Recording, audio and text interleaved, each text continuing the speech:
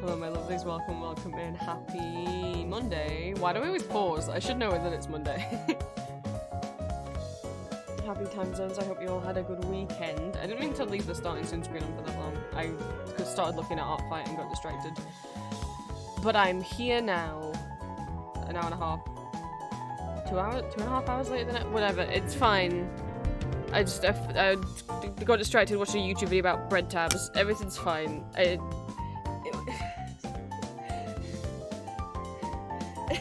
Don't judge. Right, hi. Where's my screen cap?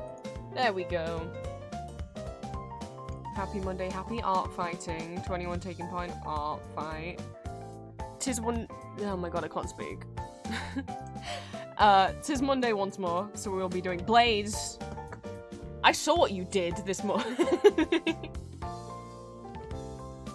We'll get to you. But it is Monday, so we'll be doing Etsy stuff. Have more orders this week than usual. I'm happy. I used to get about 20 orders a week on Etsy. Pretty consistently, and then it'd go up if I had a new item out. And when my Gustarian sticker, when I made that, my orders went up to like 50 to 70 a week. Most of them just being that sticker, which isn't a lot of money. I sold the stickers for 150, but you know, it was like, whoa, I'm getting orders, you know. It had been a while since I'd had that, like a boosted sales like that, and then I've struggled. Etsy's been struggling. I've been doing about 10 max orders a week for quite a while now. Sometimes single digits, and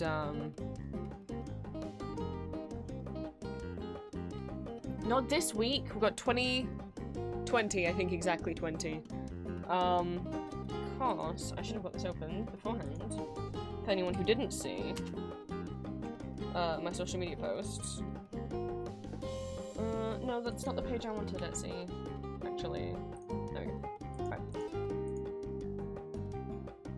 I don't know why it's trying to I'm not going back to school.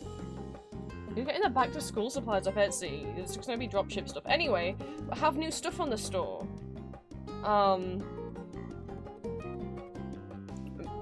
Mesmer overtook my brain. So, let me get the pictures up not on Etsy so they're easy to see, because Etsy won't full screen the pictures, so bear with me a second. Oh, I could've just got the Tumblr post up. That would be smarter. I don't have to go searching for my files for each image. So we now have stickers and keychains and badges for, here we go, Elden Ring, Shadow of the Erdtree DLC. I guess look away if you don't want to see what any of the characters look like for a little bit. I did them in the Pixel Chibi style, and I had so much more fun with them than I usually do making stickers. I'm almost done making the Castlevania chibi stickers, and I will finish those and those will go up. But after that, I'm gonna lean more towards doing stickers in this art style instead of the regular chibi ones that I do. You know, like these ones. I mean, I like how the Ghost ones came out, but ultimately, I think I just personally enjoy drawing the pixel ones more. I think they look cuter, and I feel like they're more versatile because a lot of other artists that, you know, well, maybe not a lot, but I follow other artists who will offer the same image as a sticker and a keychain, like someone like Milky Tomato, right? And I'm like, that's really cool. I wish I could use the same picture on multiple things. But my pixel chibis never felt good enough to put on keychains. I'm not saying I think they look like shit. I'm not compliment fishing. I'm just like, keychain art, at least when I really like a keychain art of like a single character, they tend to draw them either kind of floating or falling or like kind of sitting on air. They're not just like standing with like flat feet. I think it looks a lot better as a keychain if the character somehow looks like they're kind of floating. Or people who draw them to make it look like they're like hanging on like a hook, as if the keychain itself is like pulling them up. I think that's really cute. So I'm just like, they work fine as stickers, but I'm like, and they work fine on the badges, but I'm like, I don't feel like these work well as keychains. And so that's also why I drew these in the pixel chibi style, because I wanted to also be able to use them for keychains. This is my last time, well, it was going to be my last time doing keychains. We'll see how these sell, because the Doctor Who ones I did of 15 and Rogue, I've sold one of them, and there were some people who had them in the baskets, but no one else even has them in the basket anymore, so I'm like, I might just order one then to get manufactured. You can order one, though I won't make profit if I do that. So maybe like, I think the smallest I can order is 10. So we'll see. Hopefully I can get them manufactured at the same time I get the Elden Ring ones manufactured, so then it's like, maybe that way I can make a few less of them. I don't want to have loads of stock sitting around clogging up my room that's never going to sell. So, I was like, I shouldn't risk doing keychains again, because with the badges and the stickers I make them myself, so I only have to make what I've sold. I make them to order. Whereas with keychains it's like, I don't want to spend 100, 200, 300 pounds and then sell one keychain. That's me losing a lot of money, you know? And that's the risk when you do any kind of, you know, any art item that you don't personally make yourself. So the Elden Ring keychains are like the risk of like, this is the last time I'm gonna try this. And if they don't sell, I'm not gonna do keychains again. But they've been selling a bit. I'm happy. I think I've sold 10 so far. And like almost 50 of the stickers and a few badges as well. So thank you guys for everyone who already ordered any of them. The badges are as usual with the customizable backgrounds, and then we've got as stickers. Oh no, I'm not going to pronounce the names because I don't know how to pronounce the half-wolf's name. We got Wolfman. We got Melania, Melina, Mesmer, Mikola. I fucking don't remember if it's Leda or Led. It's Leda, right? Not Leda. Leda, Radon, Ronnie, Rolana, Centrina, and Tholier. Blythe. Thank you. I forgot how. It's I-O. Fuck. Anyway, we've got these people as stickers. And then for the keychains, I've just done... Okay, it's not... I was gonna say, I've just done the characters that also... just done the characters from the new Shadow of the Tree DLC, but that's not true, because I didn't include the... Centrina's #1 stan, or Rolana, because I just didn't think they'd be popular enough. So keychain-wise, we've just got Mesmer, Ascended Mikola, that's not what he's called, but that's what I call him in my head. Leda, Promised Consort Radon, and Centrina. Centrina's the only one no one's ordered as a keychain yet. We'll see. If no one does, then I guess I don't have to manufacture ones of her. Obviously, Mesmer's... People like the Mesmer. I think I've sold more of Mesmer. No, actually, I might have sold more of Mikola as the keychain than the others. It's okay. I'm sorry that he's the only one not smiling in the... If you've noticed. He's still the only one out of these who isn't smiling. Because he's not having a good time. But maybe if you take him home with you, he'll be a happy boy. Are any of the other stickers frowning? No. Mesmer's the only one having a bad time.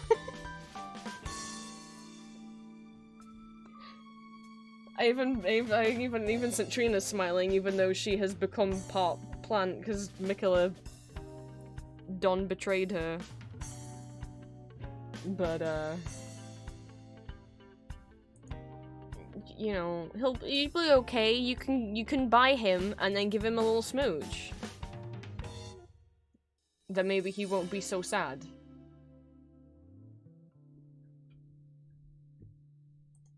So we have a couple new things on Etsy. I'm thinking what I might do on the YouTube community tab and on Patreon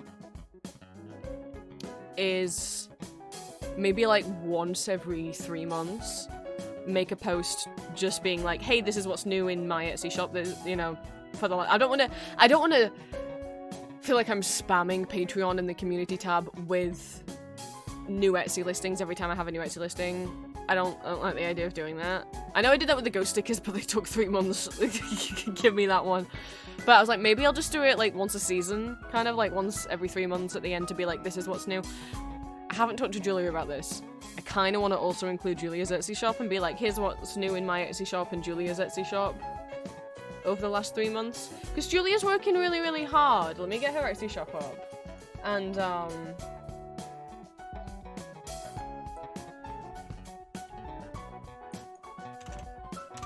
isn't getting loads of sticker sales, and she should. Have you seen those dang kitty cats? Which actually I realized applies to multiple sticker packs. If it looks a little different, she's currently changing her Etsy listings to have photographs of the stickers rather than these like digital mock-ups. Just because she thinks maybe it seems to be maybe increasing the sales a bit. Let me...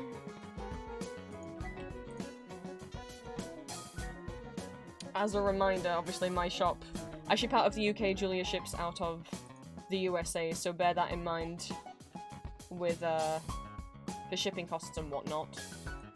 And any potential taxes or customs fees.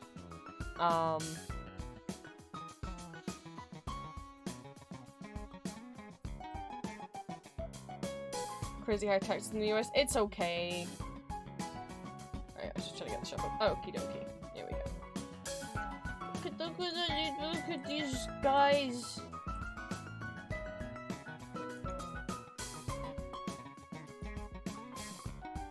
We got bread. I love bread. But it's like, it's animal breads.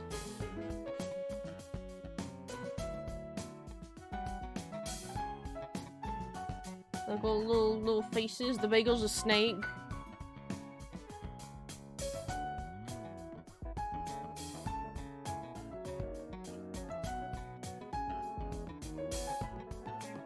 It's so cute. It's a snake. It's a snack for Mesmer Green. If you bake for Mesmer, this is what you have to make you bake. So we have a little pupper bagel, a panda, little loaf. I don't know if the croissant's meant to be like a little slug. I think it's like a little slug face. Oh, you can't see. But there's a slug face up there.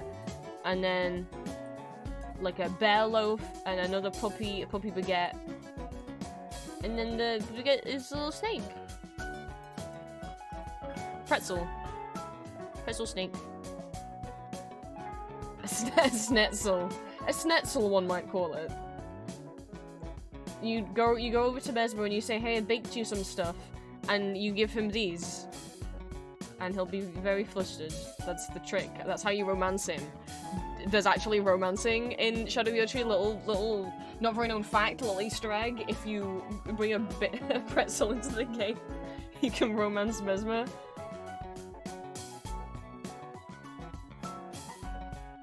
Look at Nanami! What the fuck? This is so cute. There's little Jujutsu Kaisen kitties.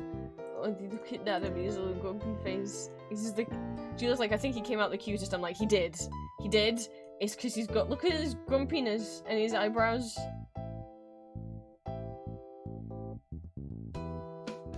I don't even go here. And I don't watch Jujutsu Kaisen. Because Julia says it'd be too scary for me. Face. Finish his cheeks. And then look at these ones that she just finished. It's alien themed kitty cats. I love the one in the sunglasses so much. We got this little space cat. We got this cat in a UFO stealing milk. We got this radical little guy. We got one in a space helmet, we got a Sailor Moon kitty, and we got a little planet ringed kitty. Oh, the one with the sunglasses is like the least alien theme, I'm like, but he's so cute. I don't want to... He looks so silly.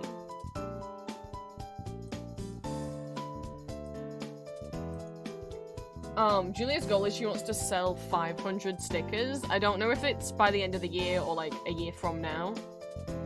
And obviously any money's, you know,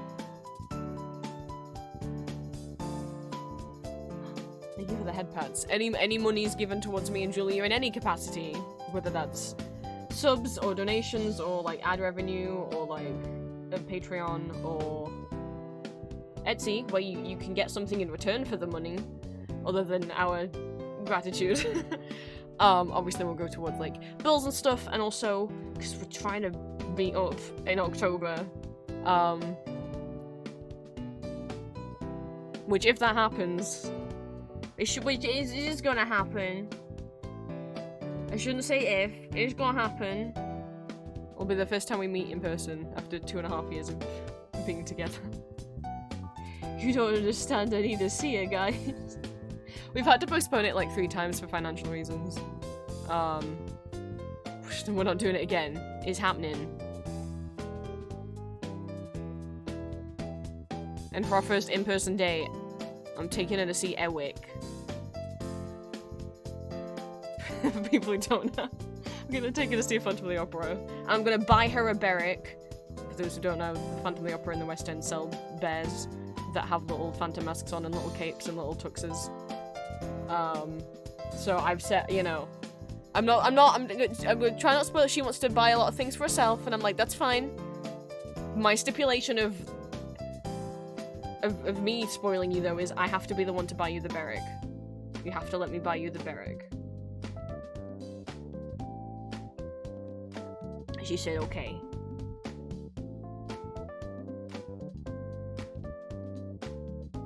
That's the plan.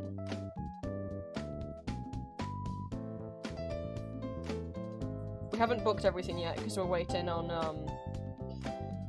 logisticsy stuffs and documents and stuff, but soon, hopefully, by the end of August everything should be booked. We shall see. I already have my own Berwick. I got him 3 years ago. He's one of my best friends. He's so cute. I hope they haven't changed what they look like, because if you look at their photos on the website, they don't look the same as the one I have.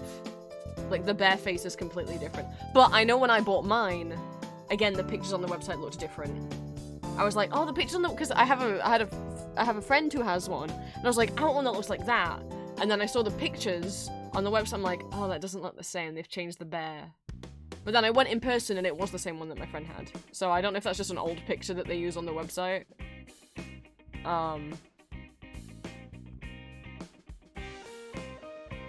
But Berwick's a very good boy.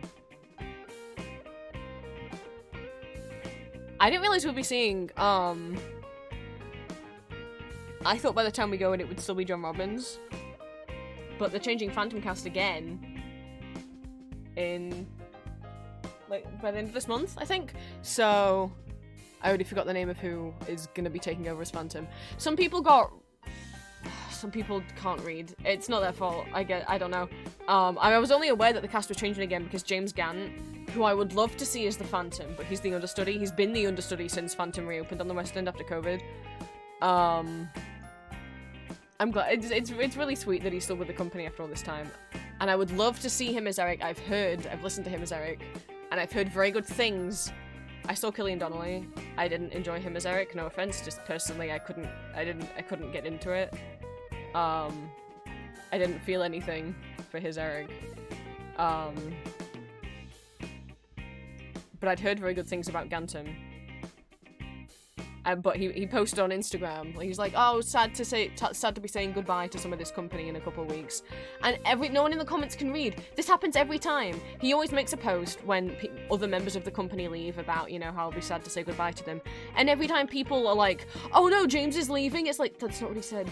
He didn't say he'd be saying goodbye to the whole company. He said he'd be saying goodbye to some of the company.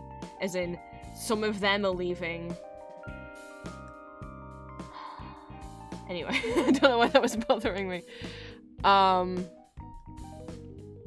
yeah, there's gonna be a new Phantom and a new Carlotta and a new Furman. The rest of the main cast are staying the same. Oh, Piaggio might be changing. I know Phantom and Carlotta are changing. Christine's staying the same. Well, staying the same. I'm not familiar with the with the new guy who's taken over with Phantom. He's another ex-Valjean, as many Phantoms are.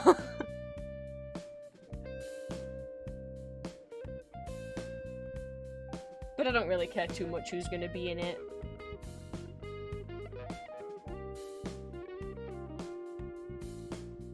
Although, of course, if I go on a night where James Gant is understudying, then I'll be very happy.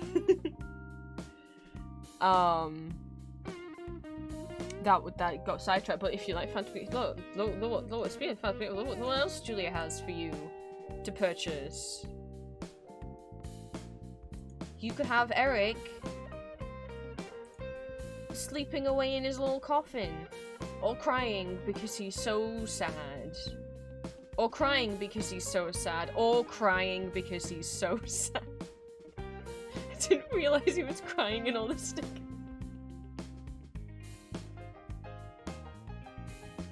Yeah, Julia has some jewelry as well. We got no, we don't have the Kevin bracelet, do we? Got these little star bracelets. And some Phantom of the Opera inspired bracelets and earrings. I'm not sure. I think the Eric bracelets are sold out at the moment. She needs to make some more. Yeah, no Phantom of the Opera bracelets at the moment, but we still have the earrings. She sold out of them. I don't know if she's planning on making some new ones.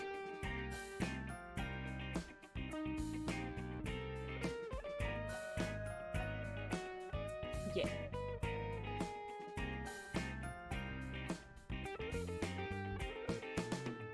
Let me give Julia a little shout out for anyone who isn't following her.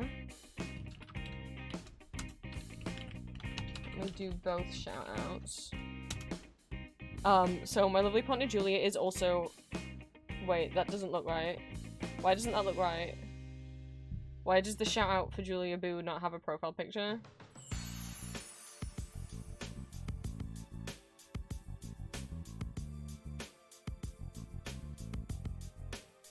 Don't click follow. I don't know if that's Julia's account. Did I fuck up? Did I forget how to spell Julia's Twitch name? There's not an underscore in it, right? Oh, there is an underscore in it. Shit! Don't. I don't know who that, don't. No, don't, not them. Not whoever that is. I don't know who that was. Now I have to wait another minute and a half before I can give another Fucking Twitch, fucking bush. Yeah. I don't want my girlfriend's here. Here's a link. There's an actual link.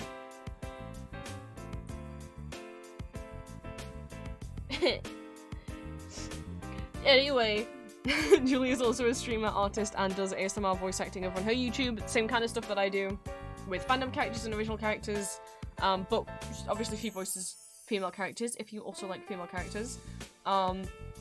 Her art and audio commissions are currently open. She also makes Not Safe for Work audios on her Patreon. She posts one every month. If you were to give her a subscription, subscribe to her on YouTube, that would mean a lot. She's got enough subscribers to qualify for ads, but she doesn't have enough watch time, enough watch hours. Like, you also have to have had people in order to get monetized on YouTube, you have to have over 1,000 subscribers, but then you also have to have, I don't know what the amount of watch hours is, but essentially, the amount of times that all of your viewers have watched your videos all added together, not the amount of times, the amount of hours people have been watching your videos all added together has to be a certain amount, and she's not there yet. I think she's like 2/3, 3/4, somewhere in there, of the way there. So if you want to give some of them a watch, even if you just put them on in the background, that would mean a lot. I need to update that. I only talked about her Ko-fi memberships, but she has Patreon now as well.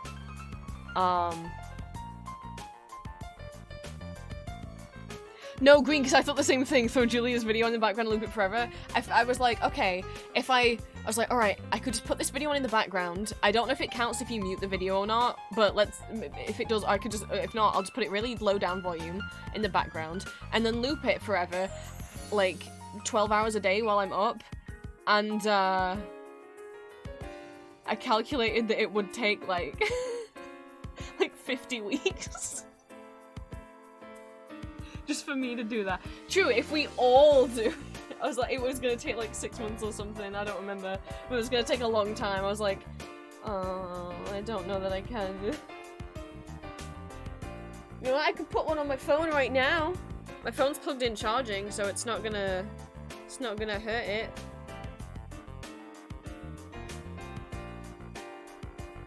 Where's Julia's channel?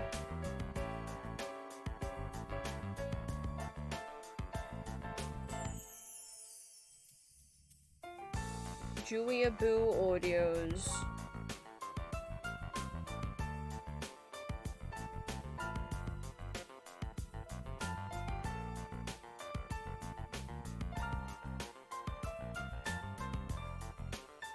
Settings.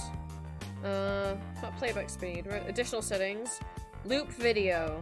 Okay, off it goes.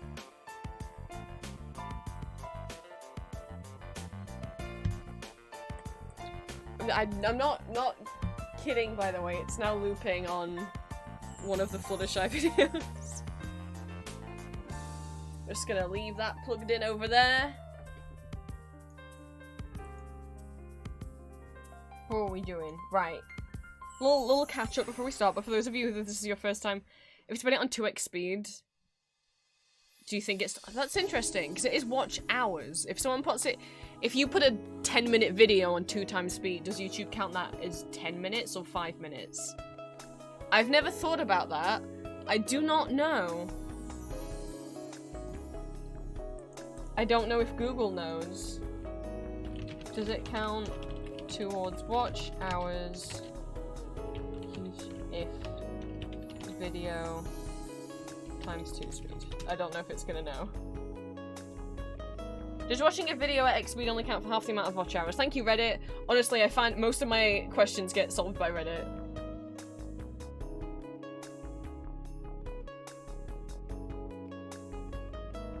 Does watching a video at 2x speed only count for half the watch time? Just doing a quick look at my metrics, it seems this might be the case, or am I not reading it right? It seems like if you watch an entire video 2 times speed or not, the watch time should reflect the original length of the video.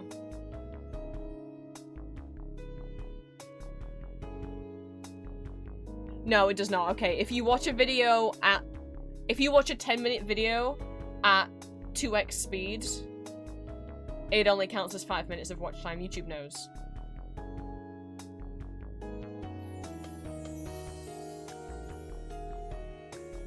It's counting it in real time.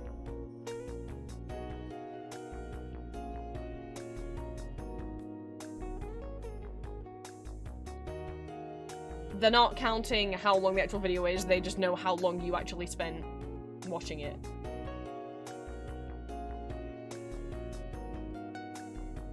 If you have a 10-minute video and you watch it 2 times speed, it will say 100%, it'll say that you watched it 100% all the way through. That you didn't click off it before it ended, but it will still only say 5 minutes of watch time.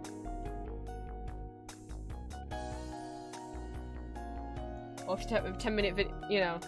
Or equally, if you have a 10-minute video that you watch at 0.5 speed, as in you slow it down, it will say 100% average view duration and 20 minutes. So equally it works the other way. If you played a video at twice the speed, a 10-minute video at twice the speed, it counts as 5 minutes of watch time. If you played a 10-minute video at half speed, it would count as 20 minutes of watch time. But you could easily just also leave it looping at normal speed, and that would also count as 20 minutes, you know.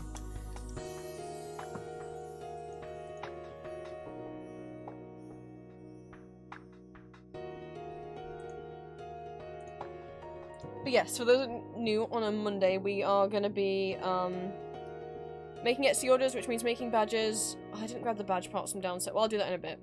And cutting out stickers.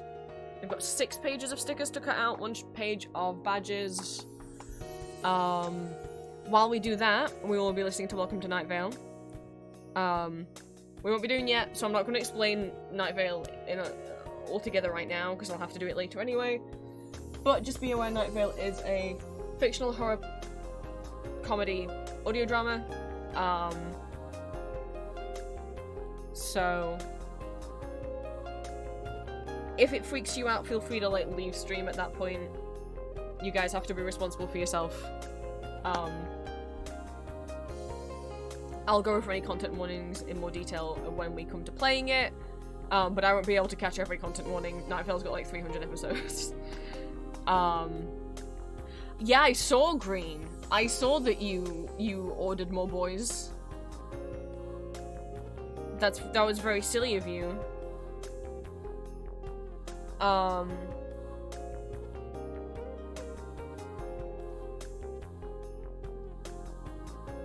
And then, yeah, I'll explain more about Nightfall when we get there. Feel free to do your own research into it. But before then, weekly art fight catch up, because we are in art fight month. I haven't done a lot of art fight this, week. I think, I was talking to Julie about this last night, and I know this is a stupid mentality to have, because I was like, I don't have any reason to be feeling this way, and Julie's like, you don't need a reason. I'm like, I know, I would tell anyone else they don't need a reason. I'm just like, I'm excited, you know, that me and Julie are going to be able to start planning our trips soon, and she's going to be here soon, and the Etsy sales are doing better. I'm really happy with the Elden Ring stuff that I got drawn, and I've been drawing a little more for myself. Those of you who saw the, Heatstroke Mesmer art that I put on Twitter and Tumblr, and Discord members got to see a little bit earlier. So I'm like, but if anything, I should be feeling good. But I'm kind of going through a depressive episode right now, I think is what's happening. I felt good at making the Elden Ring chibis, and I was having fun drawing that Mesmer drawing. And then just the last few days, I haven't really done much. Okay, when I say I haven't done much, I've done all my work. Yesterday I recorded 3 audios and got them all scheduled on Patreon, made all the thumbnails, edited them, got the 3 videos for this week, edited, exported, and scheduled to be uploaded on YouTube, and got all of my accounts. I have an Excel spreadsheet that I write all my Etsy orders on as well, just for backup, updated, and got all of the pages of stickers and badges arranged and ready to print. Yeah, that's everything I did yesterday. And, so it's not like I've done nothing, I've still done my work, but I'm just like, I feel like I've done nothing, and like,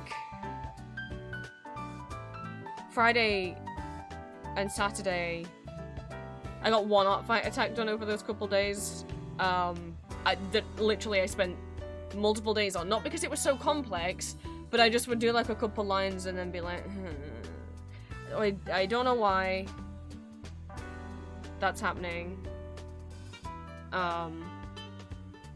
So I know I haven't done as many art fight attacks the last week. I don't think that it's that I'm burnt out on it. I don't know. I wasn't like pushing myself to do that many attacks in the first week. I was genuinely having fun doing it. And doing it because I wanted to. But yeah, all of a sudden I'm just like a bit, and I don't know why. I'm trying to get back in the swing of things. I did get a little drawing done. I guess I could show you guys. Did Twitch allow man nipples to be shown? I don't want to get in trouble. They changed things. So like, is my screen share on? Yeah, it is. Okay, let me just, before I open, let's just I think because I didn't know what else to work on. And I think also having a bit more free time is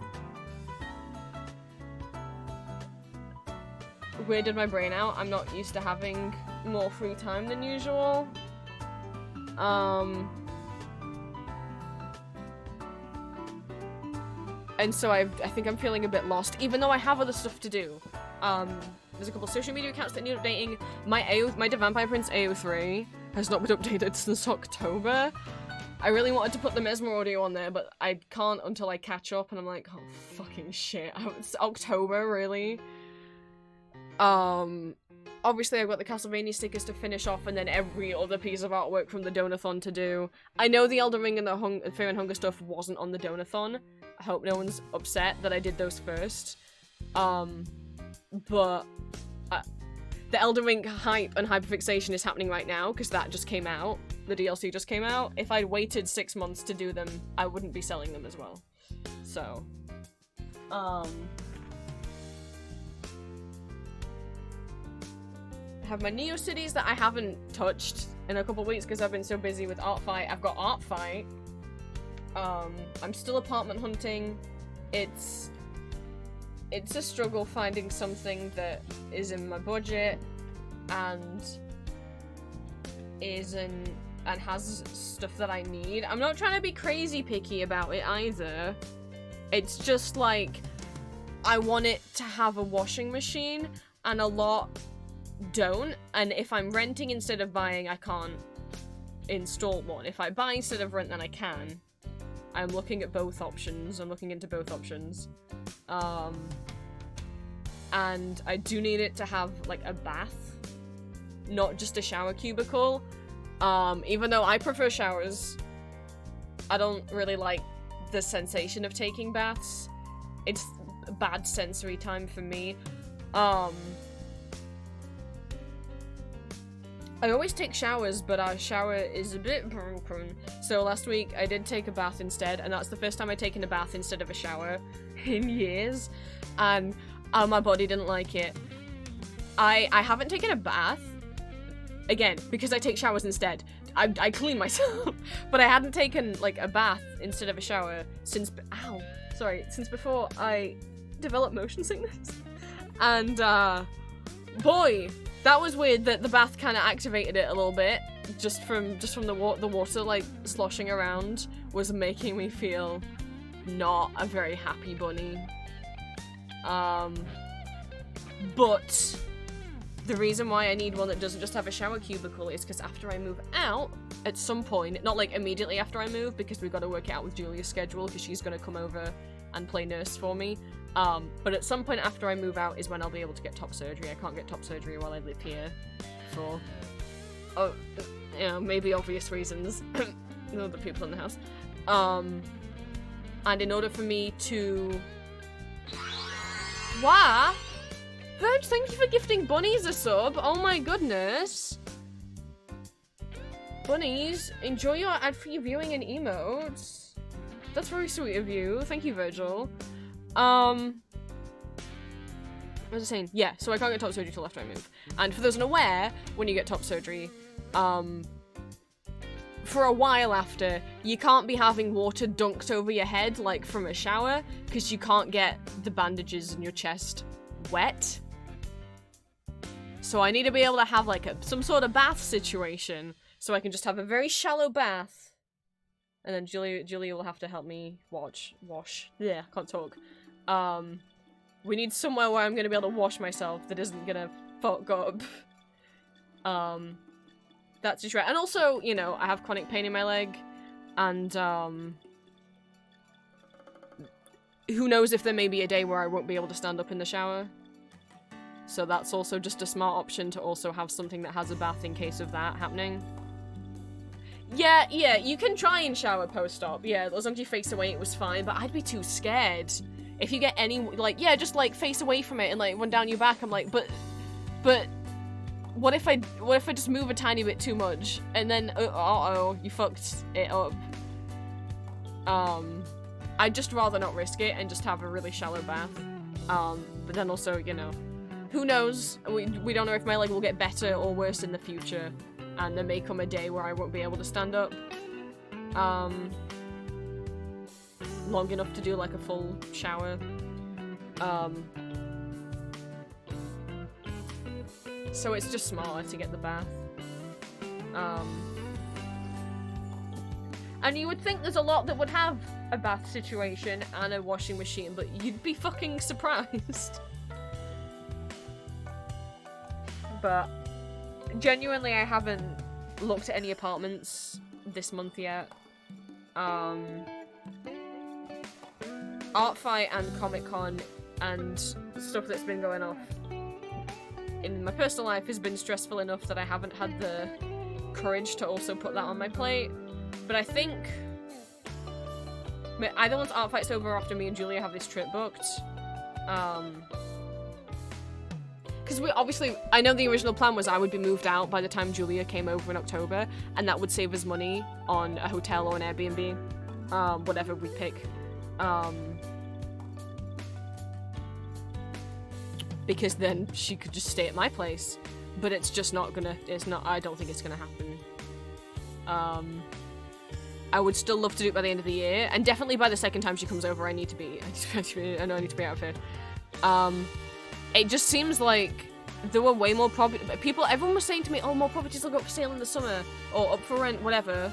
No. Genuinely, there were more at the beginning of the year. And all my family were like, being like calling me stupid and being like, you should look later, no one's gonna be selling in the winter.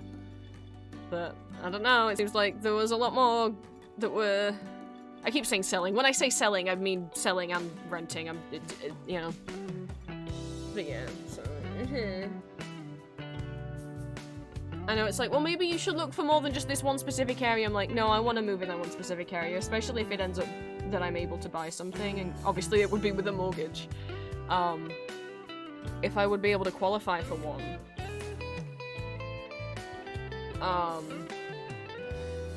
If I'm able to qualify for a mortgage especially, I want it to be one that I like. I'm gonna be pickier about it, you know?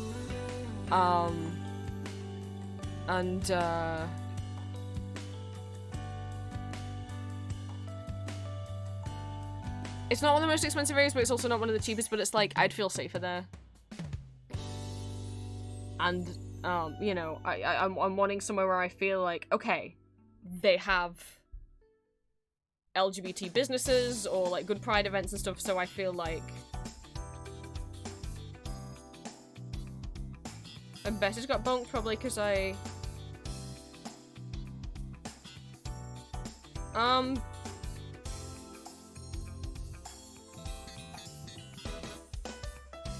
I don't have the word hell censored, Golden. I don't know why that would, but if something got held by Automod, I would still see it.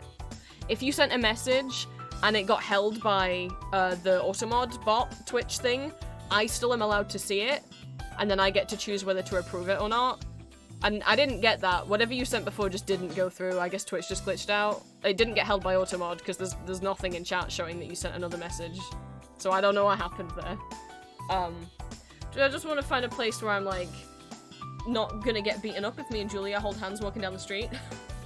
You know? That is something. And also that has transportation links, because I can't drive, and it wouldn't be safe for me to drive, both due to physical and mental health reasons. And I don't want to rely on Ubers. Or whatever equivalent we have.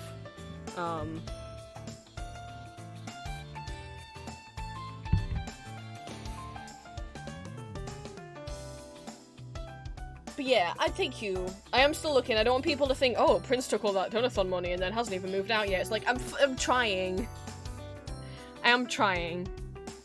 Complete the channel's moderation settings. The word hell?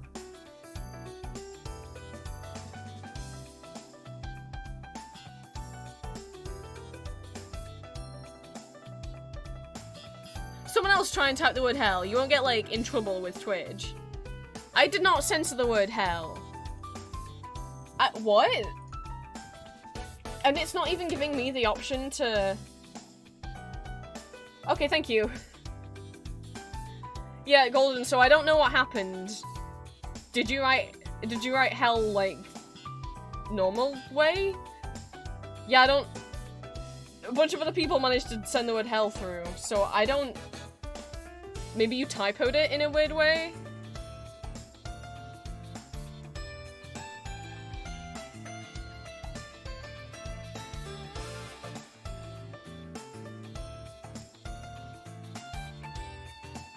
Unless...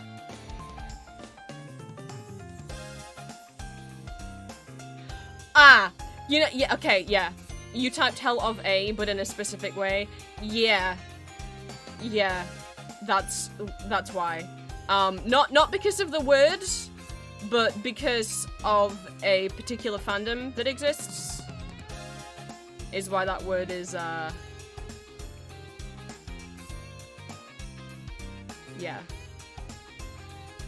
That's why. You can say the word hell. You're allowed to say hell. When I allowed people to say fuck, but didn't allow you to say hell. Yeah, that's why it's catching that word.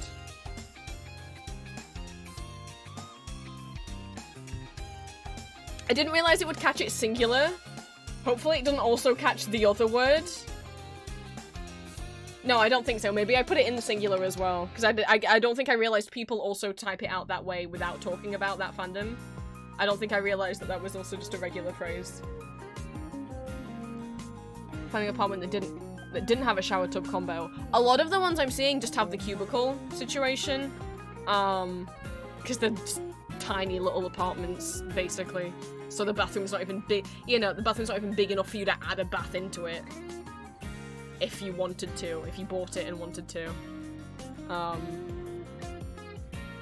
Because the apartment should be getting smaller for more money. That's a US-UK thing? I don't know. I mean...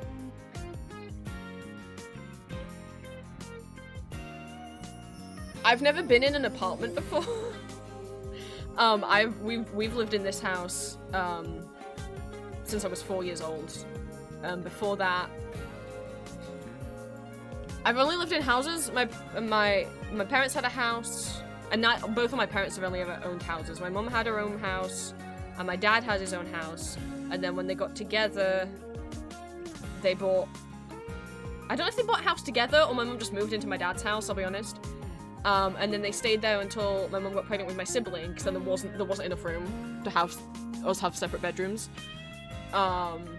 So then they moved when my sibling was born to a.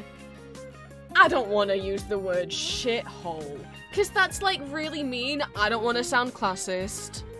I mean, my family is working class and has been working class for as long as the many generations back as you can go. But let's just say, and I don't want to sound like I'm having a go at like rougher areas of certain cities or anything, but let's just say that,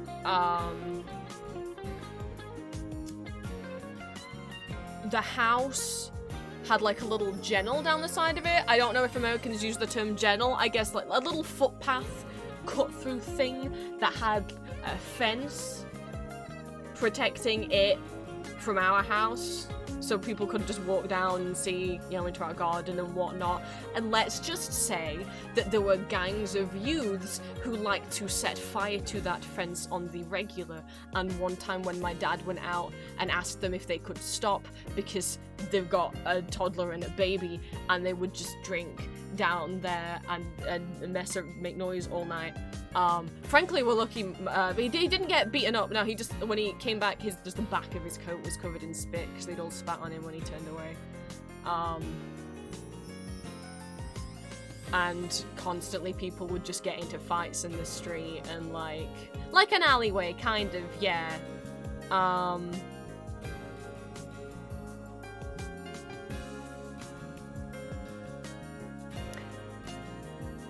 My dad got his own, I shouldn't say that, his own back in one little way, because one of those fucking, I don't know if they were like actual teenagers or if they were just, I think they were like 18 to 25-ish.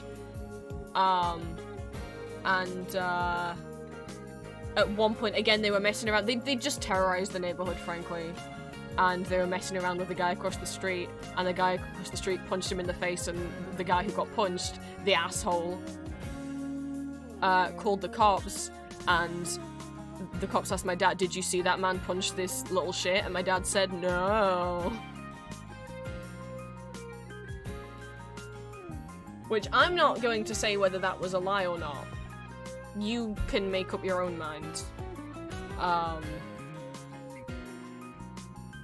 But yeah, we lived there for like less than a year for obvious reasons. And then we moved here when I was 4. So I've never lived in an apartment. And I've never been in an apartment. Well, that's not true, because when I was at university, the first year was in student accommodation, which was an apartment. That just had like an ensuite wet room, which I hate they're called wet rooms, which was just within the bedroom. There was a corner of the room that had a door. You would step down into it. The whole floor was like that. Not tiled, like... not kind of linoleum-esque. It was just the floor and the wall was just this one material that had a toilet, a sink, and a shower, and it was all just the same room. There was no, like, separate shower cubicle. It was just, there was a shower in the room. And they were pretty bad. Like, the drains were partially clogged when we got there and just got more. Everyone had problems with those drains clogging. I remember by, like, the end of the year, like, having to, like, if I had had a shower, when I'd had a shower, I would have to then, like, it would take a long time. If I then, like, needed to use the toilet, like, half an hour later, I'd have to wade through water to get to the toilet.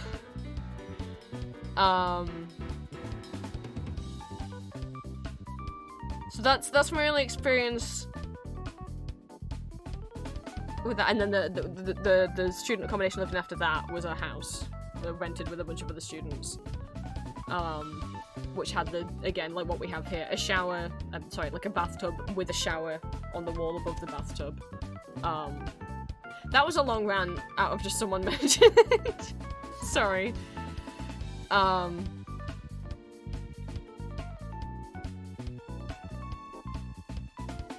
Point is, I'm still apartment hunting. Yeah, Virgil, like, what just happened? So there's a difference between auto-mod and words that I've specifically banned. If you try and say a word that I have specifically banned, like, there's, certain topics and also a lot of slurs that I have been, like, I'm sure Twitch would catch anyway. Well, I haven't typed in, like, all the slurs because it's like, well, Twitch is gonna catch those, but some certain ones that people use, especially transphobic ones, which don't straight away read as slurs, but, like, if you know TERF language, that's what that, you know. If it's a word that I've manually typed in, like, this phrase isn't allowed, I can't see that warning, which just sucks, but I guess also that protects me from being triggered by it. So if you try and type in something that I've purposely banned, I guess you will just see a warning saying that that's not allowed. If you type in something that I haven't banned, but Twitch's auto-mod is like, you said that, you said a bad word, like Virgil saying shithole just got censored, but that wasn't by me, that was by Twitch, then I have the chance to allow, like, permit it or not, which I have permitted it, you can see it in chat. So if it's a word that Twitch is censoring, I have the option to uncensor it, but if it's a word that I've censored, I won't even know that you've said it, you'll just be told off. Which I guess is a bit of a problem, because then if someone came in and started spamming those words, I wouldn't know. I would hope that if someone typed that word over and over and over again, Twitch would do something. But so if it's a word that I've banned, I didn't know that I wouldn't know about it, which seems like a bit of a problem, because then if someone came in and said the same, like, transphobic slur over and over, yes, Twitch is telling them off for it, but it's not. Twitch isn't banning them or stopping them from being able to chat or putting them on a cooldown. And I'm also not knowing that it's happening. So I don't know to ban them. I'm not saying, Golden, you're not gonna get banned for what you did. I'm just saying, like, if someone came in with malicious intent and started spamming something transphobic that I have blocked, that's a bit bad that I wouldn't know about it. But I guess I'm like, yes, it's good that none of us have to see that. And of course it's nice that I don't have to see that.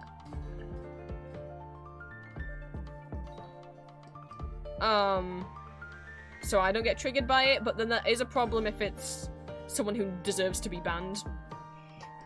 But I guess if someone came in and did that to purposely be transphobic, I guess eventually, you know, they'd notice the messages weren't going through and then they'd probably say something that circumvented the ban, and then we'd all see it, and then I could just ban them.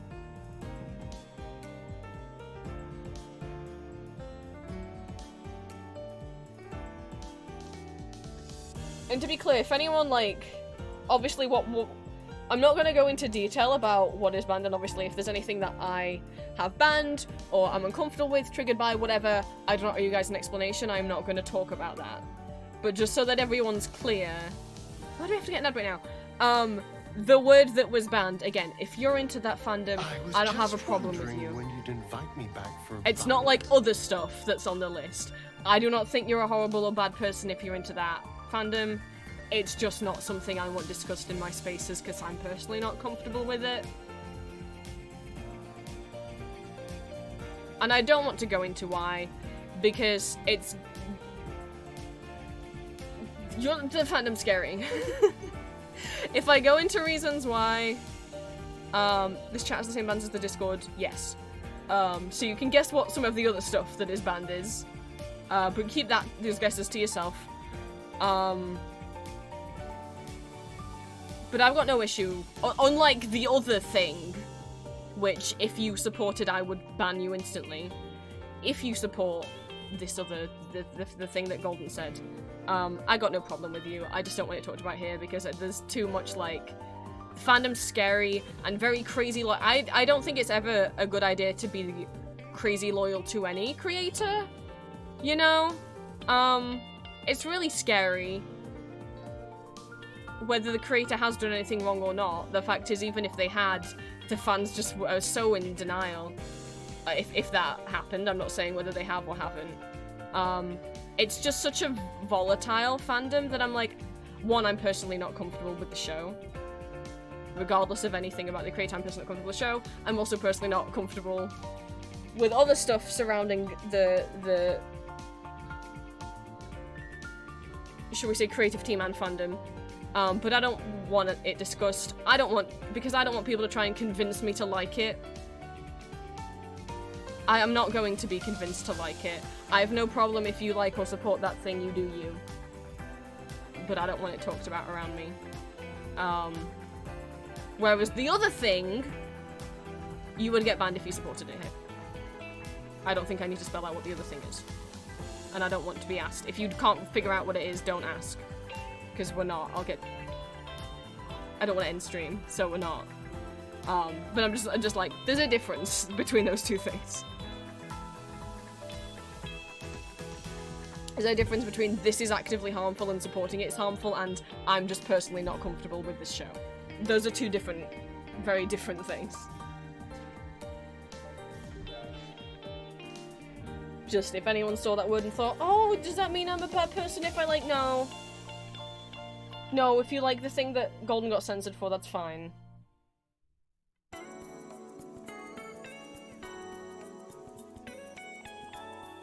I got a problem with that. The other thing I do.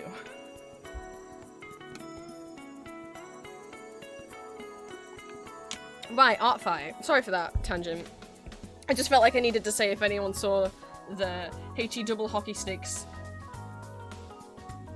UVA word getting banned, just to be like, I got no problem with you if you like that show. Just wanted to be clear. I just don't want it talked about in my spaces because I feel like any discussion of that is going to devolve into arguing and people being shit. Too much of that fandom. I think it's because there's a lot of kids in it, which there shouldn't be, frankly. If you're like under 15, you shouldn't be anywhere near that show. But maybe even under 18. I don't know the full extent of the stuff that's in it. It's too much of just that scares me, and I'm personally uncomfortable with the content of the show. That I'm just like, I would rather it not to be talked about, because I know it'll get under my skin, and certain stuff that I've seen about. I know there's a lot of stuff, and people will go, well, that's not true, and I'm like, okay, but there is stuff out that no one has refuted, and that makes me very uncomfortable.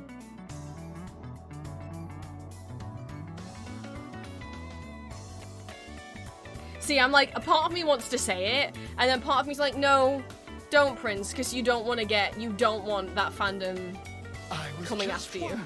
Just keep it to yourself. But I'm also like, but more people should know about that, and I'm like, because like,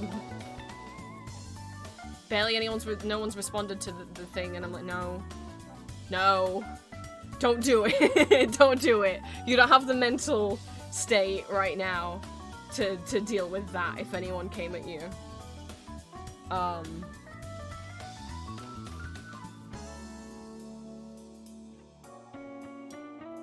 But as I say, regardless of what isn't true about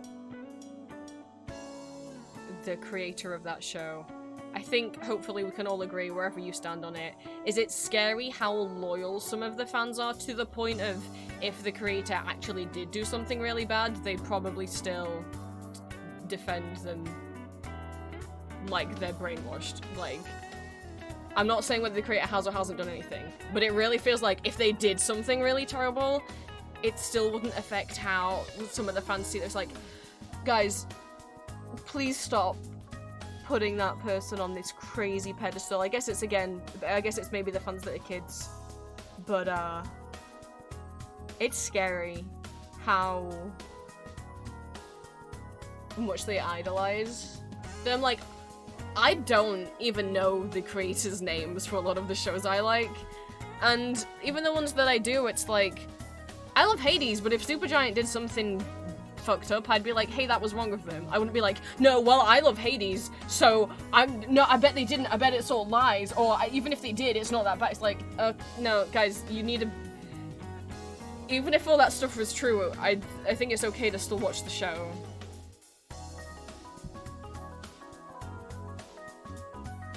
But that's not how all of the fans understand, and again, maybe it's because they're too immature, a lot of the fandom's too immature to have that connection of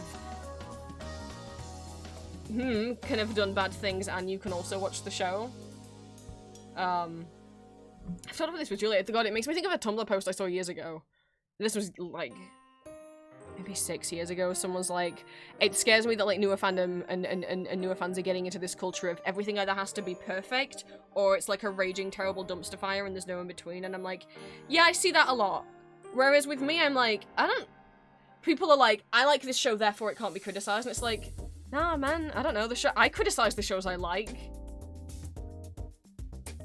Yeah, purity culture. Like, I get if you like that cartoon, but it's like, people are also allowed to criticize it, and it doesn't mean that you're stupid for liking it because someone else has criticized it.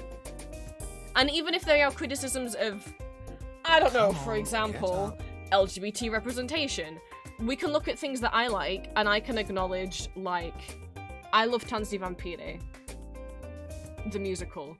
But I can also acknowledge that Herbert is not great gay representation, and some people get really uncomfortable with his representation. He is a gay man, effeminate vampire, who does go after Alfred when Alfred is seemingly not interested, which some people could see as a predatory stereotype of a gay man, and I fully understand why they would see it that way. I think when Herbert is done better is when he is played by a queer actor, like Mark Liebnish, whereas like the Russian productions really make me uncomfortable, because I feel like Herbert is played up into that stereotype more than usual. But I can still love that show, and also still acknowledge that criticism of it, and I think that criticism is valid, and I would never tell anyone they can't feel uncomfortable. Just because I personally don't feel uncomfortable with Herbert's representation, doesn't mean that other people aren't allowed to. Like, you guys know I love Elizabeth. Das Musical.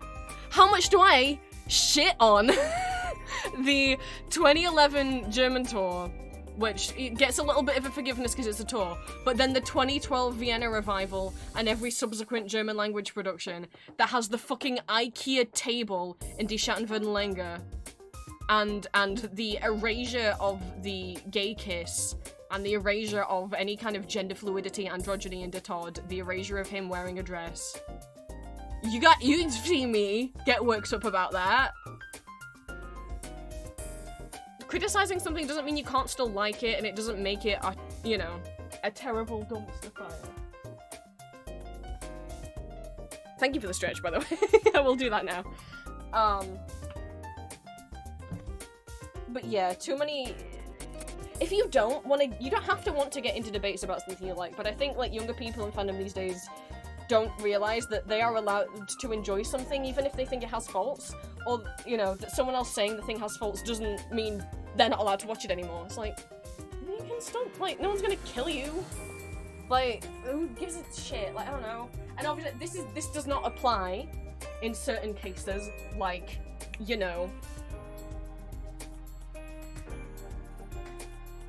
stuff that is actively 100% harmful, or is used to fund harmful things from the profits made from the thing. Oops, my cane fell over, because I was picking my fan up, because it is getting warm in here. Criticizing means you care enough to really pay attention and want it to be better. Exactly! Like, when when I shit on current modern productions of Elizabeth, it's because the 1992 original Vienna production is gorgeous, like, in terms of the sets and the costumes, but also its LGBT representation, frankly, better and more groundbreaking than what they're doing now, because in the original production, Dead Todd was played by a gay man, and the character itself is very gender fluid coded and androgynous, and at one point wears a dress, which you can either interpret as cross-dressing or gender fluidity, that is up to you. Although Uwe Kruger, the original actor, has said that to him, De Todd is both pansexual and has a sort of fluidness to his gender, or at least gender expression, because Uwe Kruger has only the best opinions on De Todd, unlike some more modern actors who play him. Mark Seibert, why do you do this to me? Who would just be like, yeah, De Todd's like a guy and he's like the villain. It's like, what do you mean he's that? He's like, yeah, I love playing villains, that's why I love playing De Todd. I'm like, Mark, De Todd isn't a villain. If any, he's like neutral. What are you talking about? Oh my god, no wonder your De Todd doesn't vibe with me. He's like, I love playing villains like Colorado and Death, and I'm like, no. Colorado, yes. The other thing, no. And it's because it has been better, and I would love that musical to be better, because De Todd now is presented as very heterosexual. The kiss that he gives to another man in the musical no longer is included in the current open-air concert productions of the German musical, which they've been doing for years. They got rid of the gay kiss. They got rid of De Todd. De Todd hasn't worn a dress in a production of Elizabeth since 2006. The kiss hasn't happened in a German production since 2013. Might be wrong about that, because it was Mark Seibert was kissing men in the 2012 revival, but it might be since 2019. 2019 is the first time they did the open air concert, and when Rudolph, you know, instead of the smooch, he just walks off to the back of the fucking stage. What is that?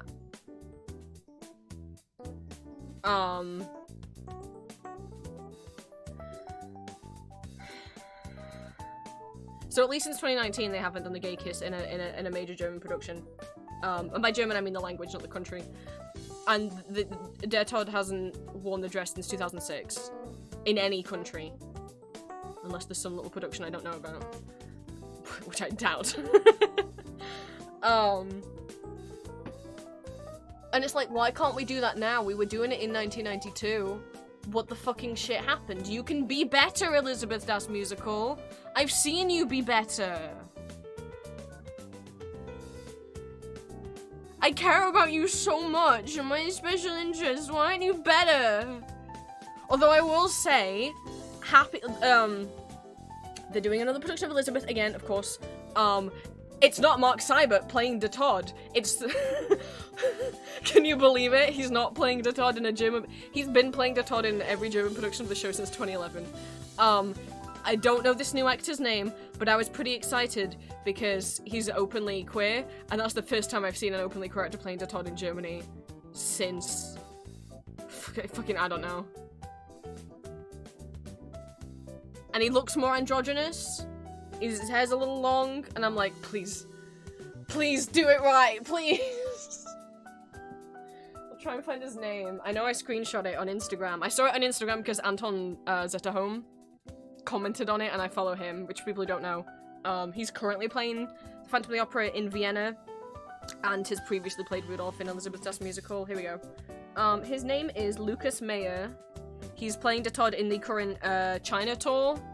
And you may be like, China tour? Yeah, so German and French musicals are very I shouldn't say very, but are pretty popular in China, Japan, and South Korea, and they will often do tours around that part of Asia. So they're touring China again. Lucas Meyer is playing De Todd. He's got a bit more of the androgynous look to him, sadly. It's still the fucking shitty costumes, but whatever. I mean, the only hope I got from Elizabeth in the most recent years was the French production they did a couple of years ago. Because I still haven't watched a video of him playing De Todd, but androgynous, kind of longer hair, does all the smooches. They even included him taking Sophie away which you guys haven't seen if you haven't seen the later productions, but in 2005 they added a song where Sophie sings about, like, oh, I tried to be a good mum to you, Franz Josef, whatever, and then she fucking dies. But for the French production was the first production that actually had de Todd interact with her, and actually, you know, be like, wave her off. And, it's really interesting to see how he's, because his de Todd is, like, quite gentle with, from what I've heard, with the people that die. And I'm like, for people that don't know, de Todd is death. He's the personification of death. And, that's really intriguing, because the only other time I've seen a softer one, Uwe Kruger in the 2000 Essen production, which I would love to show you guys. It's a much more romantic interpretation. Uwe's original de Todd is very detached, cold, alien. It's not a question of if he loves Elizabeth, but a question of is he even able to feel love? He's like a concept, not a man. 2000 Essen, Uwe's de Todd is very much like, oh, he's in love with Elizabeth. Oh, he's head over heels. But he, like, doesn't give a shit about anyone else. But what I've heard, the French version is, like, clearly in love with Elizabeth, but also cares about everyone else. And that's really interesting. But I still haven't seen it. Oh my god, guys, no, I'm not allowed to talk about Elizabeth. Look what happens. No! Guys, this is why we're supposed to listen to Night Vale on Monday, so I don't just ramble. Guys, no! I've realized so many times I haven't said hi to everyone in chat yet, and I'm like, oh, I'll do it after I finish this topic.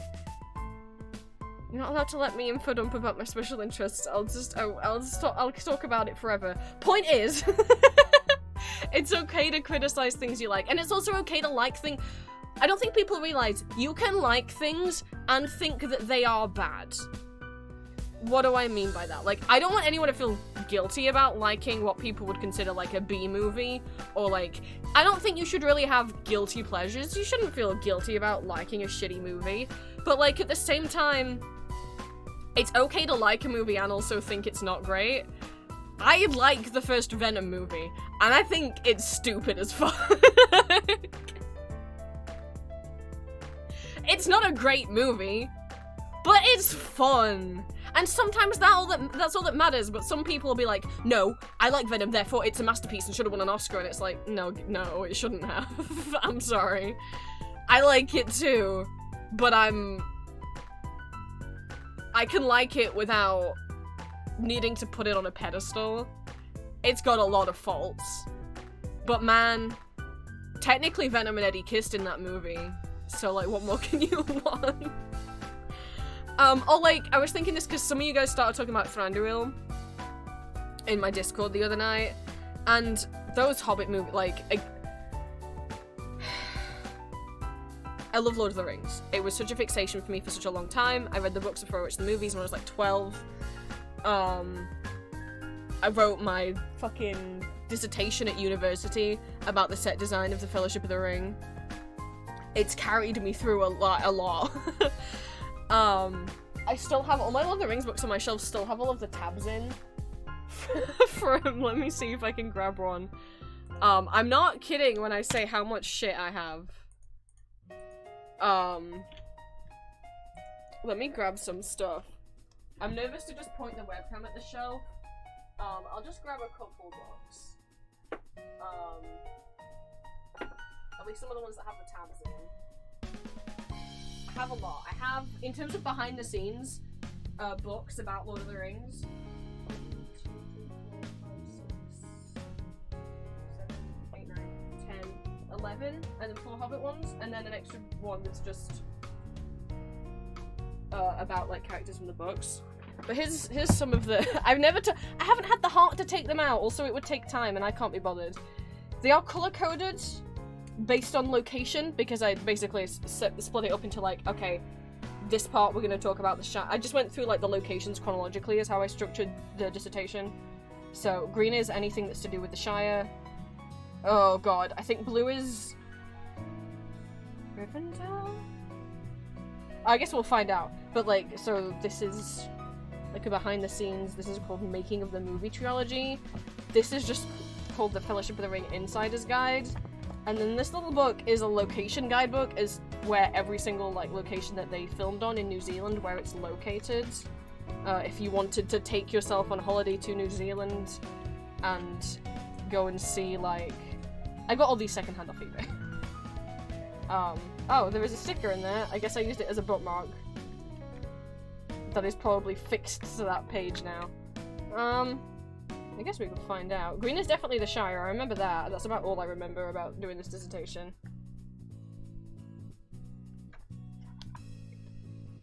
Okay, no, blue is Isengard, apparently. Blue is Isengard. Okay.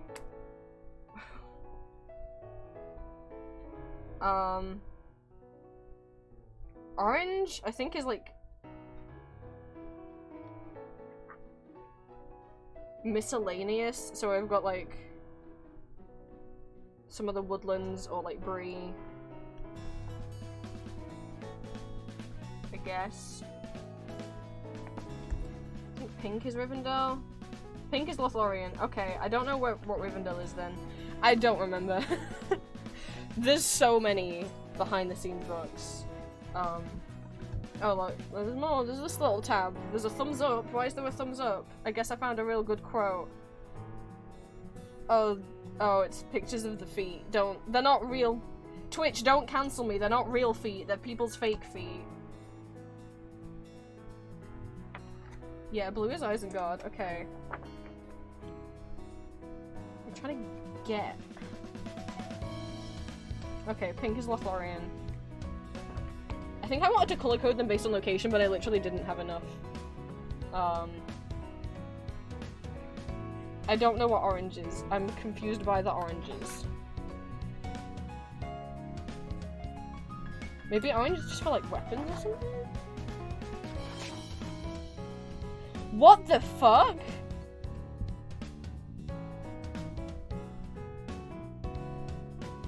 Okay, guys, you know what? Sometimes rambling's worth it, because sometimes you open a book that you haven't opened in 5 years, and you find that you own a Marshall Lee and Prince Bubblegum sticker.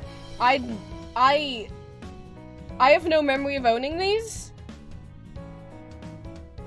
I would have bought these before ever watching it. I didn't watch Adventure Time until dating Julia, because that's her favorite show.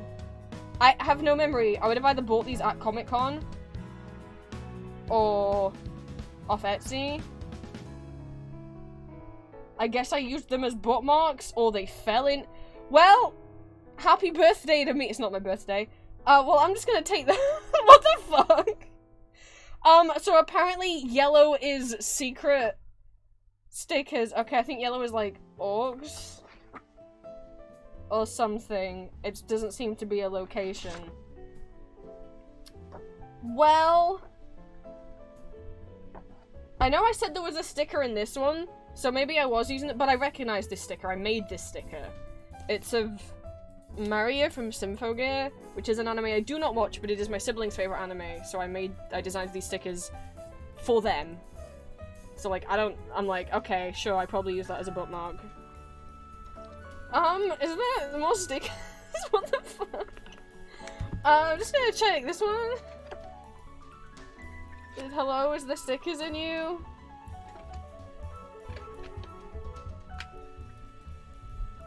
Fuck. This book's strange because it's like all this very cheap paper, and then in the middle there's just like, oh, colour.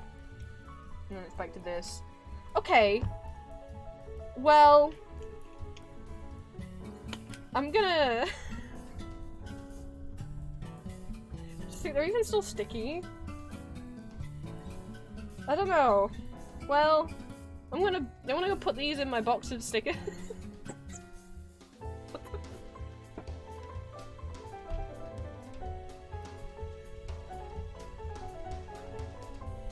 I have a sticker book that I use to contain stickers that I don't really care about that much. I shouldn't say don't really care about, but I know that I'm not going to display on the wall. If it's something that I might display on the wall at some point, then I keep them in this old Polly Pocket box. If you can kind of see that, that's like the early 2000s Polly Pockets logo. This is P-O-L-L-Y exclamation mark. Where is I wish I could tell you where it's from. Obviously it's from Polly Pocket. I had Polly Pockets as a kid. The early 2000s ones, not the 80s ones. So not the teeny tiny, although I did have some of the teeny tiny ones, but not the vintage ones. They did start making teeny tiny pockets in the early 2000s, but the majority of the ones I had are the ones that had the bendy rubber plastic clothing and some other ones that had like the magnet and clip clothing. Obviously, I guess this came with one of those sets. I don't know. I found it in my belongings and was like, yeah, that'll work to put stickers in. What the fuck? So these are like, this is just has stickers in that are like, I want to put on my wall one day. We have some, I'd love to make like, I'm not a big scrapbooking person, but I would like to have something that I just keep or show off my things I've got from other people at Comic-Con who've traded with me. Because I always give out stickers at con. And more recently, I was like one of the few people doing that. And then more recently, throughout the years, more and more other people have started doing it. And so often I get to trade. People will give me stuff in advance. This was from a Welcome Home cosplayer. They gave me that whole sheet a couple years ago. This was from someone who was dressed as Barbie of Swan Lake. And this person was dressed as Sunny from, I think, was he cosplaying Sunny when I met them? No. Someone who was cosplaying Sunny gave me a glitter glue stick. That's not in here. But this person wasn't cosplaying Holly when I met them, but I don't remember what they were cosplaying. But these are like individual stickers that I would like to display on the wall. In which case I don't stick them on the wall, I blue tack them so I have like a sun. But this is what we're looking at stickers now. This little Freddy, that's by Spirits. I don't remember all of the, that's from Niku. We traded stickers for that.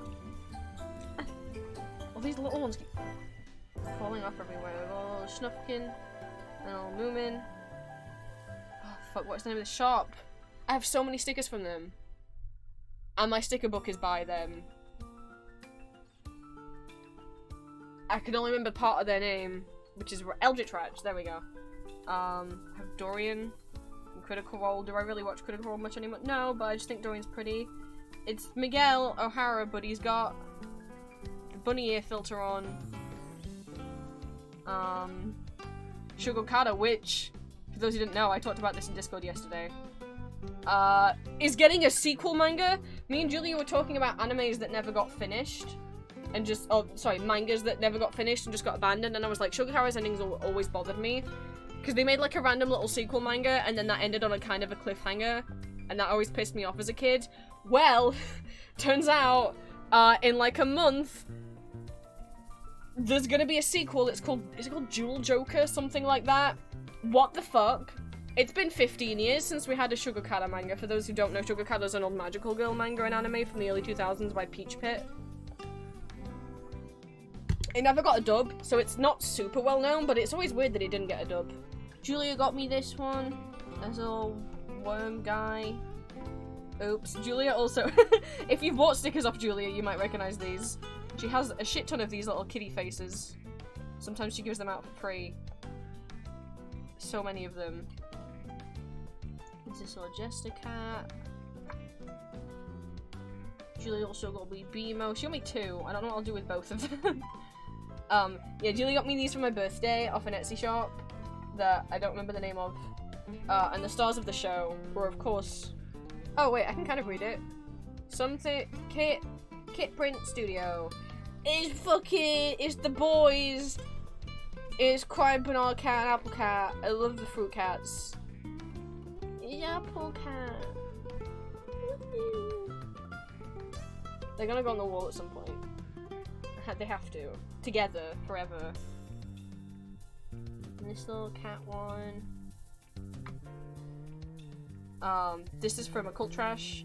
It's holographic, it's Astarians. Back scars. This little Cinnamon Band-Aid, also from Occult Trash. This is also from Eldritch Ratch. It's Mothman. My tummy hurts and I don't want to be brave about it anymore. We have Buff Puppy Cat. This is a free gift of someone that I bought stuff from at Comic Con.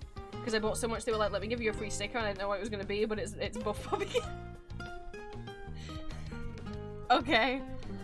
The only Sandman thing I've ever found at con, I found this back in March of this year. The only Sandman thing I've ever fucking seen at any Comic Con ever. We got Trans Rights Mothman.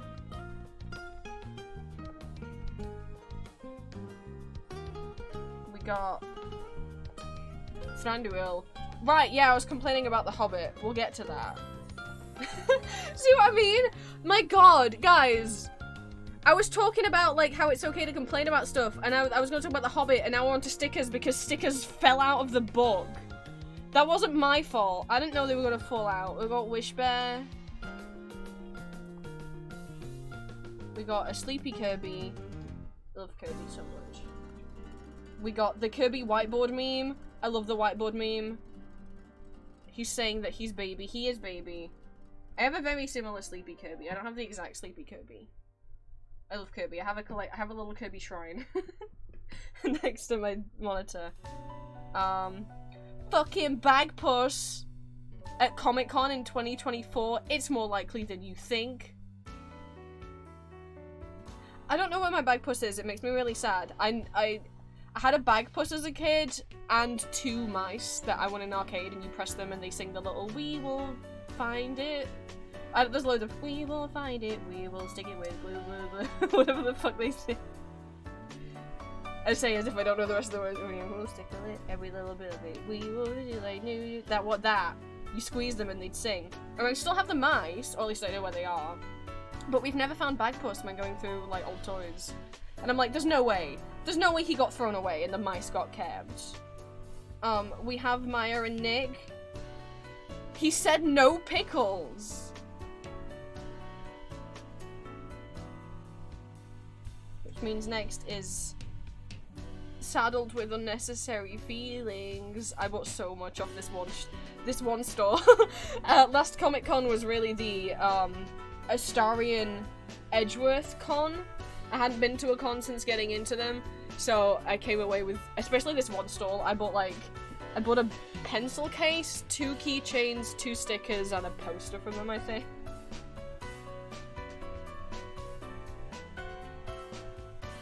We got Psyduck. Poor little guy. It's not easy having chronic migraines. We got, this is from the same store as these ones, we got Fancy Edgeworth. I have that on a print. I was so happy to see this artist at the last con, because me and Julia had literally been looking at their Etsy shop, and Julia's like, oh my god, I want so many stickers from them. And then they were there in person. They sell a lot of, you know the little green Tamagotchi with the duck mouth? I can't think of his name. They have a lot of stuff with him on. But we were looking because they had some puppy cat stuff, as well, and Julia was like, I want to place an order from this shop, and I was like, we can do that one day. And then they were at the next con I went to. And I was like, oh my god, I'm so excited you're here. Me and my girlfriend were just looking at your store online. And she was like, oh, that's so sweet. Because I like talking to artists. Like, I'm, as much as I get nervous talking to people, I'm like, if I'm excited, if I'm like, oh my god, I know this person's art, I will tell them, I'll be like, no, I love your stuff, it's so cool. And often they're always like, really sweet and happy to hear that, you know? She's very sweet. Anyway, this is why I was excited that she was there.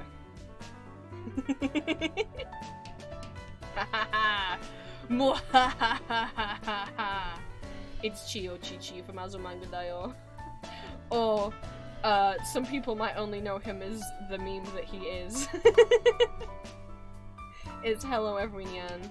Yeah, Artist Alley, like, honestly, I go to con to cosplay, to either hang out with friends and to cosplay, hang out with people I already know, meet new people, and for Artist Alley. I do not understand people who go just to buy Pop Funkos and comic books, and then complain that they couldn't find the comic book they wanted. I'm like, my guy, just go to a comic book store.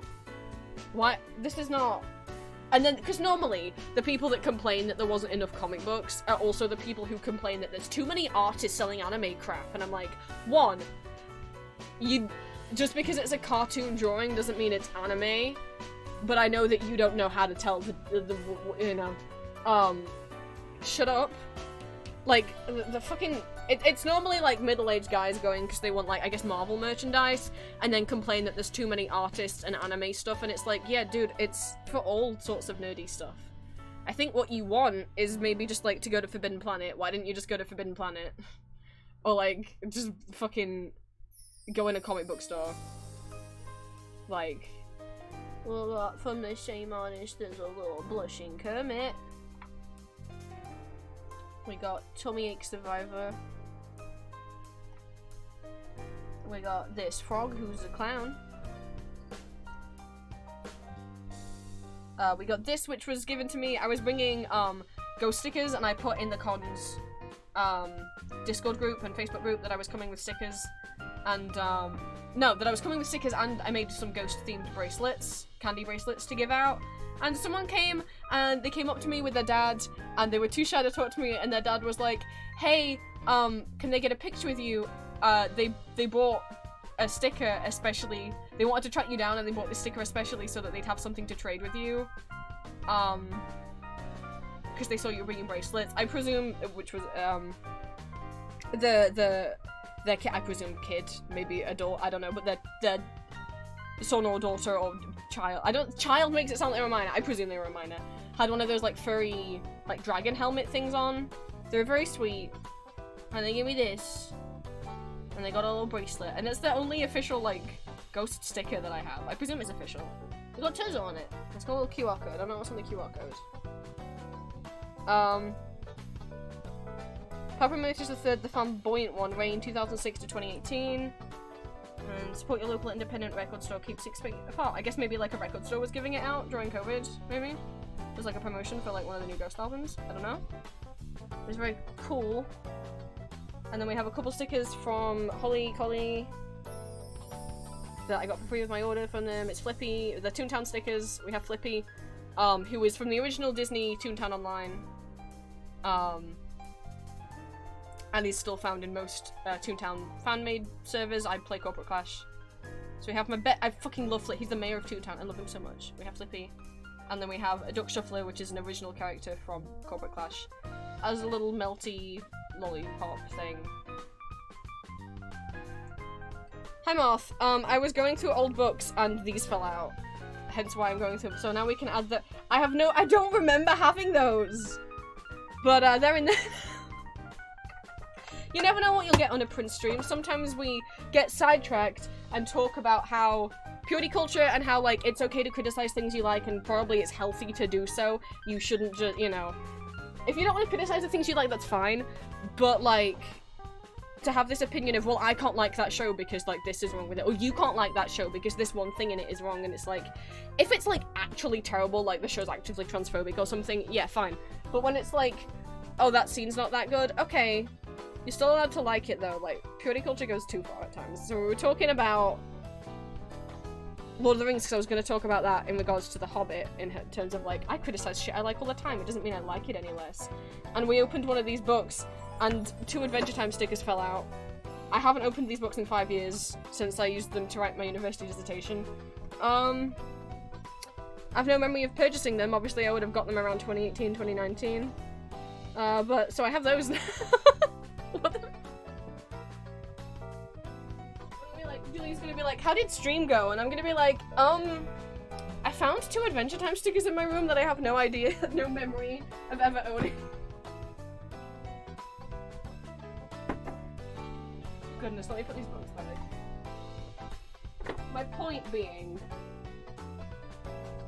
the reason I brought up Lord of the Rings, my god, remember when we were talking about that? Is to say, as one of the examples, you know, as I use the example of I criticize Elizabeth. Don't you make Lord of the Rings references at me, Green. And used Venom as an example of a movie that I like, but I don't think it's a good movie. Like, I like it, but it's not a good movie by any means. It's very silly. But I think too many people are like, you know, you can like a movie and think it's a bad movie. Like, I don't think people realize that you can like something and also think it's not so great. So the other example I was going to use is, for example, I love Lord of the Rings. I think not only are they movies that I love, but I think they are wonderfully made, well deserving of the Oscars that they won. Genuinely like, well acted, and also the work that Weta Workshop put into it, in the costumes, in the miniatures that they built. For people who aren't as aware of all of the set design of Lord of the Rings as myself, they actually call them bigatures, but essentially a lot of the buildings that you see in Lord of the Rings, some parts of Rivendell, all of, the Minas Tirith, the Argonath statues, the big men on the river with the hands out, it's Helm's Deep, I think, yeah, were scale models. The reason they call them bigatures rather than miniatures is because, like, they were still really big. Like, the Argonauts statues, maybe I'll just get a picture up. They're not called Argonauts, I can never pronounce them. Oh, they are called Argonauts, there we go. I was like, I'm not confusing them with Jason and the Argonauts, right? Let's see. Because in reality, in the movie, they are, like, incredibly tall. But the miniatures of them are not Barbie sized. The miniatures of them are like 6 feet tall. But in the movie, they're like 600 feet tall. So they are still miniatures. Like, so much work and care went into these movies, and so many practical effects, which I personally like more than they just look more realistic. That's why if you look at, like, the original, like, Jurassic Park films, some of the effects, like the T-Rex and stuff, hold up because they're real. No, it's not a real T-Rex, but it's a real animatronic. Hey Green, we're talking about dinosaurs. And so it's not like, if you look at old CGI, yeah, it doesn't age well because it's not real, but that T-Rex is physically there and was a terrifying animatronic because someone almost got trapped in there, like, FNAF style. It was dangerous to go in.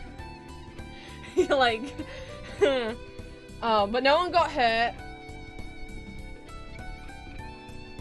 But, like, you think that, like, the dangers of going in a springlock suit were very real. People had to manually go inside that T-Rex, and it couldn't get loads of moisture on it, otherwise, oopsie, don't get spring-trapped. But his people and boats, compared to the size, this is what they look like in the movie. And then the actual scale of what they look like next to a person, come on, I swear there's a picture of Richard next to them. So here's a picture of them in the studio lot, but I wanted a picture of a person next to it so you can actually see. You'll just have to take my word that they're about 5 to 6 feet tall IRL. I know there's a picture of the crew over the Rivendell miniature, hang on. But practical effects hold up because they're real, you know? No, they're not actually real, but they were really there. The characters were really interacting with them on camera, so they're not gonna age like shit.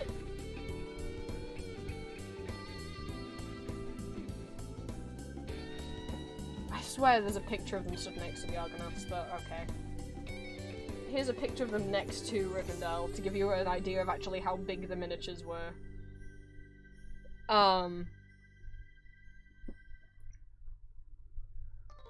So much care and love went into Lord of the Rings. And whilst, yes, they could not include a lot from the parts of the book they had to cut out, the books are so long. Lord of the Rings, technically, if you purchase it, you'll see it's 3 books, but technically it's meant to be one massive fucking book. Tolkien was just told, dude, you gotta cut that down. You can't sell that all as one book. And they frankly fit in as much as they could. You know, I'm not gonna complain that they...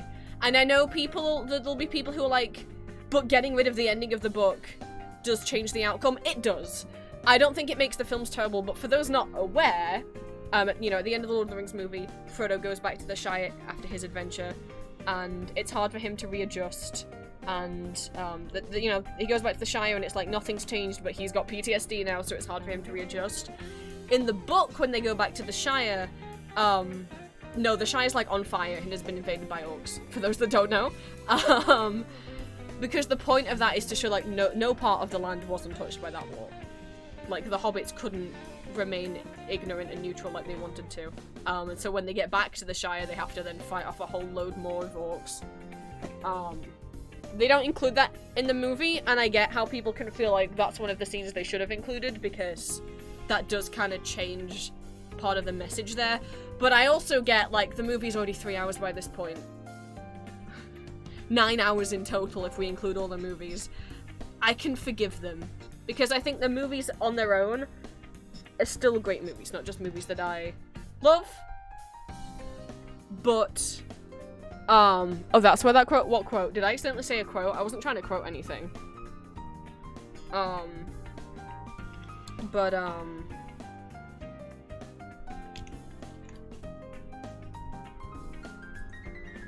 Oh, sorry. I didn't mean to bring up, me to play. I was just checking it was on Shuffle. Cool. Okay. So, there are movies that I enjoy, and there are movies that I also think are good movies. There's a difference between movies I personally love and movies I actually think deserve Oscars. Yeah, essentially to say that. Not that the Oscars aren't full of shit, but you know what I mean.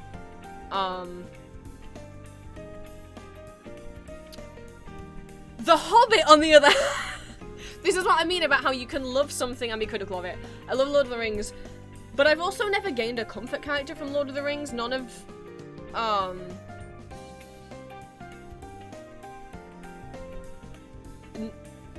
not, like, I love Lord of the Rings, but I've never, none of the characters from it have become comfort characters. I have not had brain rots about any of the characters in particular. More just for the movies themselves and watching the appendices a lot of times. Too many times. I transcribed whole chunks of them for the dissertation, but I'd only watched them like 3 times before then. It's fine. I don't remember most of the information anymore. Elizabeth is the big one now. But, The Hobbit, on the other hand, and I want to preface this by saying, I love the Lord of the Rings movies, and I think they are great movies. I love the Hobbit movies. I think they're pretty shit movies. Don't hurt me. I have points to make. My hands are in the air. Here's my reasons for people. You know what? I think if I get something to illustrate my point, it will help. I'm just gonna grab a few more things off my Tolkien shelf. Yes, that's a thing that I have. Books, please don't be too dusty. Oh my god, I'm getting the box. Oh, I didn't realize the box set had fallen to pieces. Don't mind how sun-bleached some of this stuff is, okay? Just let me... You know what, maybe it's good that it's fallen to pieces, because then I can just push the book out of the bag. Here we go. Okay.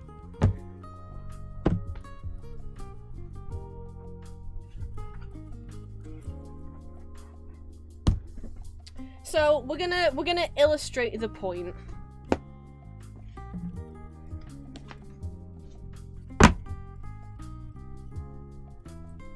Here is the Lord of the Rings books. Here's all 3 of them. Technically, Tolkien would have wanted to publish them as one long book, but what can you do? That's how thick they are. Okay. I know you can't see the whole books, but you can see the width of them. And out of that thickness, I wish I hadn't phrased it like that, they got 9 hours of movie. They also got 9 hours of movie out of the Hobbit book. So you must be like, oh, for them to get the same amount of time out of the Hobbit must be like, the book must be the same size, right? They didn't just fill it with useless padding while also cutting out very important scenes. Yeah, so this is the width of the Hobbit.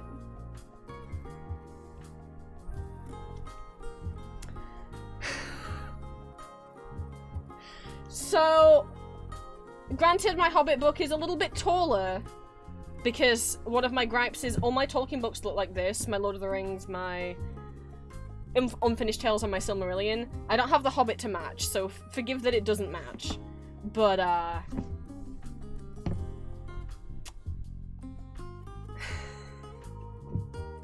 so to elaborate, let me get, when I say the box set broke, this is what I mean. I just pulled it off the wall, and it looked like this, like the back has popped open.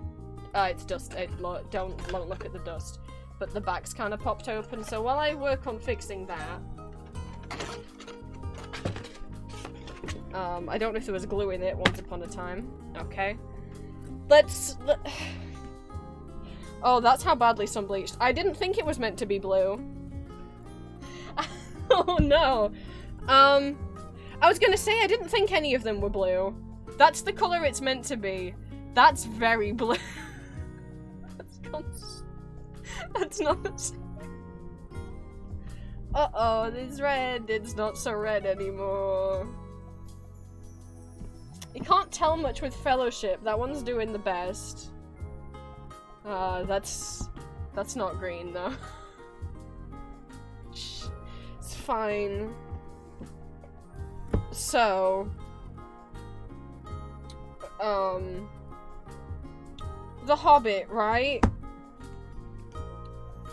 It's, obviously, you may be like, how would they extend that to be as long as The Lord of the Rings when it's obviously so much shorter? Now, granted, the book, you know, there's a lot of dwarves, and the book doesn't really give you a lot of time to meet all of the dwarves. Get this back in the shelf. Oh god.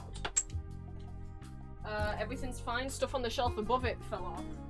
I don't know how that happened. I didn't touch anything on the shelf above. Bigger fell, and I don't know where to stand. You know what? I'm gonna go search for that. I'll be right back.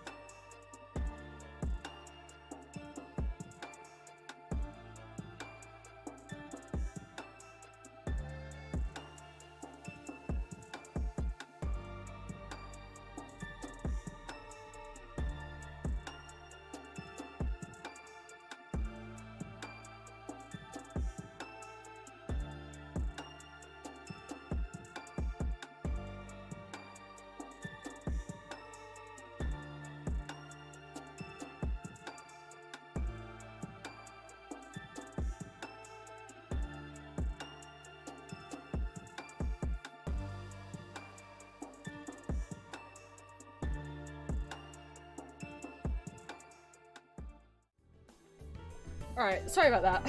I also went and got the badge parts at the same time, because I was like, might as well. Right. Look, they're called- look, I changed the Monday streams from being art streams to just chatting streams for a reason. So, what is there to say about the movie adaptations of The Hobbit?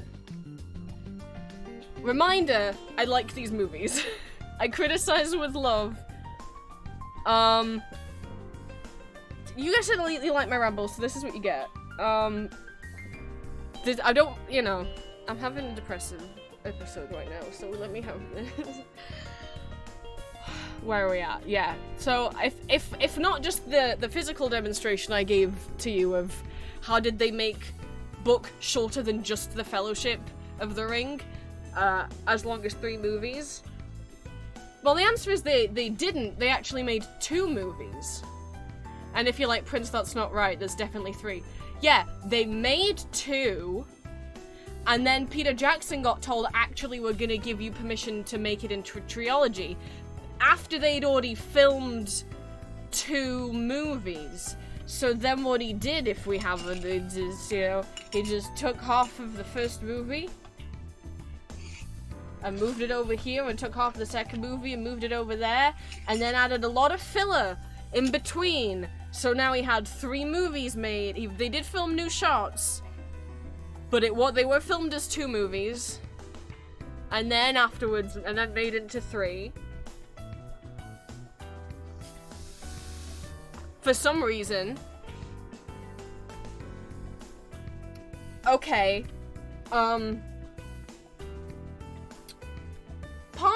Expanding parts of The Hobbit makes a little bit of sense, because there are like 13 dwarves, and you don't really get to know any of them over the course of the book. Probably just Thorin, really. So I don't mind them giving extra time to give each of the dwarves a personality, so you can hopefully try and care about all of them. I don't mind them doing that. I don't mind them making nods to, that Balin and Ori are both found dead in Lord of the Rings in Moria. I don't mind them making it more obvious that Gloin is Gimli's father. That's fine. I'm fine with that. I don't mind them doing flashbacks so you get an understanding of Thorin's motives more.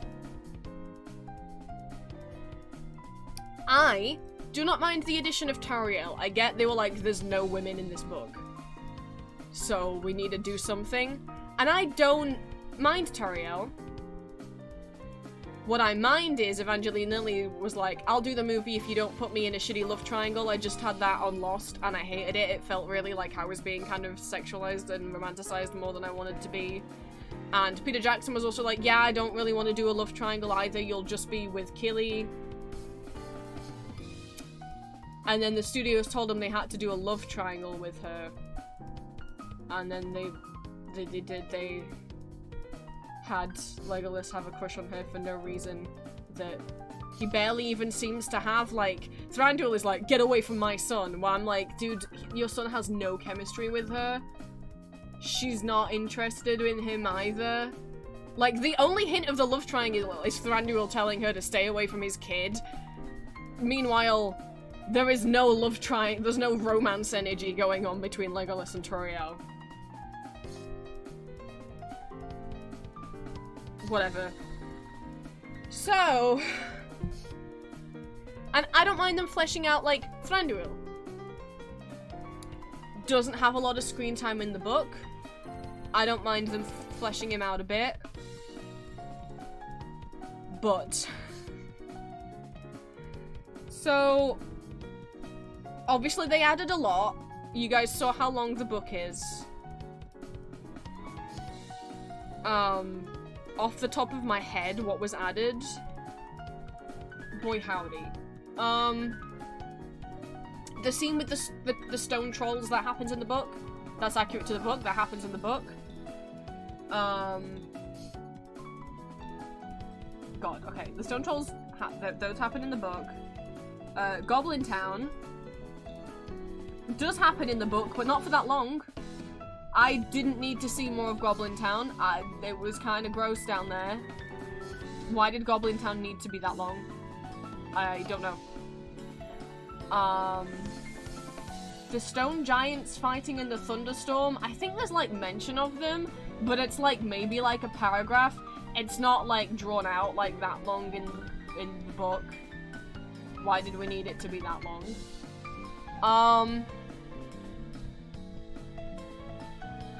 Saruman, Elrond, well no, okay. They do genuinely drop off at Rivendell, but the bits with Saruman, Elrond, Galadriel at that council, none of that's in the book. Galadriel is not in the book at all. Tariel's not in the book at all. Therefore, a lot of what happens in Mirkwood is not in the book at all. Thranduil barely gets any personality in the book. Thranduil having this dead wife that was killed, that's not in the book. Legolas isn't in the book. Thranduil having the Dragonfire scars, that's not in the book. That whole bit where Gandalf is off on his own finding Thorin's supposedly dead but actually still alive crazy dad or granddad, that's not in the book. What the fuck was that? The stuff with the Necromancer, aka Sauron, it's not in the book. Most of the Lake Town stuff's not in the book, which again, I don't mind them adding personality to bards. I think Bard only has the one son. In the book, they get the two daughters are original to the movie. Alfred is not in the fucking book. I mean, the Master of Lake Town probably has a servant, but it's not fucking Alfred.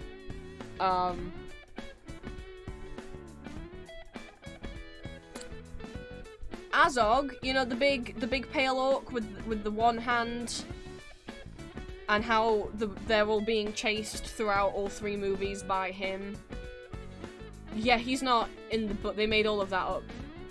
They're not chased by orcs. There's no orc with some kind of, I mean, Azog's name is briefly mentioned in the appendices for the Lord of the Rings books, but yeah, he's not in the book. None of that's in the book. So you would think with them adding so much stuff, it would at least be, like, accurate to the book, just with extra stuff, right?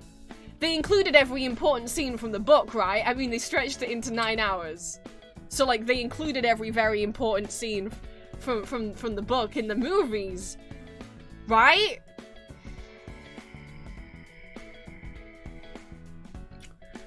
So, one of my biggest pet peeves with the movie, I have two of them that are pretty big.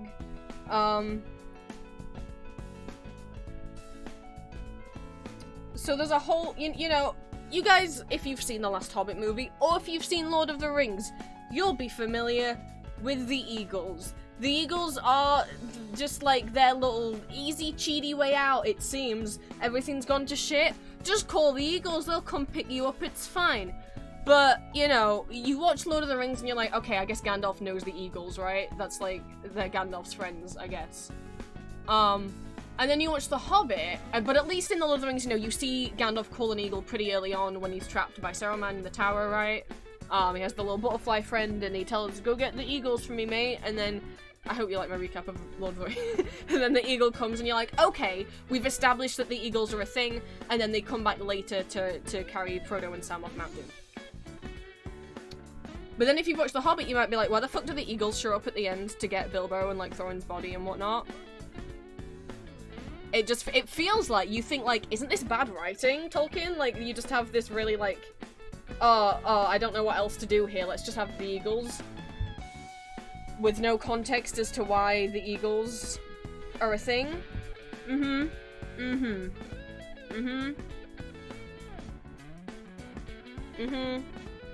Well, would you like to know that the reason why the eagles are there and are, like, friends with them, I'm not gonna find the right chapter.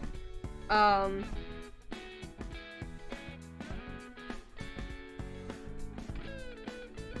I don't know where it is in the book. Fuck. Well, just assume that I found it in the book. The Hobbit actually has a whole fucking part of the book where they meet the eagles, specifically, like, the fucking king of all the eagles, and befriend them, and the eagles are like, you're so cool, if you ever need our help, we'll help you, cause you're cool. And there's actually a reason why the eagles show up, and it's because they fucking meet them in The Hobbit. And, you know, including that would make the end of The Hobbit and the end of Lord of the Rings make all this sense, because you're like, oh my god, it's their friends the Eagles from The Hobbit, they're still friends with them all that time later. I can't find it in the book. where do they have Thrundwingdale, or whatever the fuck the King of the Eagles is called? Like... Where are they mentioned in The Hobbit? I don't want to... I just went through the whole book and I couldn't see it. But here's an illustration. Here they are. Because if not, you just see the eagles at the end and you think like, oh, I guess Gandalf can summon eagles or something. It's like, no, they can like talk and shit. Like, they've got intelligence. And I feel like that's kind of an important scene to include. Because without, like, it's a pretty important... I don't think it's a whole chapter, but it's... You know... without the knowledge that, oh, they met the eagles and befriended them and that's why they come and pick them up at the end of The Hobbit and then come again and help them out in Lord of the Rings, it just kind of seems like there's these random eagles that show up and it feels kind of like lazy writing, doesn't it? To just randomly... It feels like, oh, Tolkien's such a lazy writer, he just has like the eagles fucking show up and it's like... No, oh, here we go. Thorondor, that's what he's called. Oh, it's out of the frying pan. Okay. Thank you. Whereas I saw out of the frying pan. I've gone past out of the frying pan. There's Riddles in the Dark, which is... Riddles in the Dark plays out pretty similar in the movie. Bilbo's whole riddle battle with the Hobbit. That's pretty... accurate.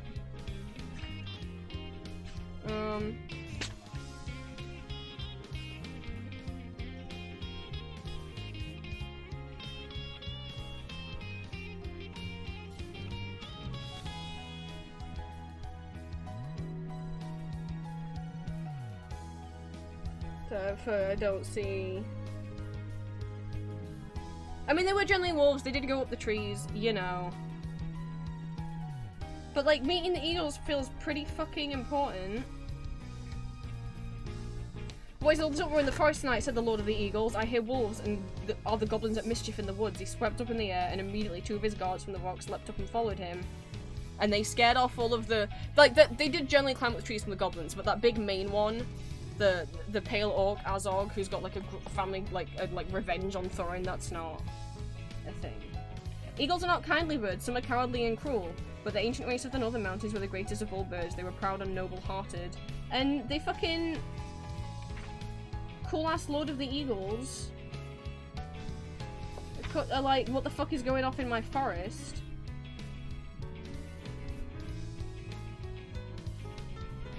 And then Gandalf speaks to them, and then they're like pals now, and it's like...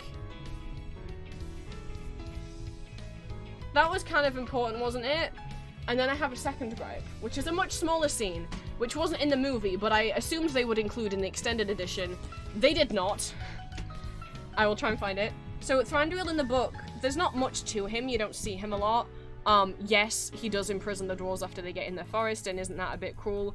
But... he's not evil. He's almost portrayed like a villain in the movies. He's not like that in the book. He's just doing his best. He doesn't... although the exchange between him and Thorin is so funny. I wish they'd kept it the same. Oh my goodness.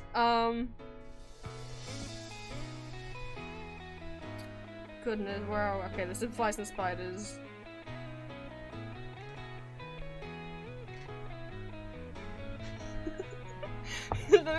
There's a Tumblr post making fun of it, because the exchange he's basically like, what are you doing in my forest? I'm like, well, we were hungry and they were starving. Well, why wouldn't you eat? Because we were starving. Why did you and your folk 3 times try to attack my people at the merrymaking? Asked the king, Thranduil. We did not attack them, answered Thorin. We came to beg, because we were starving. Where are your friends now? What are they doing? I don't know, but I expect they're starving in the forest. What were you doing in the forest? Looking for food and drink? Because we were starving.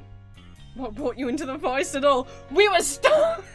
So Thorin's just like, do you, he just keeps saying over and over again, Like, dude, do you not get, like, why were you trying to attack my friends?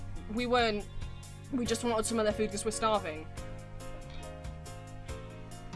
Where are we friends? What they do now? I don't know. I expect they're fucking starving. Why were you in the forest anyway? Because we were starving. Looking for food and drink because we were starving. Well, why did you come into the forest in the first place? But, at this, Thorn shut his mouth and wouldn't say another word.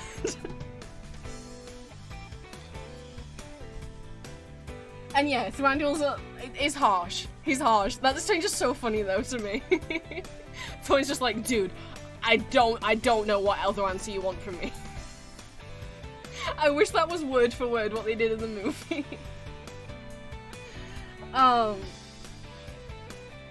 Thranduil is harsh, like, but not like comically evil, almost like he is in the movie, and you could still keep him like that, you know, in the movie, and giving him this dead wife and dragon scars, okay. But then they make him look even worse, because, I mean, you might have noticed, so in the movie and in the book, Bilbo steals the Arkenstone from the dwarves and gives it to Thranduil as kind of like a peace token of like, you gotta help us, Thorin's going mad with this gold sickness, and we're all gonna fucking die in there because he won't like fight the goblins that are coming. Will you help us? You can have the Arkenstone, which is like the thing that Thorin's been after this whole time. It's so precious, you know. And Thranduil just takes it because he's like, yeah, that's a cool ass rock. Not because hundreds of years ago he was owed, like, the dwarves stole the necklace that belonged to his wife. I don't get why they had that in the movie. Thank you for that, Hydrate. Welcome into my Monday rambles. I don't know why they needed to add in that he, like, had wanted vengeance.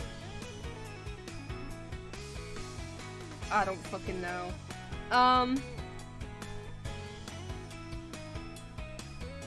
However,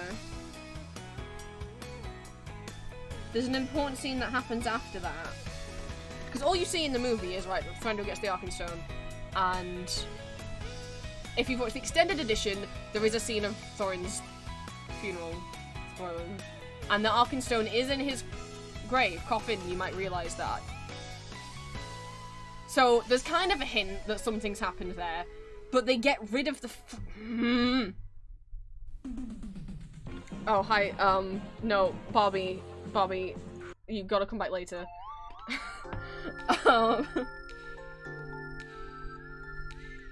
Let me see.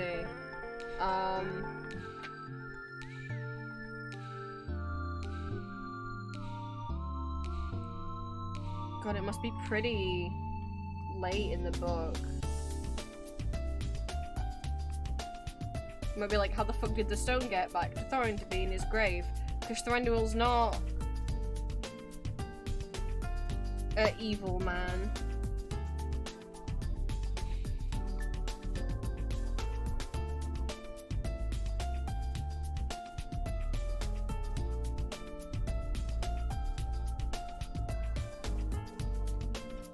He gives the Arkenstone back to Bilbo. But also, here we go. He's not horrible! So Gandalf and Bilbo and Thranduil all saying goodbye to each other. Gandalf says bye. Thranduil says, farewell, O Gandalf. May you ever appear where you are the most needed and least expected. The oftener you appear in my halls, the better shall I be pleased. Like, I like you, Gandalf. You're cool, you can return. And then Bilbo, all nervous, is like, I beg of you, said Bilbo, stammering and standing on one foot, to accept this gift. He brought out a necklace of silver and pearls that Dane had given him at their parting. In what way have I earned such a gift, O Hobbit? Said the king. Well, I thought, don't you know, Bilbo said, rather confused, that some little return should be made for your, hospitality. I mean, even a burglar has his feelings. I drunk much of your wine and have eaten much of your bread. I will take your gift, O Bilbo the Magnificent, said Thranduil bravely, and I name you elf friend and blessed. May your shadow never grow less. Farewell. The whole naming him elf friend is kind of a big fucking deal, especially from an elven community that's so isolated and cut off, and from Thranduil, who is, you know, a little grumpy. None of that's in the film. They're just like, what if we made Thranduil like a cartoonish villain? So there's... And it's wild you may think that they cut out such nice scenes in a movie that had so much shit added to it because they made it 9 hours. And I have another gripe of just, they didn't... I showed some of the miniatures for Lord of the Rings. They didn't make any miniatures or bigatures for The Hobbit. They barely made any sets. They used so much green screen and blue screen. There's literally a part in the appendices, I don't know how they felt it was okay to leave this in, where instead of trying to, like, in Lord of the Rings, the way that they get Gandalf and Frodo to look different heights is due to very clever camera tricks. Frodo is just closer to the fucking camera than Gandalf. And they do forced perspective with the sets and stuff like that. They didn't do that with The Hobbit. They had all the hobbits in a regular scale set, all the hobbits and the dwarves, because they scale the same, in the Hobbit house. And for Ian McKellen as Gandalf, they had him in a completely green screen recreation. So like green screen table, green screen chair. And when he needed to talk to different dwarfs, they had just green balls on sticks. And they film all of this. Ian McKellen doesn't get to spend any time with the other actors. It's all green screen. And he literally gets depressed. They literally talk, and they talk about how upset and sad Ian seemed and how frustrated he was getting, and basically how depressed he was with just being in this green screen hell with no one to talk to. And they're proud of it. Like, they're just like, yeah, but we're gonna help Ian get over it. Look, we made him this little gift. And I'm like, dude, I don't know why you're including this like this was good. Like, this is bad. You made Ian McKellen sad. You made National Treasure Ian McKellen sad. What the fuck? It's just every production shot there's blue or green screen in the background, and it's just so shit looking compared to Lord of the Rings. I presume they must have had a bigger budget for The Hobbit as well. And instead they spent that, oh my god. The water in when they're in the barrels down the river. I don't remember how much money that costs to render. But like, so rendering 3D animation is expensive because of the amount of power that it takes from the computers to render it and the amount of electricity. It was so expensive. It was so fucking expensive. All of that water down that whole river. Because what they actually filmed, which is kind of cool, some of the behind the scenes is still cool. So when they were doing the barrel scene, they actually just made like a track. They just made a loop. Like a log flume loop that they put the actors in. And just kept filming them as if it was like a different spot on the river. But, ooh, that water rendering. And there was so much stuff that they were designing last fucking minute. Like, they didn't know what Mirkwood, what Thranduil's was gonna look like until they were like, almost had to film it. There were some scenes, there's literally, again, behind the scenes, where they're trying to film Bilbo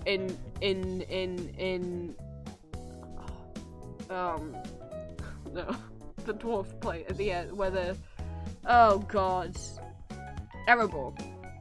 And, Peter just doesn't even know what he wants to film. I'm like, do we have a script? But I guess he's not feeling. And then literally, he just sat. I'm just like, how is this not planned properly? The Hobbit films drive me up the fucking wall. And yet, I cry at Thorin's death every time. While I have, like, no blowbos from Lord of the Rings, I just love those films and I love them on a technical level and I nerd out over them. And I can't watch the scene where Viggo Mortensen breaks his toe without pointing out to the person sitting next to me that the reason why he's screaming like that when he kicks the helmet, when he thinks Merry and Pippin are dead, is because on that take, he actually kicked it so hard that he genuinely broke his fucking toe. But I don't have any comfort characters or any blowbos from those movies. And with The Hobbit, I fell in love so much with Thranduil and Thorin and Bard, and shipping Thranduil and Bard together. Getting into the Hobbit fandom online, I made so many friends on Tumblr. We had a group of ourselves called the Mirkwood Trash Squad. There's a bunch of elves in Mirkwood, so like Thranduil's army, who like don't get named, only one of them has a name. the rest of them don't have names. We came up with names for all of them, and they became like ROCs, and a bunch of us were interacting on Tumblr and like writing like little things about them interacting with each other and drawing them interacting with each other, and that was really fun. I ended up being part of a group blog for the first time, which was for the ship of Bard and Thranduil. The first ship or slash art I ever made was for Bard and Thranduil. And I got into writing fanfiction because of them. I wrote like a couple poems because I wasn't confident at writing fiction. And then I wrote like a couple more poems, or like I think maybe an original story snippet on AO3. And then I wrote a Bard and Thranduil fic. I think it was like one of them proposing to the other, and that's the first fanfiction I ever wrote. And how I got into writing. I mean, I'd liked writing as a kid, but that was the first time I was actually like, I could do this for fun, like a hobby. And being part of that, not just the Hobbit fandom, but the Barduel fandom specifically on Tumblr was fun. It was the first time I felt like I was part of like a fan community.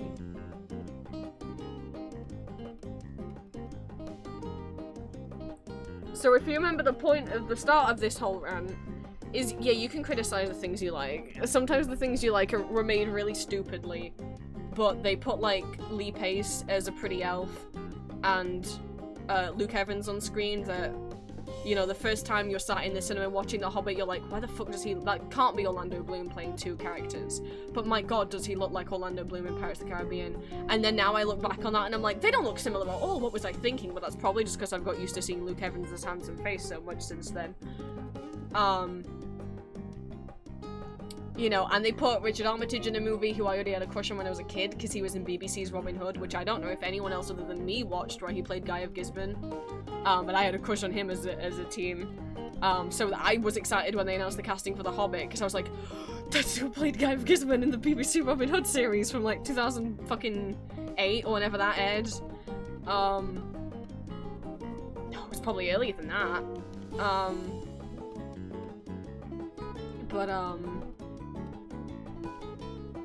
Anyway, this rant was about you can criticize things that you like. Would I recommend watching the Hobbit movies? They're not bad. They're not bad. At times you will be like, why is this scene going on for so long? But ultimately, I still found it easy to care about the characters.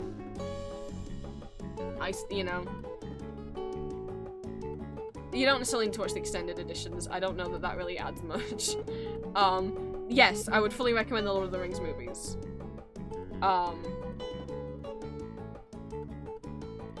In The Hobbit, it just felt like they stretched it out too much. They didn't have a clear plan of what they were doing. I mean, it made the Tolkien estate say that Peter Jackson isn't allowed to ever make anything Tolkien related ever again, so there's that. But the Smaug looks cool. If you like Dragon cool. He cool.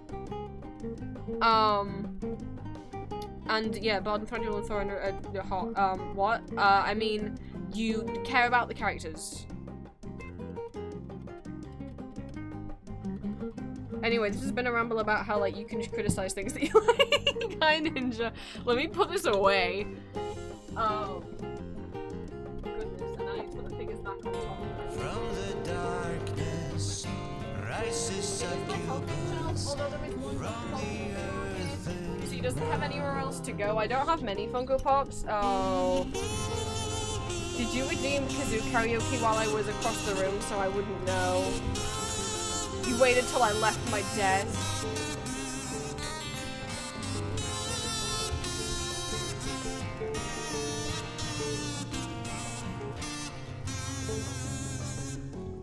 I was saying there was one guy on the Tolkien shelf who isn't Tolkien related, but he doesn't have any. I only have a few Funko Pops. I think ultimately Funko Pops are kind of ugly, but I will have ones of characters that have no other figures, so Inigo Montoya gets to go on the Tolkien shelf.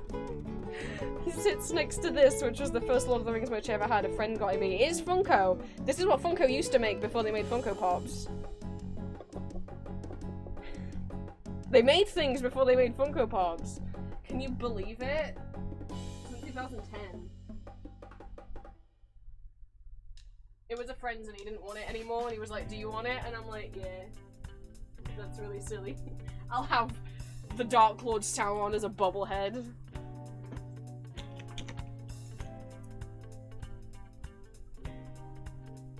Oh, guys. What a silly stream.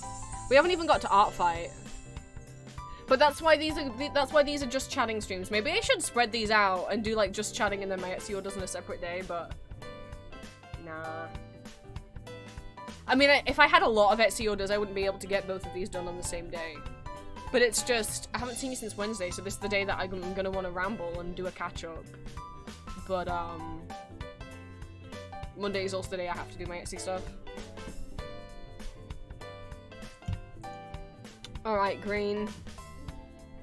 I see you. Redeeming Kazoo karaoke while I'm across the room. Oh, that was the- oh no, he can't hear! No, I came back, and my headphones were loud enough that I heard the doot-doot. Oh, can I Kazoo bring on them? Alright, I was gonna get up the ghost songs to see if you wanted to pick from those, but... from Jekyll and Hyde, I presume. You want me to do a saucy karaoke song on the kazoo? We should have a Frank Wildhorn watch party month. I know the next two that we're picking between is whether we're gonna do Sondheim or more European musicals, in which case we will watch the next, whenever we do, we do watch parties in my Discord every Sunday of every other month, every Evenement month.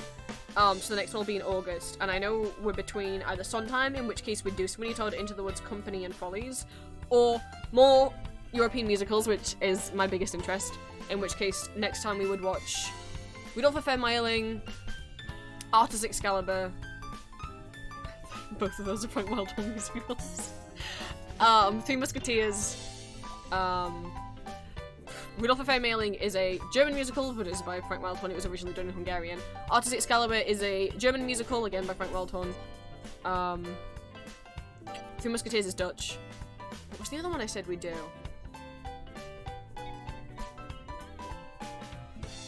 What was the next four I said we'd watch?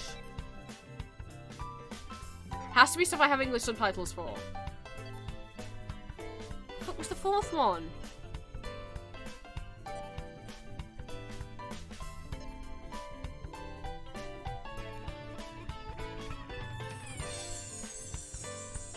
I mean, we could do, I don't think it was Der Besuch von Alten Dam, but we could do that, which is a musical based on The Visit, or The Visit of the Old Lady, if you're familiar with that book and play. Not the same one as the one that was on Borderay with Chita Rivera. This is a different musical adaptation, and it has Pia Dowis as Claire, and Uwe Kruger as Alfred, whatever the fuck his name is. So we have the original Elizabeth and Todd from Elizabeth reunited. And also the original Lucchini, because it has Ethan Freeman as one of the other main characters as well. So that's fun. That's not what I planned, though. I don't remember what the fourth one was. I thought it was another French one. I mean, obviously we need to watch French Dracula, but I was going to save that for Halloween. If we did a Frank Wildhorn month, there's a lot to pick from. Because we could do the Broadway version of Dracula, or the German version of... Oh, we probably did... Or the German version of the Dracula musical. I think the German version's better. I've heard good things about the Korean version as well, which is the latest version that he's added even more songs to. I almost consider the original Broadway and the German version as different musicals because he rewrote it so much. But we got Dracula. We got Count of Monte Cristo! That's what we were gonna watch. Not the Besuch von Alten Dam. We'll do Count of Monte Cristo first.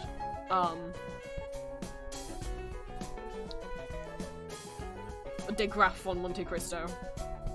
That's what it was going to be. We're going to do the Count of Monte Cristo for the European. Okay, but then for a Frank Wildhorn month, there's a lot. We could do Dracula, either the Broadway or the German version with subtitles. Count of Monte Cristo was my first experience with European musicals, and I didn't even know So, the original album for that is in English, but it wasn't actually staged in English first. That was a concept album that he actually recorded with a bunch of German voice actors. Thank you, Jen, for the hydrate. If you've ever listened to the Count of Monte Cristo album, which the first time I ever heard that, so Every Day a Little Death from the Count of Monte Cristo and The Confrontation from Jekyll and Hyde, I heard when I was like 13. I was not in the My Little Pony fandom. I like the G1 Pony, but I've never been in the Friendship is Magic fandom. I've never watched Friendship is Magic. But for some reason, YouTube was like recommending me MLP like fan animatics. And boy, there was someone who would make them for songs from Jekyll and Hyde and the Count of Monte Cristo. So that's how I was introduced to those musicals. And I was like, these songs are bops. So I used to listen to Every Day a Little Death quite a lot. And had no idea who the fuck is on, and I was just like, yeah. And then I got into European musicals in 2021, right? Having absolutely, yeah, in 2020, because of a German friend of mine, we were bored during lockdown, and they were like, do you want to watch Mozart is a Twink? And I was like, the musical, and I was like, what the fuck is that? And then we watched the German one. But, I mean, that applies to the French one as well, but we watched the German one. And then Elizabeth and Tanz, and everything spiraled from that. Oh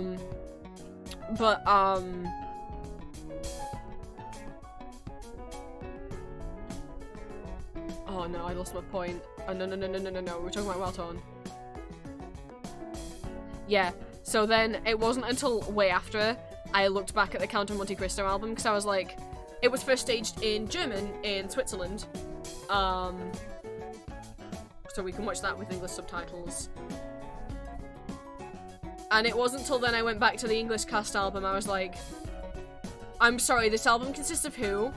So on the original album in English, Thomas Bochert is playing Dantes, which is who plays him in the stage version of the German one. Pia Dowis is on there.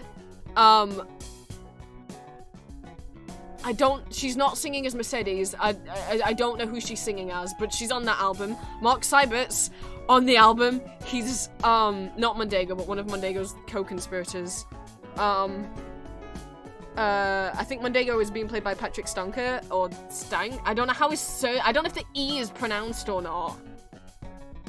I don't know if Sabrina Verkelen's on that. It's all German musical. He recorded it while he was in Germany with, you know, German musical theatre stars, where he'd had them all sing in English.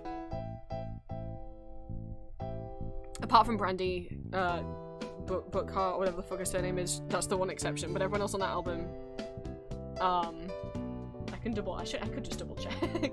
Everyone else on that album is a German musical theatre star. And I was like, what the fuck? I heard Pia Dawis's voice all that time ago.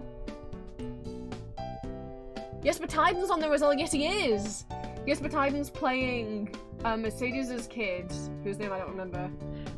Jesper Tyden has played, he's one of my favorite Rudolphs from Elizabeth Das musical.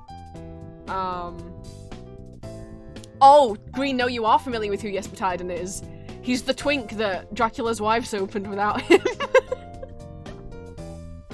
That's Jesper Tyden. He plays Jonathan in the German production of Frank Wildhorn's Dracula the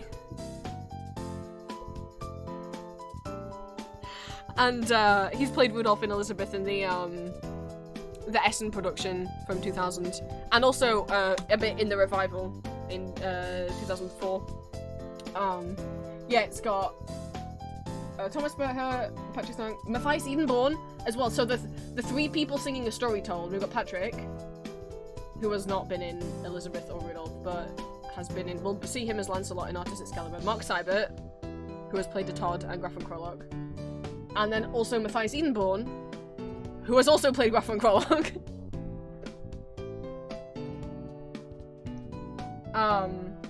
Alexander Goebel is on here as well. I recognize his name, but I don't know what specifically musical he's done.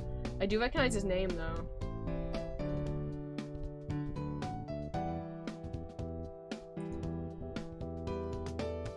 Yeah, give me his German Wikipedia page.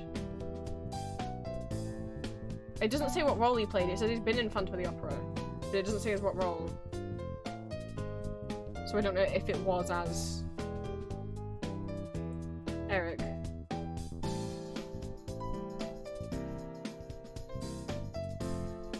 Well, he's the German dub voice of Jack Skellington. I just learned that.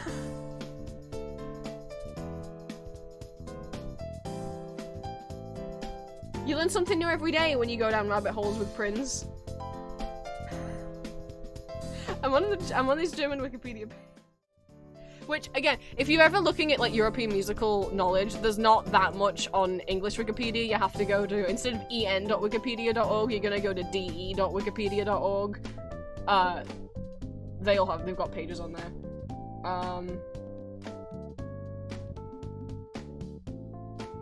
Yeah. It doesn't say who he played in Phantom of the Opera, though. Which is a shame. And I don't know how up to date is this. I know I've seen his name in things. I must have things with his name in. It just said legally. Natürlich Blonde is the German title for Legally Blonde. I wonder if he was like the professor in the German production of that then?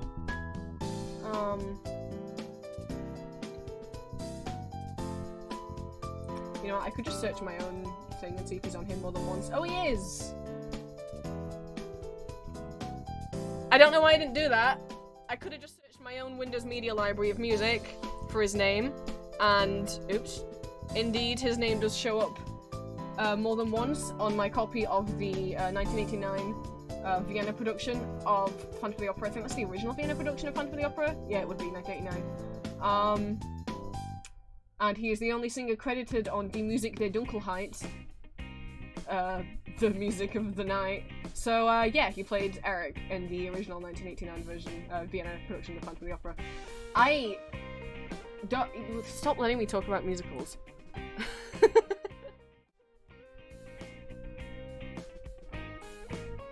Oopsie. Oh, so he's playing the old man mentor on that album. Right.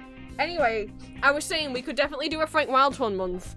I have copies of, I've got Dracula, the original English Broadway version, and in German with English subtitles. Count of Monte Cristo in German with English subtitles. Artus Excalibur in German with English subtitles. Rudolph a Vermähling in German with English subtitles. And then stuff I don't have copies of, but I could. The Bonnie and Clyde is one of his musicals. The Death Note musical. That's one of his. I've got it in Japanese with English subtitles. What else? He's done a lot. He did a Korean musical production of The Grinning Man, The Man Who Laughs. I only have audio of that. Last I heard, he was working on a musical in Russia. I'm pretty sure he's gonna cast Ivana Shogin in it, aka Russian Krolok. I forgot who it's about. Some sort of Russian historical figure. Man likes... Frank Wilde really likes making musicals that are either based... Oh, Scarlet Pimpernel's one of his as well. Man really likes making musicals either based off classic literature or historical figures. That's really...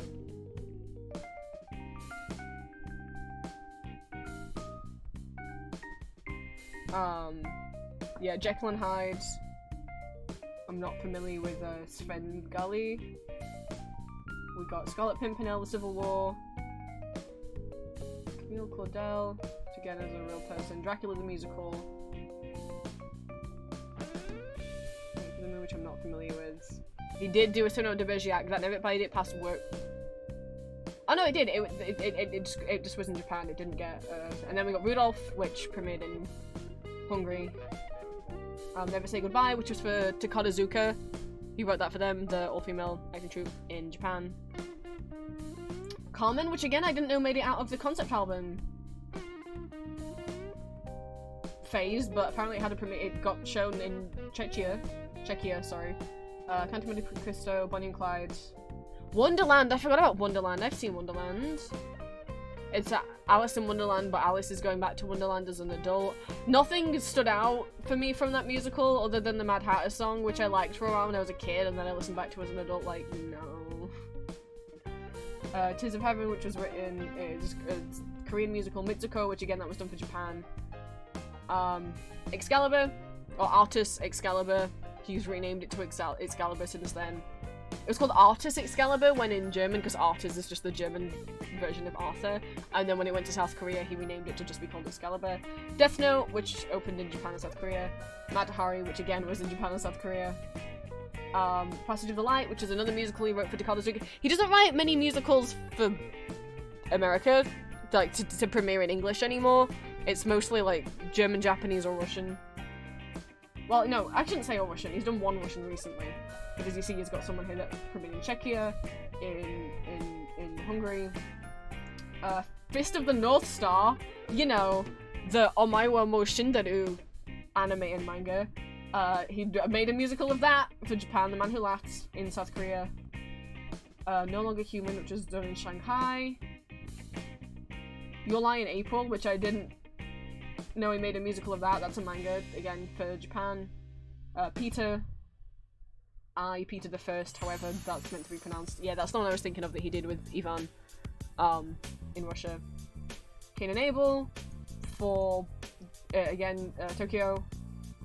He did I'm sorry, he's working on an Einstein musical. It's gonna premiere March 1st, 2025 in the Theater St. Gallen, which is in Switzerland. I'm sorry, he's doing a what? Okay, well, he's come back to St. Gallen. He's had musicals premiere there before. Artus and the German version of Dracula were both. What? Not the version with the subtitles. The version of Dracula was in St. Gallen had Drew Sarich as Dracula. That was before it was fully remade. I'm sorry for my giggle that I did. I'm sorry, he's making an Einstein music. Nothing can stop this man from making music. Maybe like, Damien, that's a lot of musical. Yeah, sorry. My god, I'm so out of it. I accidentally didn't call myself Prince. My name is not a secret. I'm just so tired. Alright, I'll get the karaoke kazoo up. I just also want to know what the fuck is the Einstein musical. It's got a premiere date. I just kind of have to know if he's cast Thomas Borchert as Eisenberg, as oh my god, as Einstein. I have to know. I got to know. He casts Thomas Borchert so far in almost every single one of his German musicals. He wasn't in Rudolph, but he was Merlin in Artus, he was Dracula in Dracula, and he was the Count of Monte Cristo in the Count of Monte Cristo. Do we have a cast list for it yet?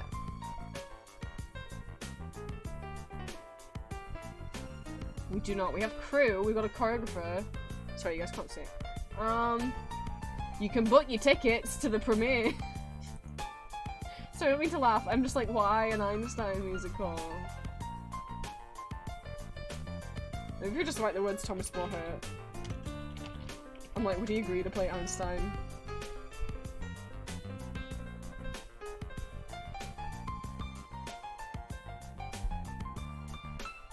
Okay, I don't think casting has been announced yet. Sorry about this tangent.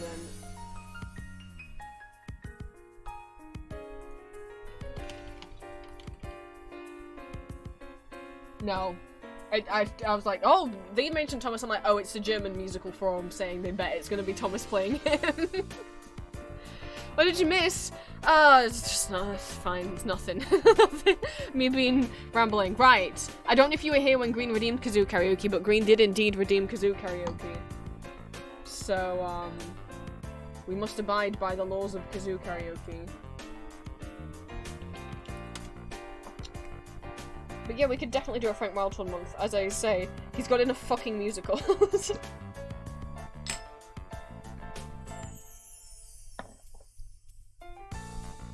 My thing with Frank Wildhorn musicals are like, none of them are my favorites. I think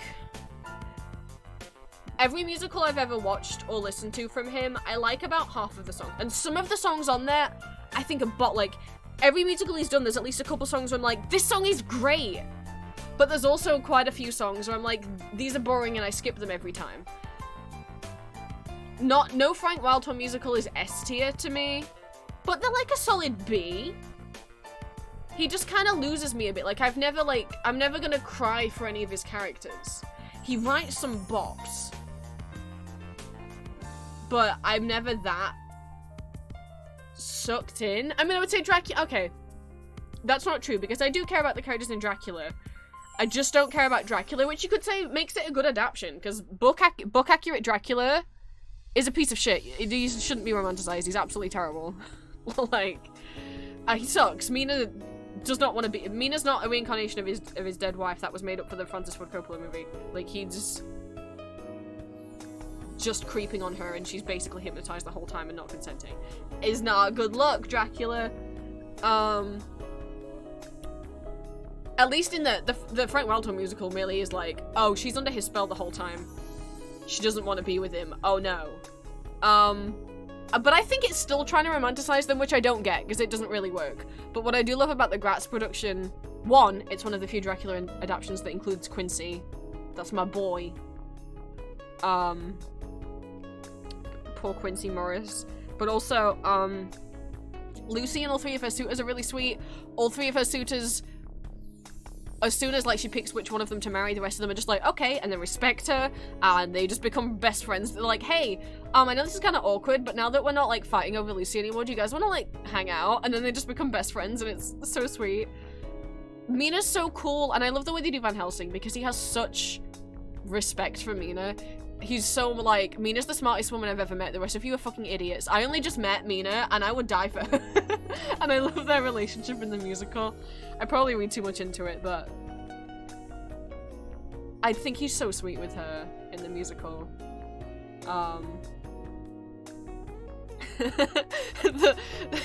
Me and my German friend had such a wild polycule diagram for the Dracula musical.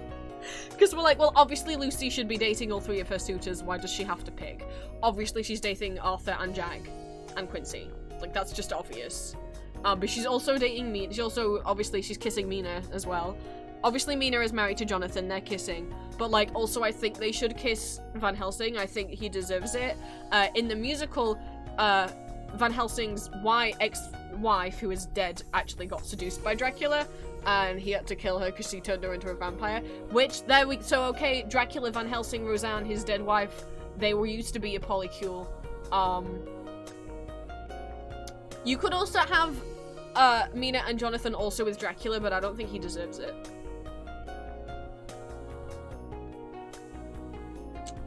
Anyway.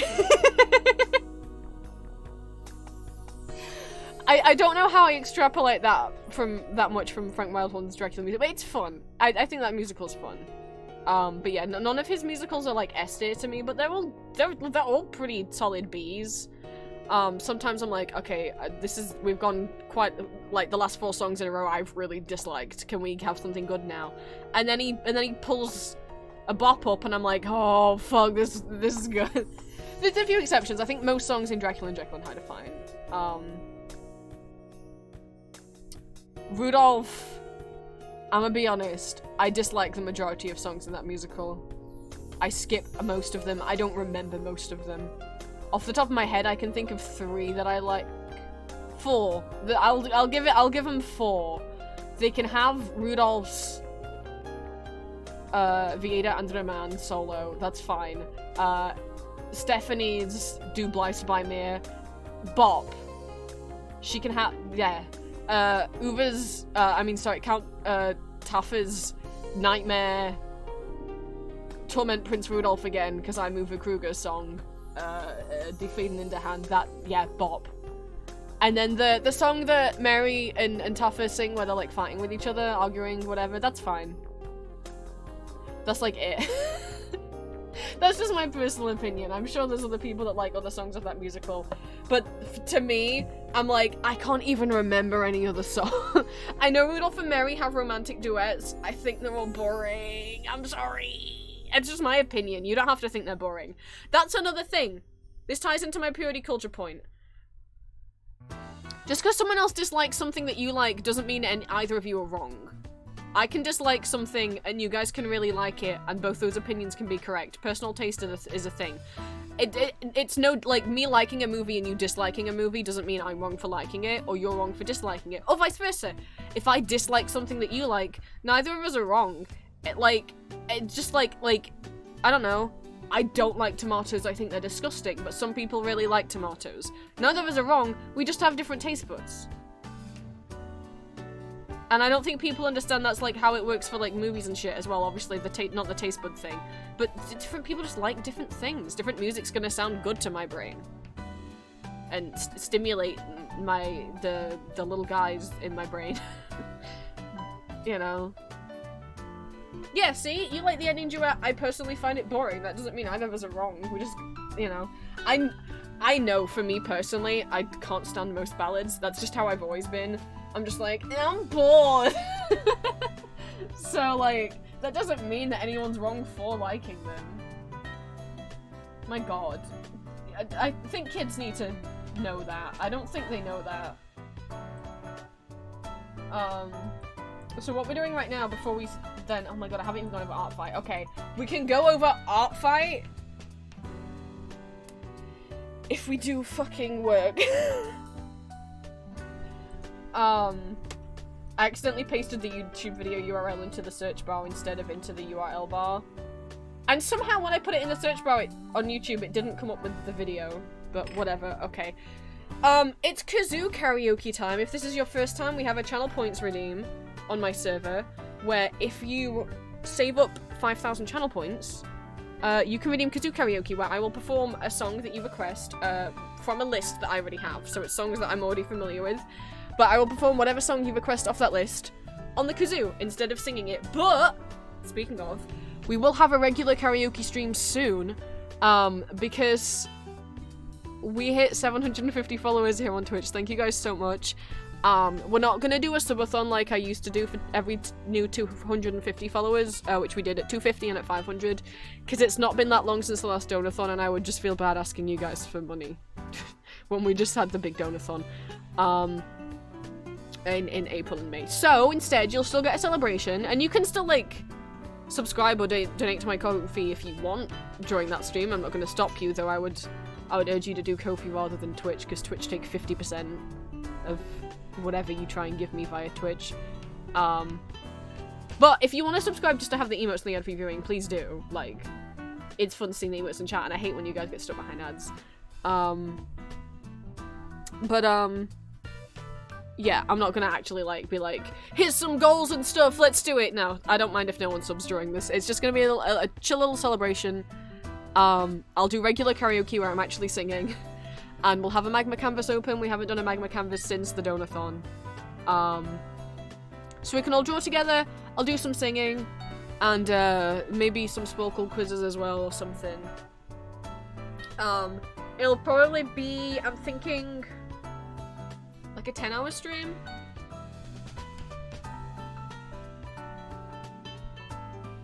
To be like a super big celebration long stream. I don't know when yet. And again, and when we do karaoke streams, you guys don't need to have, you don't need to give money or give channel points in order to redeem songs. The regular karaoke, that's, you don't have to do it, you just tell me what song you want. I don't know when that will be. I wonder if I should say that it's gonna be after Comic-Con.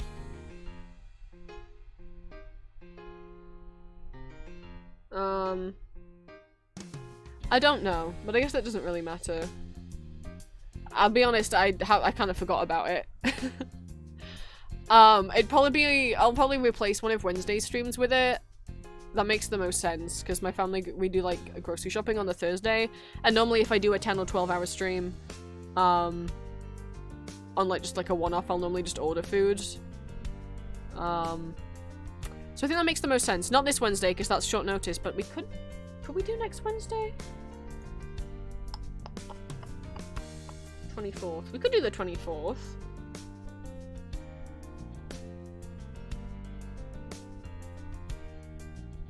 I'll think about it. I'll think about it. It might be the 24th. I'll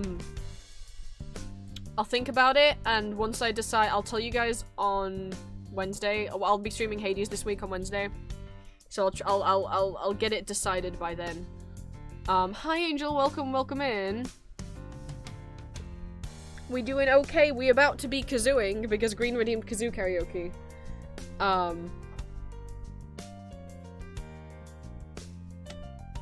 Yeah, probably the 24th, but that's not- I'll set it in stone when I stream on the 17th.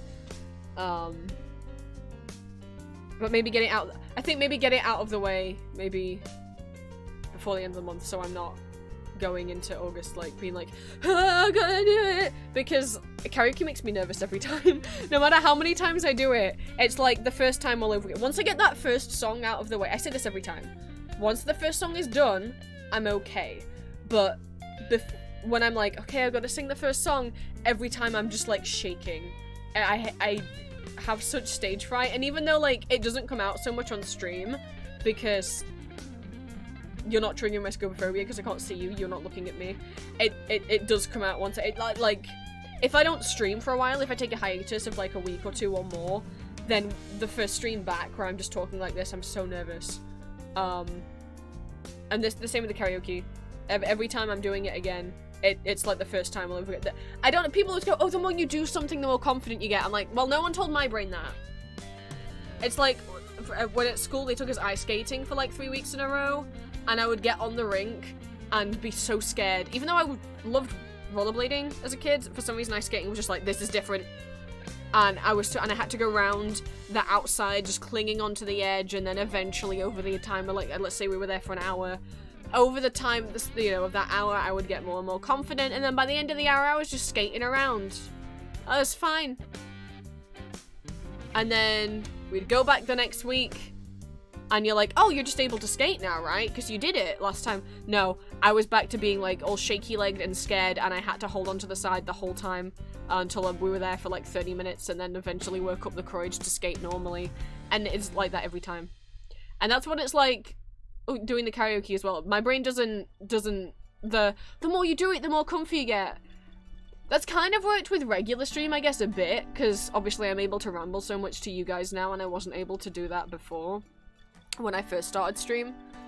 But I think that's because I also didn't know what to expect from you guys, you know?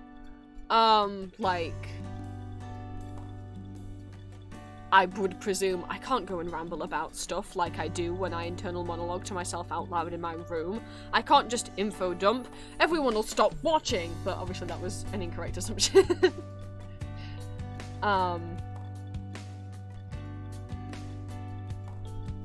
But yeah. Every time I do a karaoke stream, it's me like procrastinating for like the first...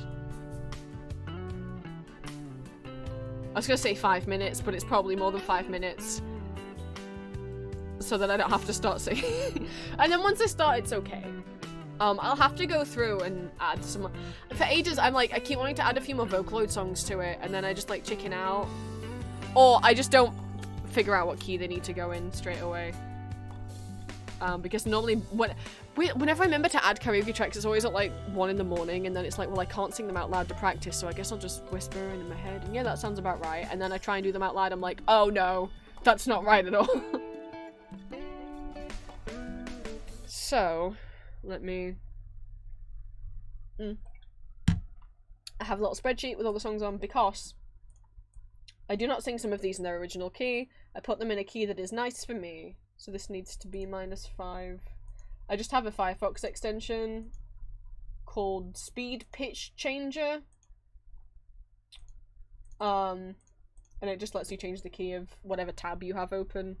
I said 5, right? Okay. It's been a while since I've listened to this song. Let me check the volume's okay. I'm gonna mute it for you guys for a sec.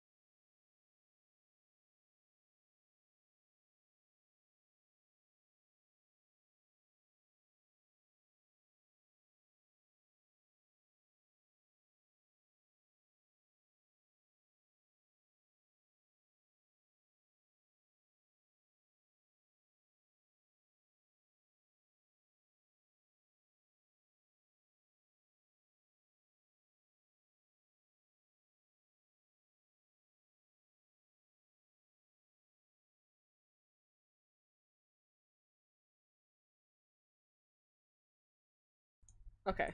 Hopefully the volume- I'm just trying to get the volume right, so obviously you guys can hear the instrumental and the kazoo without one drowning the other out. Alright! Sit back and relax, it's kazooioke time. Oh, Green has decided to spend 5,000 channel points on kazooioke. Whoever redeems kazooioke is the person who gets to pick the song. From a pre-approved list of songs. If you would like to also redeem Kazoo Karaoke yourself, it can be redeemed once every 30 minutes, so the timer's probably run out on it by now. Once every 30 minutes, so I just don't get spammed by it. It costs 5,000 channel points. You can see how many channel points you have at the bottom of the chat box. You earn channel points just by watching stream. They don't cost any money. You earn them by watching stream. Sometimes you'll get a bonus if you type in chat. I don't think you get more if you're subscribed, but you might do. I don't know. But yeah, they're just something that you can earn for free. My channel points are called blood droplets. Streamers get to customize what they call their channel points. So if you see the little blood droplet emote, that's what those are. Those are channel points here. They're called blood droplets. And you do a little click and you can From the darkness, who? rises succubus. Golden. From the earthen rock. And if you have 5,000 points to spare, this happens.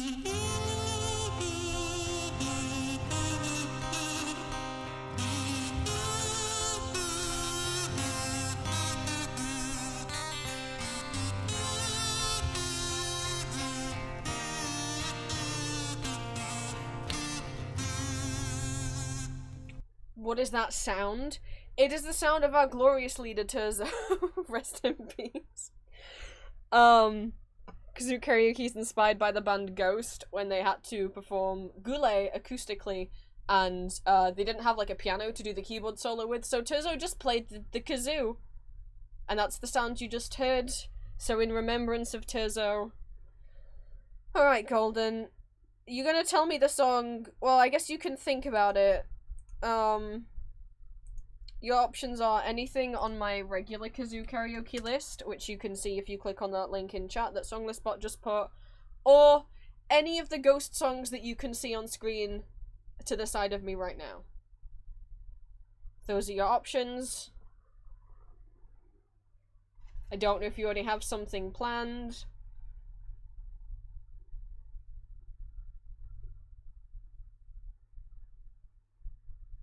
You want spillways?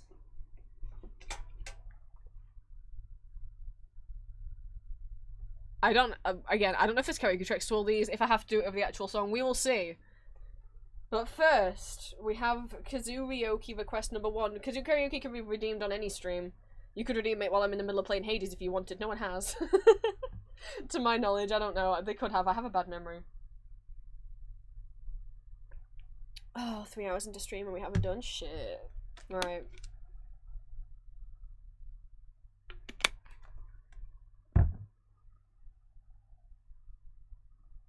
So I guess we're having a double feature.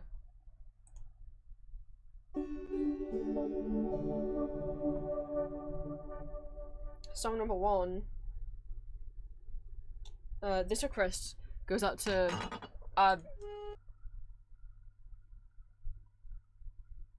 sorry, Visual, what? Oh, I thought you were trying to request something. You noticed a typo.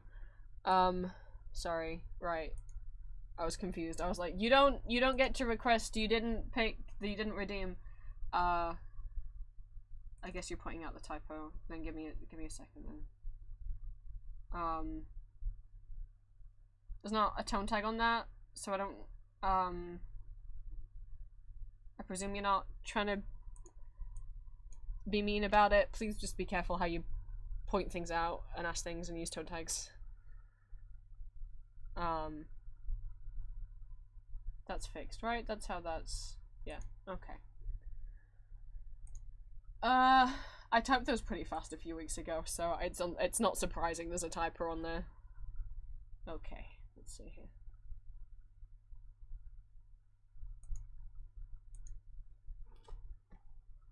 Our first Kazooioke request goes out to Green.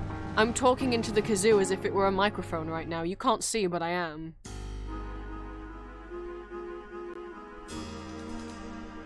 Oh, this character trick's hard because the text doesn't highlight. I just have to remember the timing, and I haven't listened to this song in a while.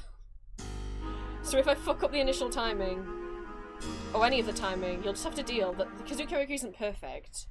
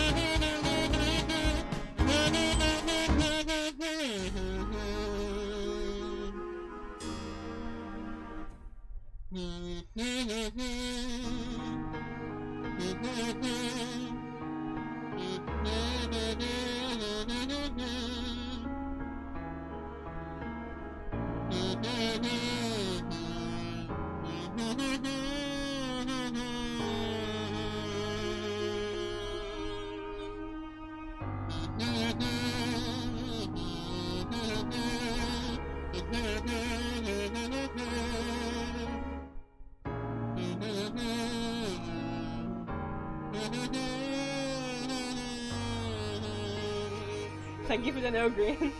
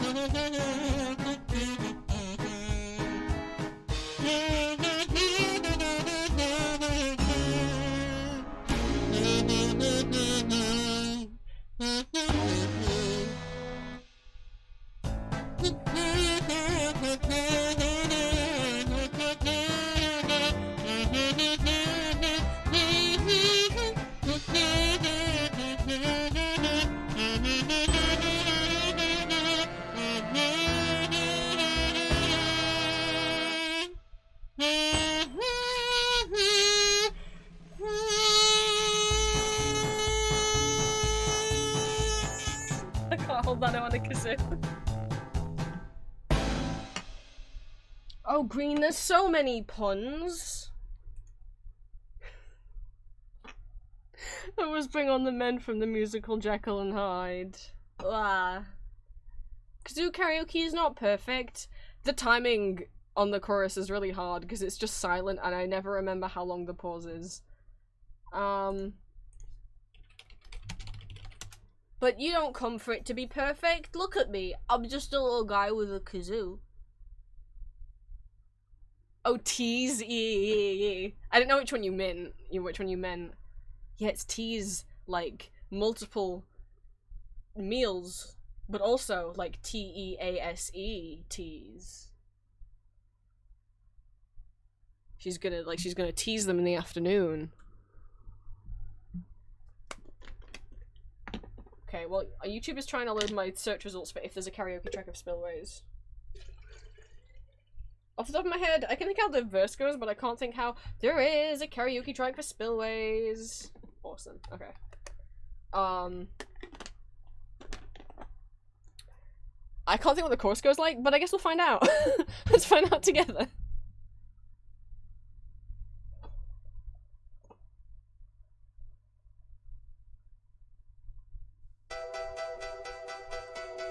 If someone's request, sorry, this kazoo track goes out to Golden. Oh, wait, that's why it sounds weird. Wait. It sounds weird because I still have the. No, YouTube.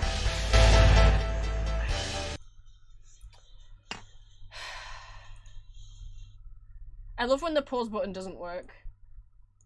And it also wouldn't let me lower the volume. I'm sorry if that blasted anyone's ears off. It still has the key change on from the other song. I need to undo it. Yeah. Okay, I was like, that's not where it should be. Also, that was way too loud. Holy fucking shit.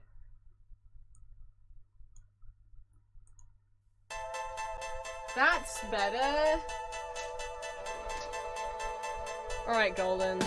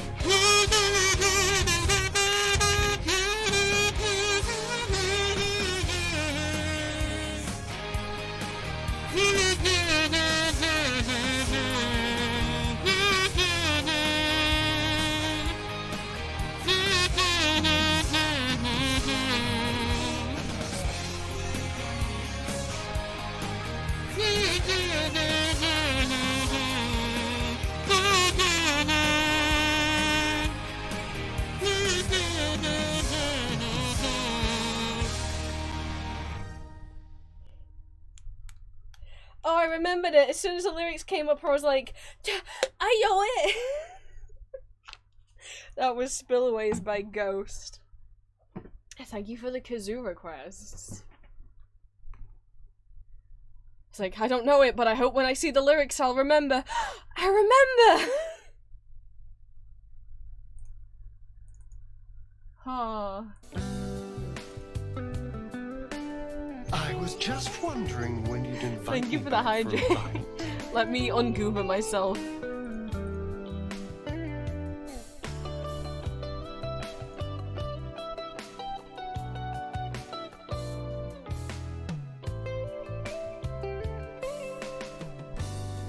Oh gosh, the new power hour's up and they've gone camping.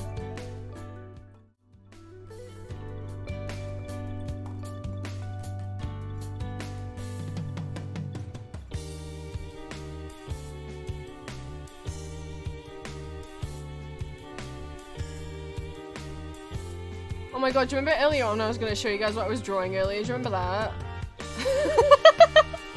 And I was like, I have the folder open where the drawing was and then I just never opened it. Oh boy, okay.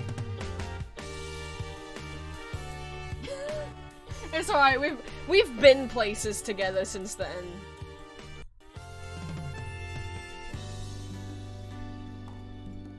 It wasn't Mesmer. It wasn't Mesmer.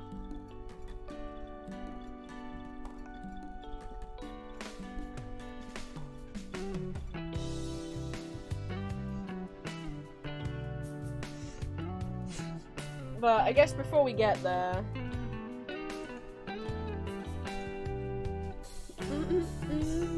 Oh, that's not the right thing at all.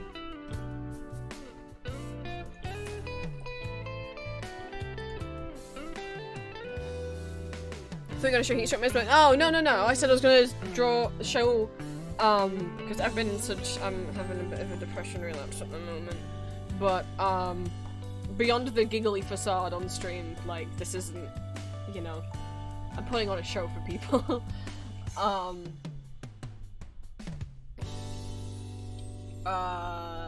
No, I've been slowly working through drawings. Did I start drawing it yesterday or the day before? No, I drew 2 of them today, 1 of them yesterday, 2 of them the day before that. So it's been fucking slow going. I did all my work yesterday that I had to do. I'm just sad that... Yeah. This has happened. And I know, because I'm like, but I've got stuff to be excited about right now. The Elden Ring stuff's selling good, and Julia's gonna come over soon, we're getting stuff sorted for that. And I know Julia's like, you don't need a reason to be depressed. And I'm like, I know that! I know, I'm the one who says that to other people. But it feels silly for it to happen when I have so much to be good about right now. I've been worse off. And had depression all of those times, but... but I laugh, otherwise I'll cry, right? Art fight? It's still art fight time, my guys. Oh, yeah, that's the wrong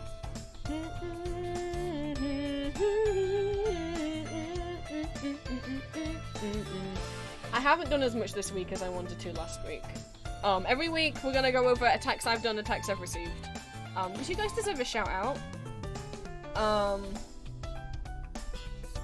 Let me exclamation mark art fight in chat. Or not. I wasn't selected on the box.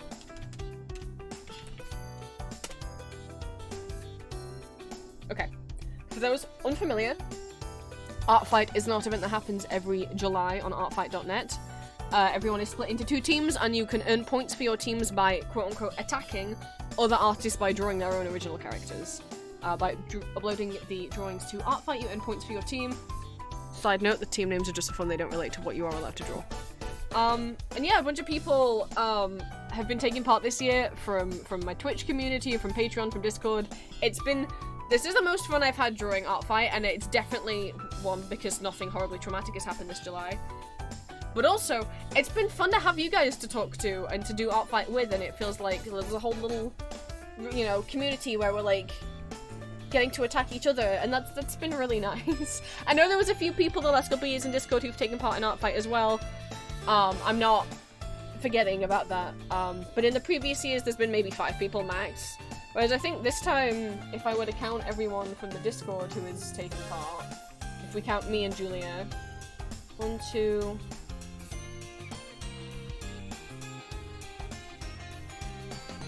3, 4, 5, 6, 7, 8, 9, 10, 11, 12, 13, 14, 15, 16, 17, 18, 19. Like 19? There might be someone I didn't realize is on there. So call it 20. At least like 20 of us. From Discord and Twitch combined.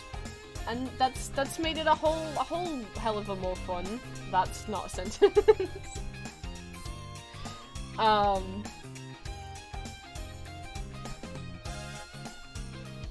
So thank you guys. I don't know where we ended off last week. I'm gonna have to check my own files, aren't I? In terms of what attack I did last. I have to check my own Art Fight folder.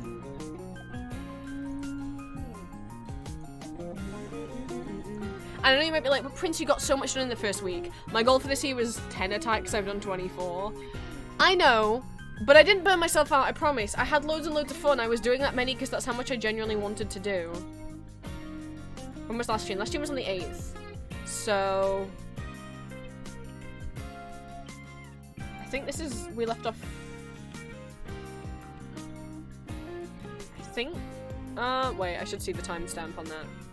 I streamed on the 8th. So, after stream...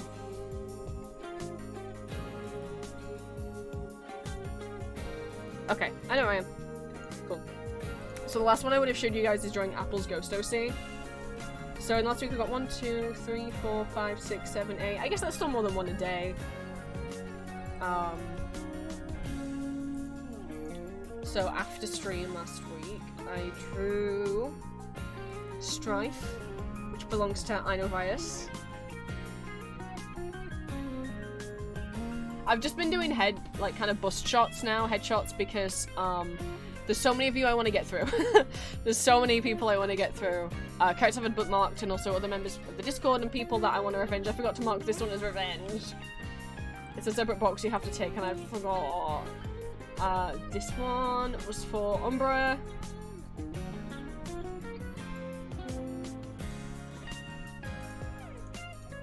This one was for Mask Mastic.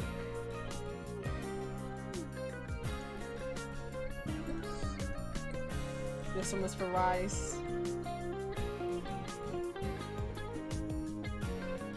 This little snake guy, look at his top hat. This one's for Moth. Another Ghost OC.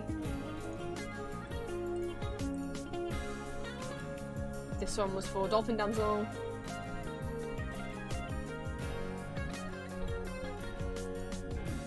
What? I know I was listening. Here's the other thing. I was listening to Vocaloid on a loop when I've been drawing these, which I told you guys was really helping me concentrate. Just having Vocaloid on shuffle. Yeah, it's ended. My brain can't concentrate on it anymore. I've listened to it too much. I've exhausted myself. So while I was doing this one at the very least, I was listening to Cabin Pressure again. I'd love to play you guys some Cabin Pressure and show you guys why I love it so much, but I don't like Night Vale is like a free show you can listen to. Cabin Pressure technically it was on the radio. You don't have to pay to have BBC Radio 4. That's what it aired on. And it's not like you can go and purchase it on CD. I think maybe possibly you could for a time, but you can't anymore. So like, would I get in trouble? I have no idea. But I guess like, well, TV shows are on the TV for free. That's not true. You have to pay a TV license or buy cable. You don't have to buy a cable package for radio. You just, if you have a radio, you can listen to radio. Or is it free on podcast platforms? I have it downloaded from nowhere. I've had my copies of it a long time. We have one for Schmilky.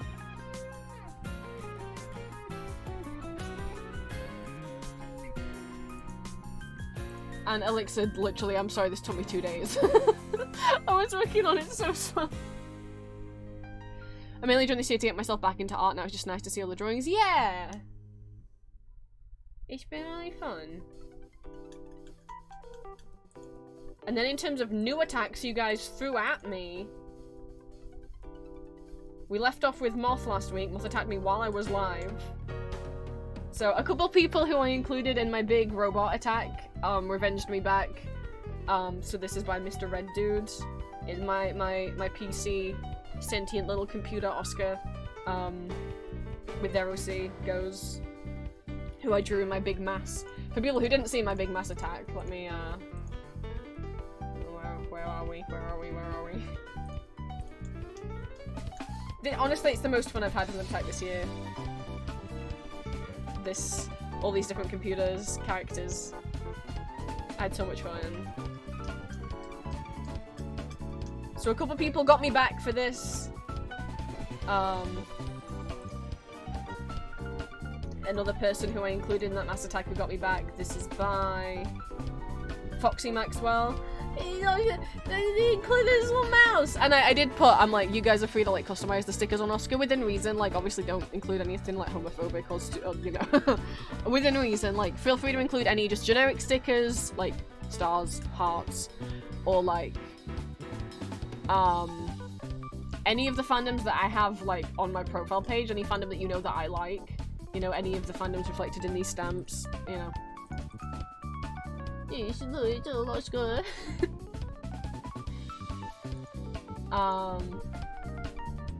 have one from Plan. It's Arden. He's become Sploot. Somebody help him. We have another one from Mask Mastic. They are the first person to ever draw Eros. Not to be confused with my Cupid OC, who's been renamed to Amoros. Eros is the first ever D&D OC I ever made. I played as him for one session, where I proceeded to be left out, and then bullied, and then treated like shit, and then I cried, and then I left the session. Anyway, we don't think about that. It's not Eros's fault. He's an awesome bard, and I got such good roll stats for him. It's such a shame I didn't get to use them.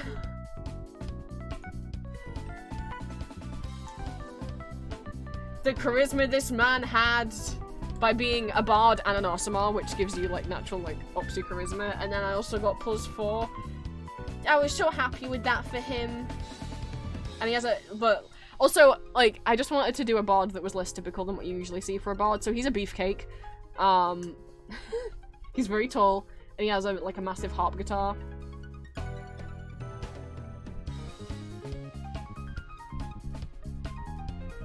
He's just a big guy.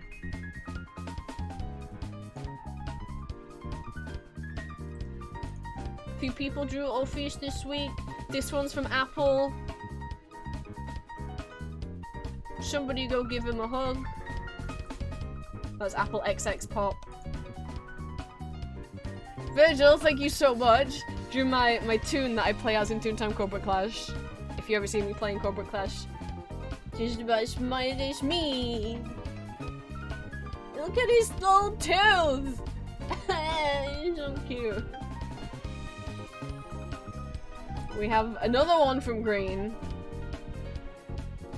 Orpheus got a little smile. Good for him. He deserves a little smile.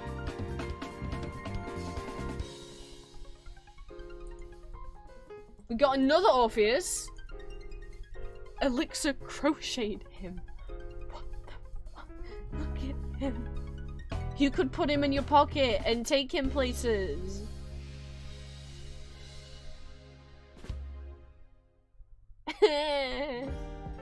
No, you know what I need 1 million of? How much do I have to pay to... Elixir made one of Julia, my girlfriend's little VTuber model's persona thing, little ghost. I mean... yes, Green, what else would I mean? little Julia's. Which, let me link Julia, because Julia's on Outfight as well. If you want to send any attacks my partner's way, that would mean a lot. This is Julia's little profile.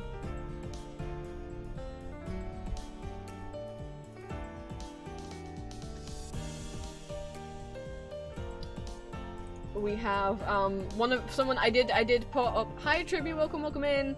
We're going over art fight. I haven't started work yet. Would I have a notification? Did somebody wait till I was live again? Did someone wait till I was showing off art fight to attack me again? This is what happened last time. I don't mind. You were gonna get a shout out regardless. Cause like I show off people's art fight attacks every Monday. But you didn't need to wait. Like I would have shown you guys it. I would have shown it off anyway.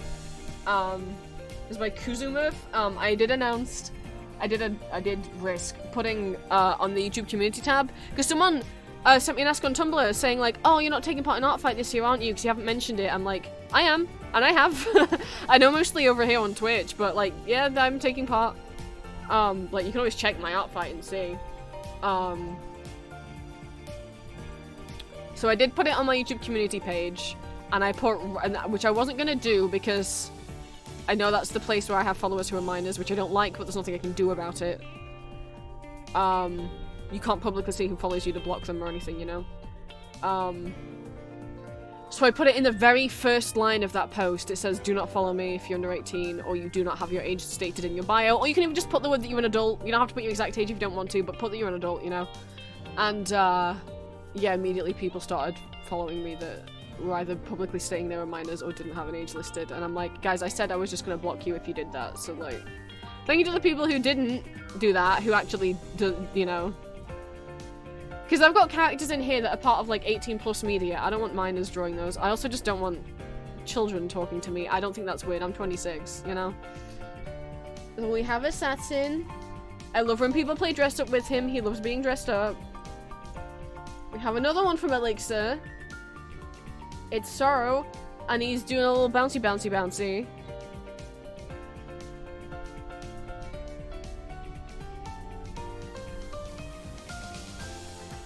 We have another one of Valentine. This is from Minuet Dream. Oh, I didn't notice they made the middle of the bow like a heart. That's cute.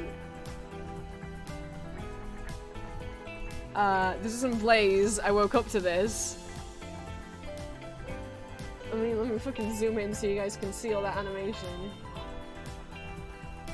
I was like, oh, okay. When I was watching it the first time, I was like, oh, cool. His eye's gonna ping pong, and then he did his full range of his little in love expression. He's like, I gotta check side to side to see if anyone's looking at me. They're not. Okay, I can be cute now. It's so cute. And then Rice did this as well. I woke up to this one as well. A is for Arden and Ambrose. Look at them.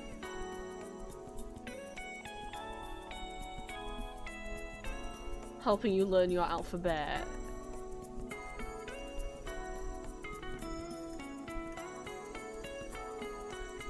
But I guess I also have to refresh the page since I got the notification that someone else just did another attack. It was Mask. It's off. It's Q. Oh my god! Wait. What the fuck? Wait the fuck? Wait. It's a whole zine. Oh my god. What? Okay, for those not familiar with Q and what, I'm gonna read it in a second. Q and what were from an old webcomic I used to make when I was a teen. You might have also seen Q around. He's this little penguin-looking thing.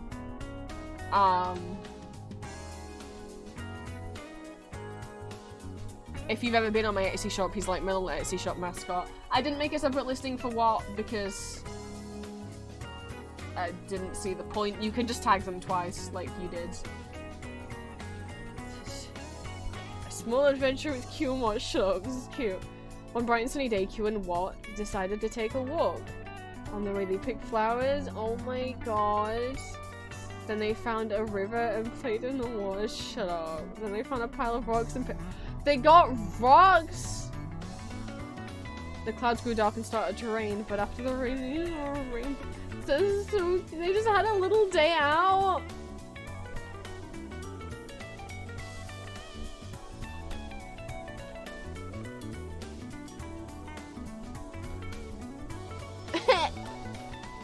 This is so cute, thank you. Oh my god. No one's just attacked me with a comic before. Thank you. I had these tabs open because I was also like, has anyone been attacked more than Ambrose yet? Nobody has. He's still king.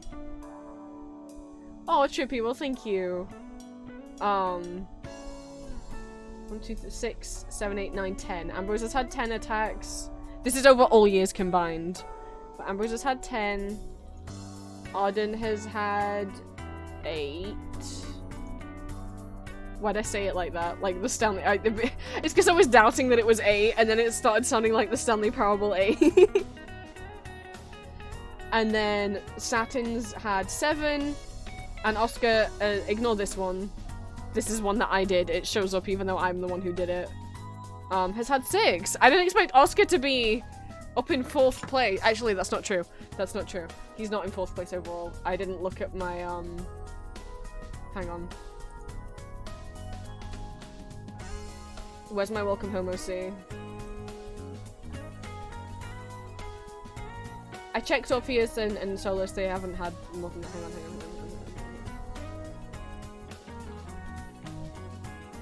Oh, he ties! Okay, okay. So Ambrose has had 10, Arden's had 8, Satin has had 7, and then Oscar and my welcome home OC, Vlad Valentine, have both had 6.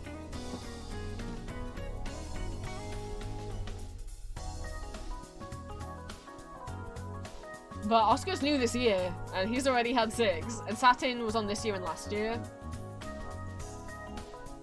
I don't think he'd been up. I don't think he was on there in 2022. No, he wouldn't have been. He wouldn't have been. Only Ambrose and Arden existed at that point. Out of my audio OCs, not out of every OC I've ever had, ever.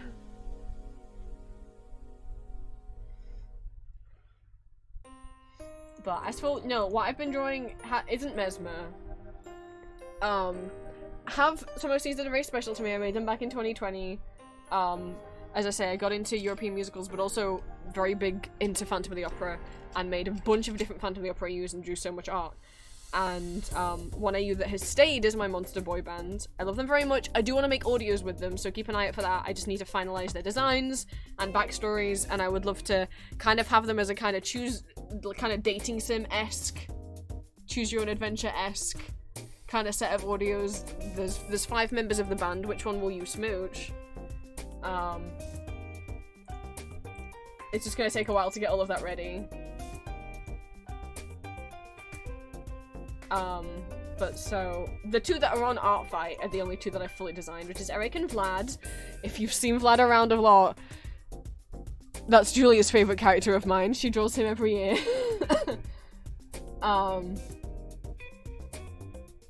Every attack at Vlad on here, 3 of them are by Julia, 2 of them are by me. So those don't really count because I do these ones.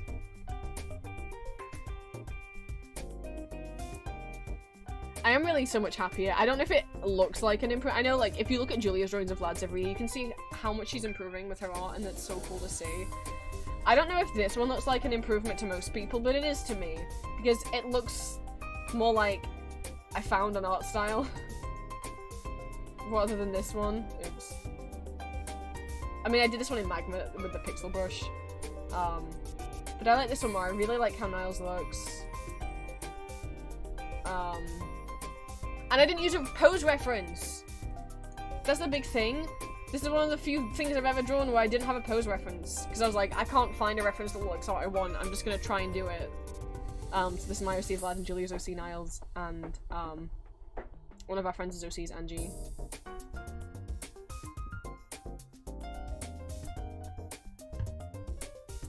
Has joined the Vampire in Red Club.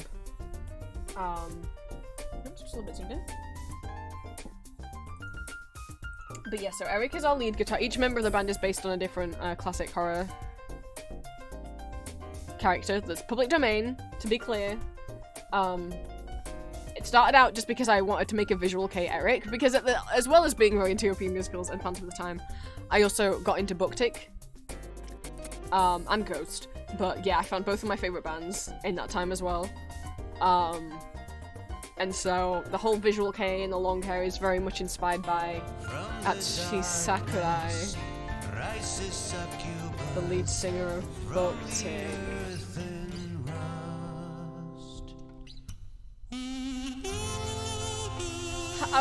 You can't redeem Kazoo karaoke when I'm talking about Atsushi Sakurai. I was like getting all emotional because I was gonna say his name and I'm like, okay, you can do this, you don't have to cry.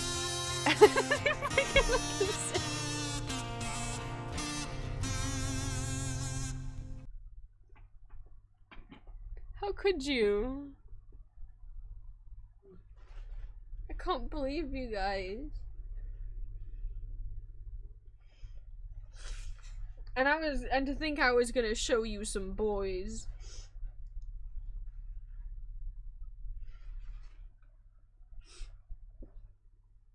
Oh, thank you, Virgil. I was really proud of the hands, especially as well. And what Angie's hand that's draped over Niles' back, I did have to use a reference for, in that I took a picture of my own hand because I was really struggling.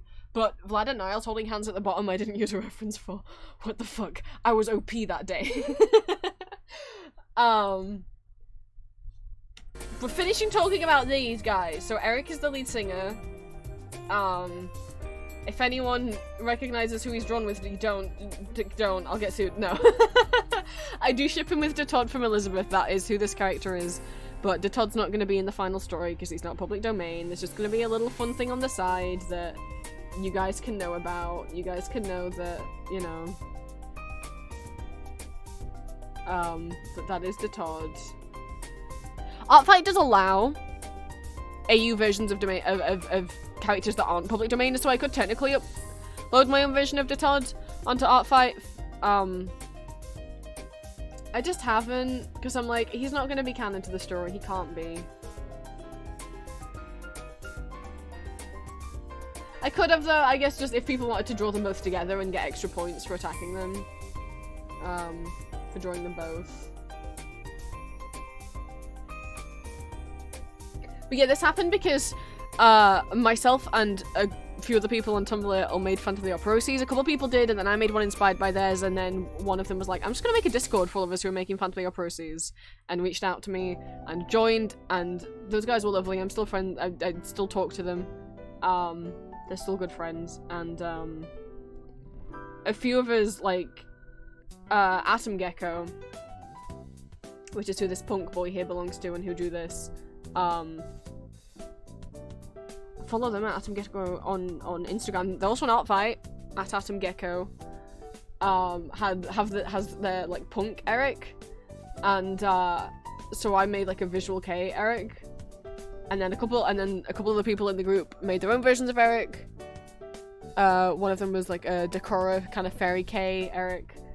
And we were like, what if they were in a band? So we used to draw them together, interacting a lot. If you look on my toy house, you can see all the artwork from that era on there. They were very silly. And then I was like, fuck it, I'm gonna give him I'm gonna give him his actual band and his actual story. I thought that would be fun. And I was gonna do it as a comic. I still have not. But at the time, all I got designed was Eric and Vlad. Obviously, Vlad is based off Dracula. Originally, they were all going to be human. They're not anymore. Fuck that. Why would I make them human? That's boring. So the reason why this art looks different is because this art's from like 2020, 2021. Which is obviously not how I currently draw.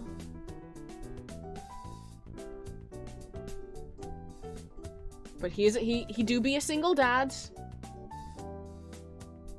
He do have a little grey streak in his hair. Julia really loves his antennas. His little hair curls. And then at one point I did try and design Adam, my Frankenstein creature, back when they were all going to be human, and I didn't really like how he looked, and I didn't like the outfit I'd put together for him, And he used to be on Artfight, and then I deleted him off Artfight, and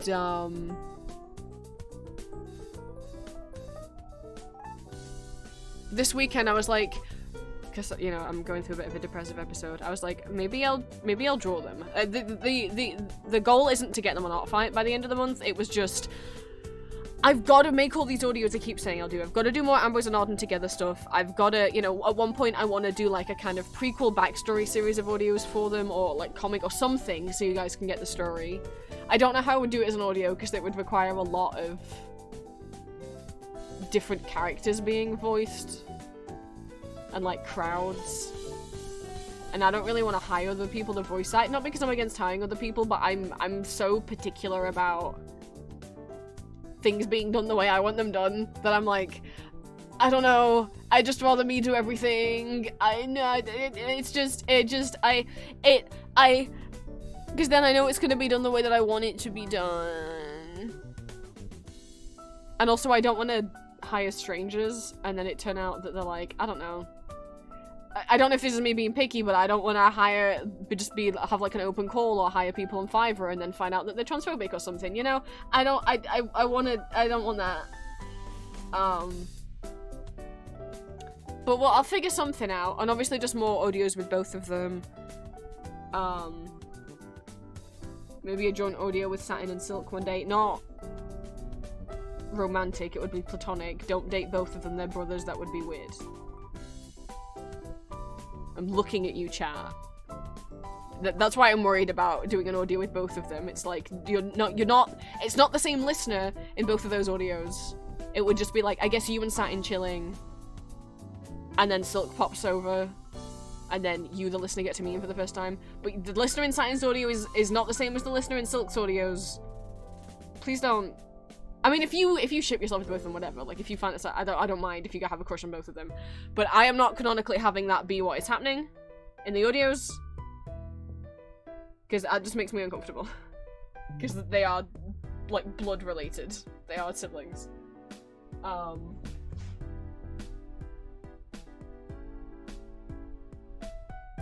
But, you know, I'm down to do more crossovers, silly crossovers. If anyone has, like, some idea for, like a 3-year anniversary video would be really...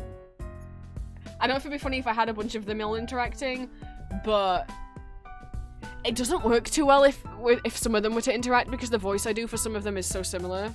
Ambrose and Arden helps because they have different accents, you know?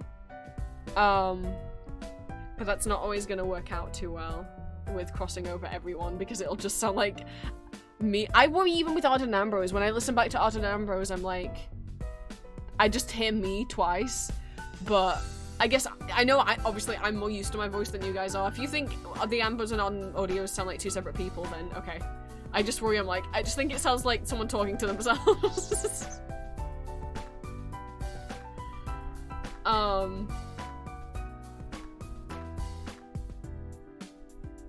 But anyway, yeah, and obviously I want to do the Monster Boy Band. I've thought about doing audios for Damien and Maximus. Maximus is not on Artfight, but if you've seen Damien on there, Maximus is his partner. As a way to tell that story. I'm like, I keep being like, maybe all the OCs I have, maybe I'll just get their story out there by turning them into audio OCs. That's what I did with Valentine. So, who knows? Oh, Jodie, thank you for stopping by. Oh my god, I still never said hi to everyone in chat. Fucking, I'm sorry, chat. I meant to say it at the beginning. I can't even scroll all the way back now. But, hi Green, hi Bunnies, hi Elixir, hi Floral, hi Virgil, hi Moth, hi Golden, hi Callus, hi Ninja. I said hi to Ninja when Ninja popped in. Jodie. I don't remember who else was here. Well, Golden was here. Trippy.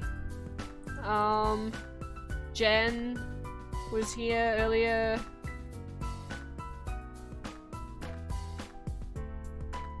Blaze.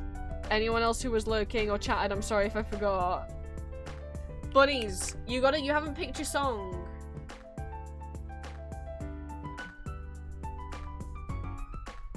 I'll show I know I said I'll show the boys first, but I hope you've been a bit, again, you can pick something off the song list. Or I have the list, or if you want a ghost song, obviously I have the list of ghost songs as well. That I can bring up in a second. So those are the only two I drew. Like I said, I drew Adam once and didn't like it. I actually drew my Headless Horseman once, whose name has changed because I wasn't comfortable with the name I gave him before. But the reason why, for people that don't know, the original Sleepy Hollow novel, The Headless Horseman, is very heavily implied to just be a guy from the village playing a prank on Ichabod, because Ichabod's trying to date his girlfriend, essentially. Or they both like the same woman. They both like Katrina. It's even in the original book, he's not a ghost. It's just a dude playing a prank, and that dude's name is Abraham. But I knew from the beginning I wasn't going to call my Headless Horseman Abraham, because Van Helsing also exists in this world, and his name is also Abraham. And I don't want two Abrahams walking around. I don't want people getting confused. So I was like, one of you needs to change your name. And it was gonna be Headless Horseman. But the name I was using for him for a while reminded me of something not so cool, so I've changed it again. So now he's got a different name.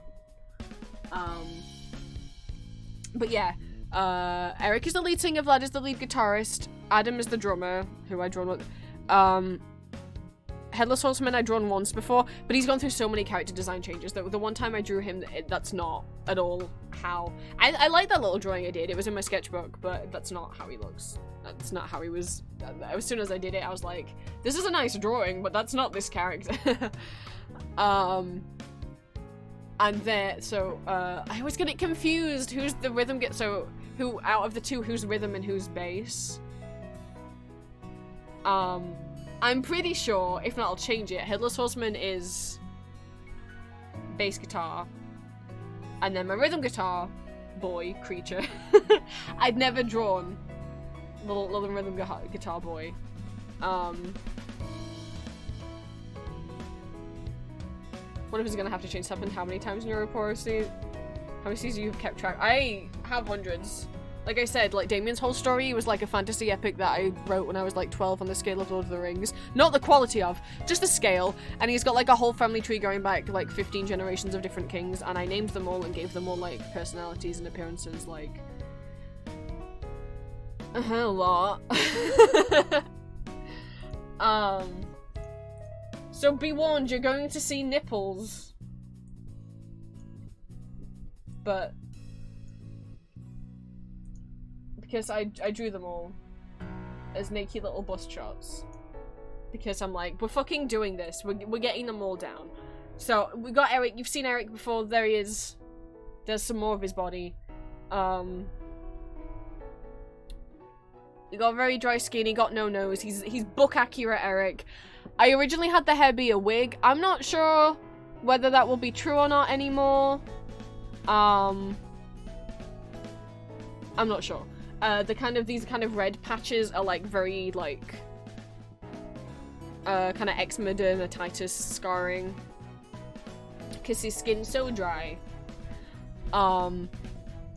He's sort of the human of the group. I'm gonna make him sort of. Originally I was like, well, they're all human, and then I was like, no, he's the human of the group, and then I was like, wait a second, I'm tempted to make him half siren, half human.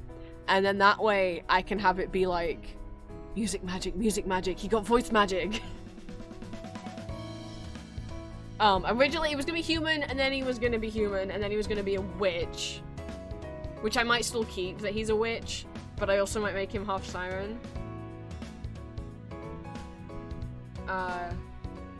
So that he has voice magic, actual voice magic, not just like, he's a good singer.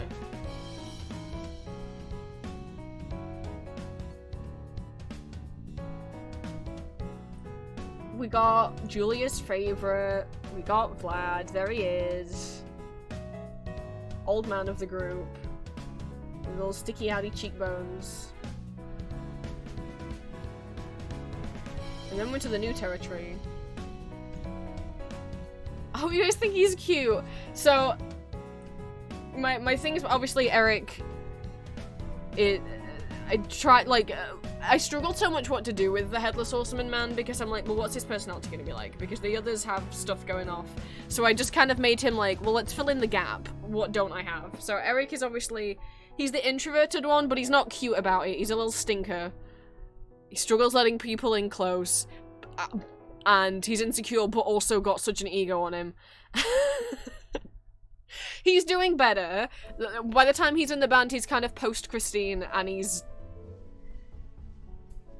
not with her, because it's better if they're not together, but he's trying to be a better person.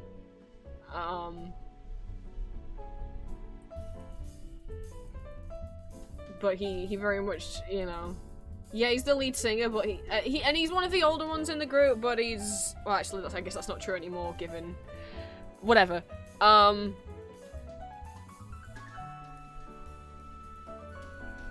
mean, it's Eric.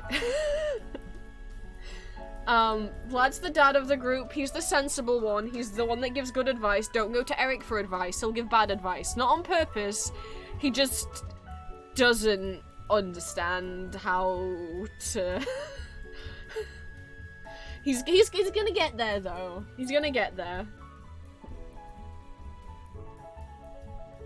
Vlad is not Dracula book accurate Dracula. He's a lot nicer. I have a question about an OC. I don't know if he's a band member or just his own thing. Well, who? The only band members are these 5.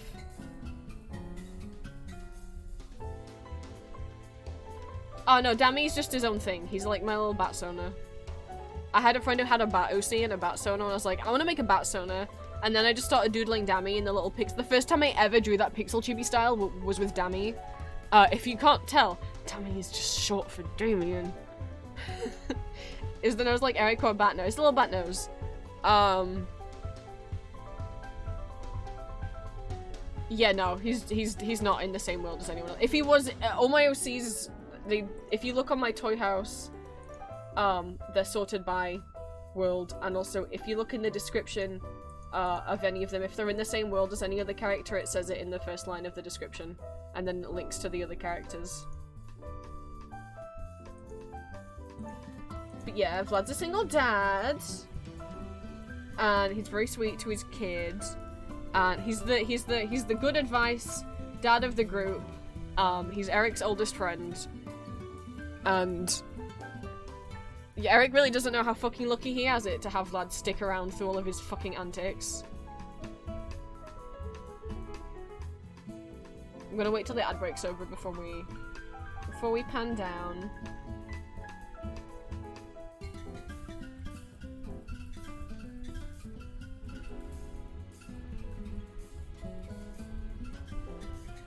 No, I can't fall into the father figure. Well, you know, you'll have to join Julia on her little hype train. Okay. So now I'm gonna scroll. I hope people think it's cute, especially we have Adam, who is ginormous and introverted like Eric, but unlike Eric, he's the sweetest little baby boy bean you will ever see. He's super kind, he's super shy, he's a gentle giant.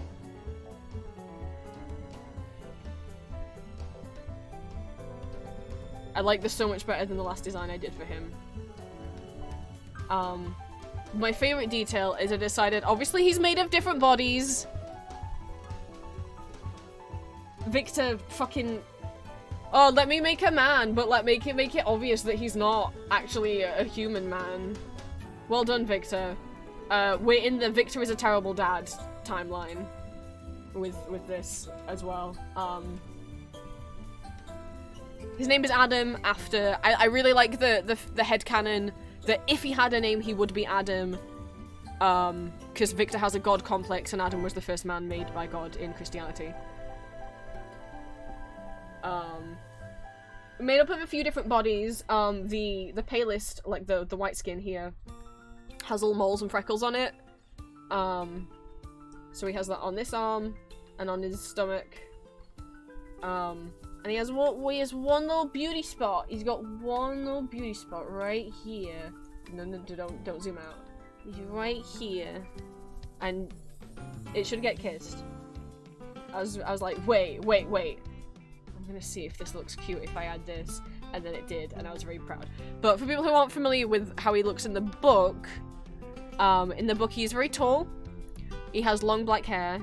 And he has blue eyes, so I kept the long black hair and the blue eyes. I made it curly because Eric's is straight, and I didn't want two people to have the same hair color and texture. That's not the word. texture's not... I don't type. In terms of body type, he's a big boy, he's tall. Like, he's got a little muscle on him, a little fat, like, he's the biggest of the boys. Don't draw him skinny, he's not.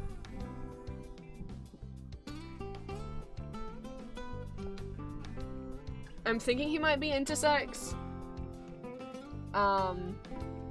We shall see. But yeah, we're in the Victor's a shitty dad timeline. I wasn't sure if I was gonna have him keep the surname Frankenstein, but yeah. I have the idea that he might bond with another character. I started shipping him with one of the other characters, not one of the band members.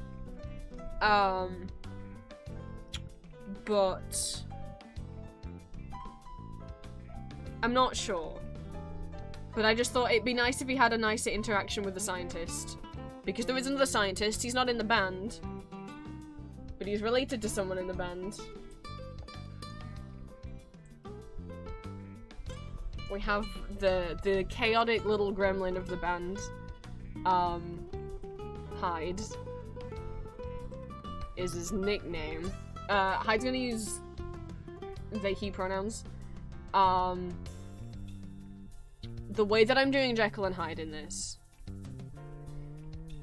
is not going to be one person with DID, because that's not what the intention in the book is. The book is not intended to be DID representation, and if it was, it would be very terrible, offensive DID representation, because Hyde is it would fall into the harmful stereotype of, ooh, Alter is a murderer. No. So, I don't want to touch on that at all. So, the way that Jekyll and Hyde works here, Hyde is a changeling.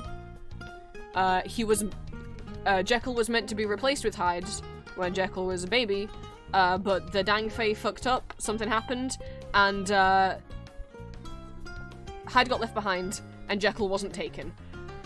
So then there were just two fucking babies. So they do still look similar because Hyde essentially shapeshifted, kind of look like a twin. Haven't worked out how Jekyll's family really respond to that. I guess they were pretty chill about it. They were like, oh shit, we got an extra baby now. So they raised Hyde like their own. So in this, it's more like, Henry and Hyde are more like twins, of a sense, adoptive twins. He's got a little tail. I give him a little tail. That's like his little, he's got pointed ears and he's got a little tail. To show that's their little fey nature. It reminds me of like how when people draw Snufkin with a little tail. For Moomins, it's that kind of little tail. He is trans. He has no nips, no nipples, and he's got these little. I like drawing top surgery scars and characters differently. So he's got these kind of like, I think they're more gonna be like tattoos over his scars. That kind of look like ivy. Or brambles or something. I haven't quite decided. But yeah, I didn't forget to draw him nipples.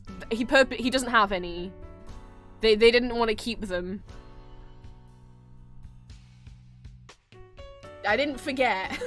I don't want someone thinking I forgot. Also, you can't see. I'll zoom in on the ear. It's hard to see under the hair. But there's a thing there. Not the earring. Above the earring.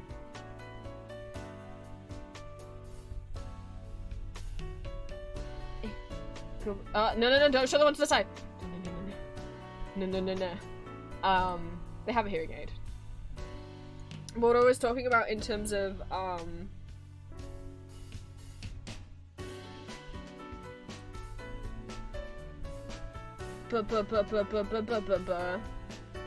Adam is,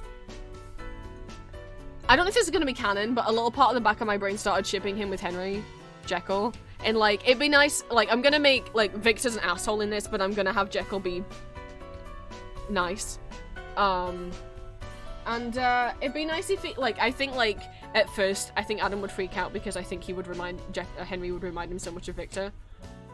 But then I was like, but it'd be nice if Henry was just actually, like, fucking nice to him, and then Adam can have a nice experience with a scientist, and then, I don't know. I don't know if it'll be canon. I ship loads of my OCs together that aren't canon.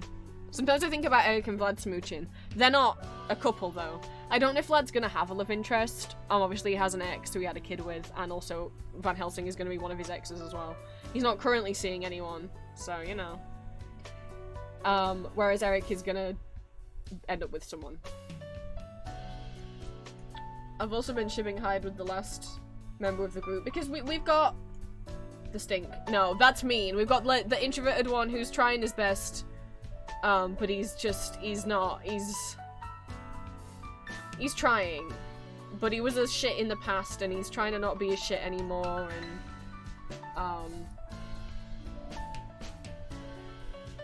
sort of the genius of the group, but you know, introverted and closed off and trying to learn how to let people in. We got Vlad, who's the responsible, good advice giving dad friend. We got the introverted, but only because he's very shy, but very, very sweet, gentle giant.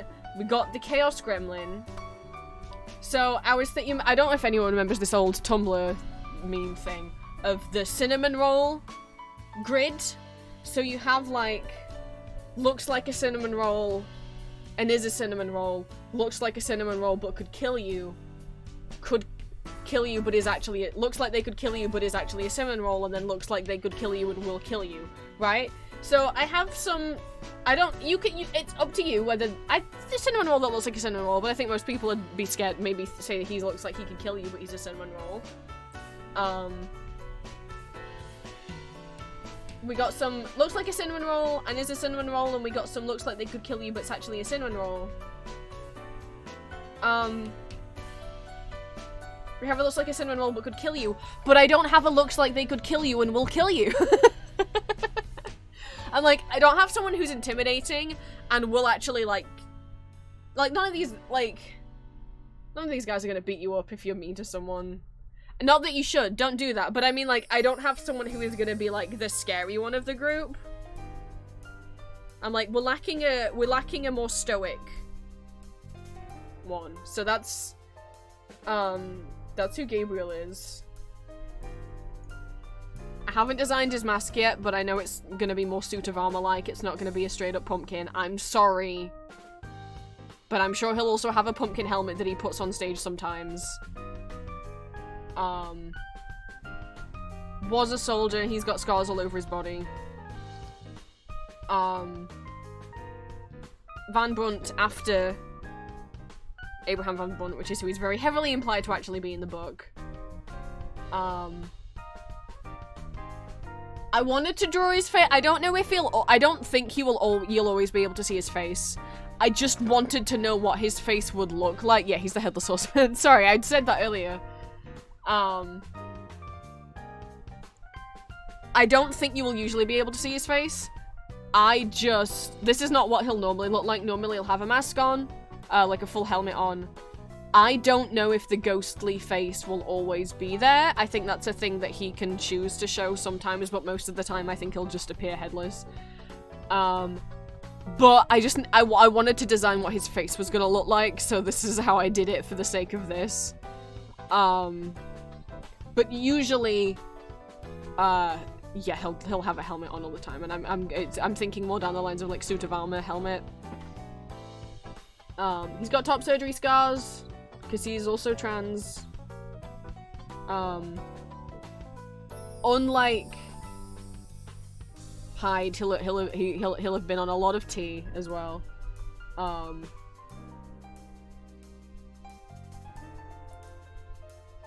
He's the beefcake of the group. Adam is big, but not necessarily muscular.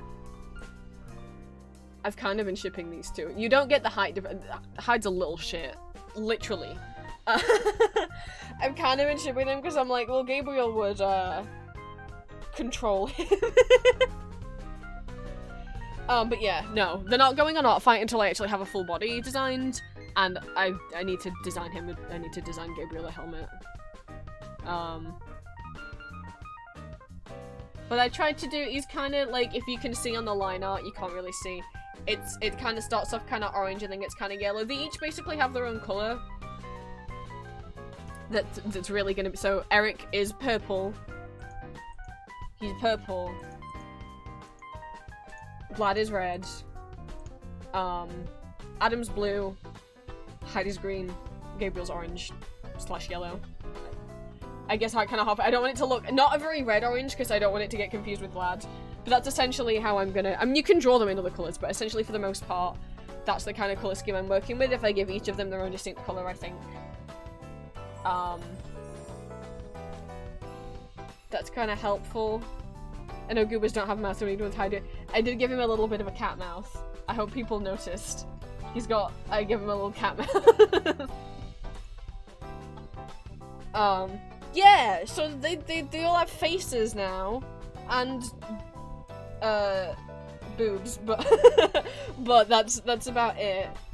But hey, Julia got to see Vlad shirtless. She saw it before she went to work this morning, so there's a little treat for Adam. Again, there'll be more.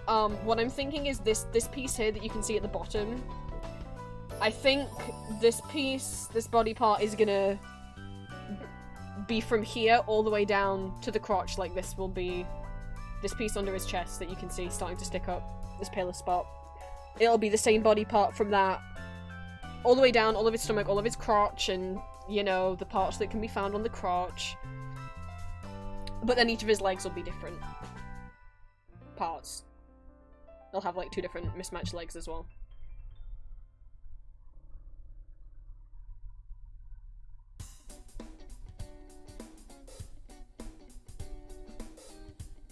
Yeah, I hope Adam looks this sweet. I'm so, because the last design I did of him, I hated it so much.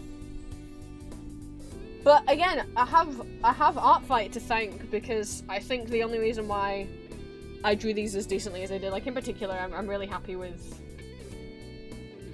Hayden and Adam, is because I've been drawing so much for Artfight. It didn't feel like in the past, even just like a month ago, I would have been too scared to do this.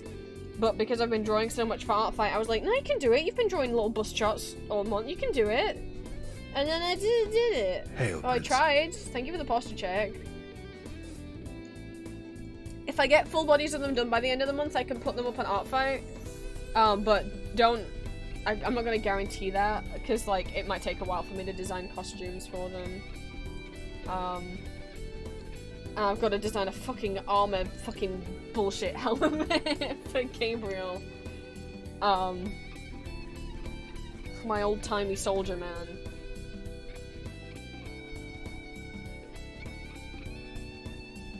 But there's still gonna be allusions to the pumpkin, either like even though I'm not gonna straight up have it be a pumpkin. But I don't know if I'll have it be like bright orange, but there might be like orange detailing on it, or I might give him like a jack-o'-lantern smile on the helmet or something. There'll be some allusion to pumpkinness, because I love Pumpkinhead, Headless Horseman. I really like that, so I want some allusion to it. I'm gonna BRB and grab some more water, and we can finally get into the meat and potatoes of the stream and do some work.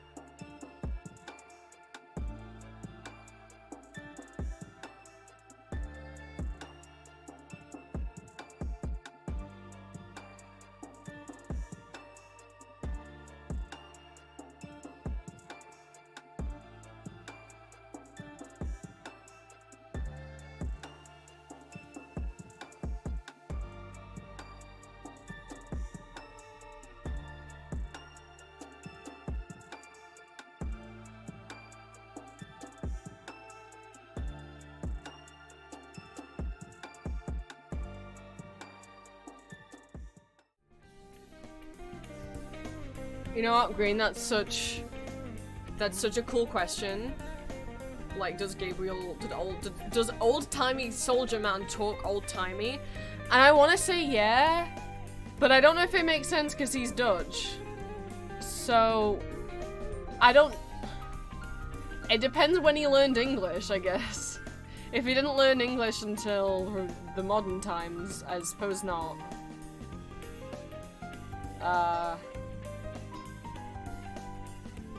Or we can say that maybe he learned English when he was alive.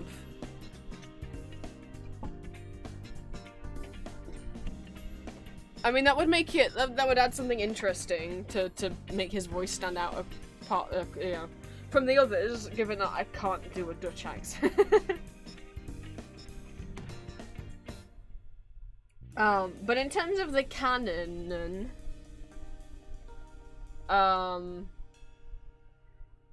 relationships, Eric and Christine used to be a couple, but in the actual plot, not the ex-listener audios, because obviously in the ex-listener audios you're gonna date them, but in the actual canon plot, if I ever do make this into a comic, Eric and Christine used to be a thing, but he was way too almost like parasocial in a way, like putting her on a pedestal, like just it wasn't good. It wasn't a good look. They're not together anymore. Christine is okay with him. She still talks to him, but she's like, we can't, Eric. And she's not comfy being in a relationship with him, so, but that's fine, because she's gonna go date Meg. Eric's gonna get with Raoul.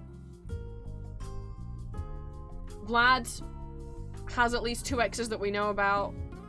I don't have any plans for him to get back together with either of them. Adam starts single, and I don't have any plans for him to get with anyone, but I'm kind of in the back of my mind shipping him with Henry, but I don't know. Hyde, whilst it's fun to ship him with Gabriel, starts single, I have no plans for him to be in a relationship with anyone. Gabriel, as much as it's fun to enjoy shipping him with the others, I don't think him and Hyde he's already dating Katrina by the start of the band. Him and Katrina have just been together for a long time. And then Ichabod comes along. And eventually they become a throuple. I mean, I suppose if he could also have Hyde on as well, but I don't know. But him and Katrina are gonna have already been a thing for a long time. And then then Ichabod's gonna get romanced by both of them. That's the actual plot for the comics. Obviously, by the ex-listener audios, they're all yours for the taking. Yeah, for a long time I was like, obviously I can't have Eric actually be with de Todd. He's not a public domain character. What do I do? And I was like, maybe I can argue that it's Death from The Mask of the Red Death by Edgar Allan Poe, but like, that's not. People are gonna know. I don't want to get in trouble. And I was like, but then there's no one! And it's like, Damien, Raoul's right there. He's right there! I felt so bad, I was like, oh, that's true. So thank you to this one, I mean there's a few Eric Raoul fics I like, but thank you to this one Eric Raoul fic that has been updating the last few years that I've been reading. There's like a modern AU where like, okay, when I say Eric's Raoul's sugar daddy, that sounds bad. Look, Eric essentially just like wants companionship, and Raoul's like a struggling music student. He's wingmanning Christine to help her date Meg. Christine ends up wingmanning Raoul. He just goes with Eric for the money because he's been disowned by his rich family for coming out as gay. And him and Eric, he just does this thing with Eric just because Eric wants an actual companion. They don't engage in sex or anything like that. But then, they fall for each other, and then, Raoul confesses his feelings while he's kind of drunk, and then he comes back the next day and Eric's like, yo, it's fine, I know you were just drunk, and Raoul's like, you fucking idiot, it wasn't just because I was drunk. And then Eric takes off his mask and is like, look at me, I'm gross, and Raoul's like, I don't give a shit! Just fuck me already. It's a good fic. I wish I could remember who it's by.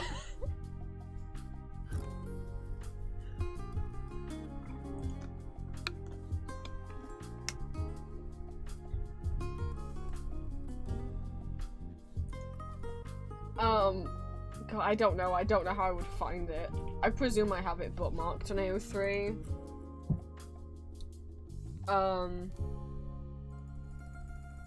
But I have 1,200 bookmarks. Don't look at me. I've had O3 for a long time. Print story recaps have been fantastic today.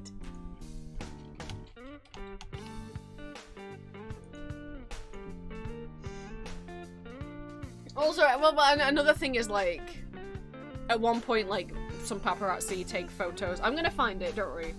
Oh, I found it. It's the most. Okay, here we go, here we go. 23 out of 25. It is not finished yet, but the author does update still. The last update... Is that the date posted or the last? No. So it really last updated in January.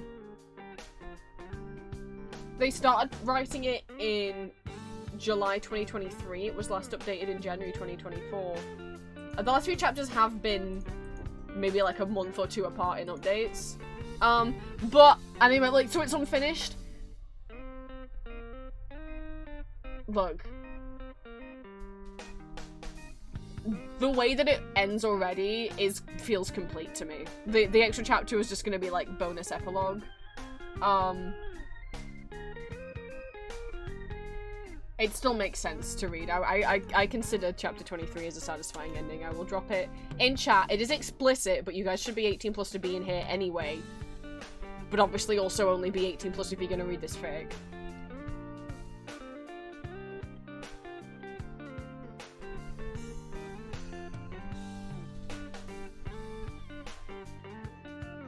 But there's some stuff as well, like, because Raoul's family is shitty and homophobic in this and kick him out, but then there's also paparazzi trying to catch him on a date with a man and take pictures, and Raoul's getting texts from someone harassing him, and that's a whole B plot that's going off as well.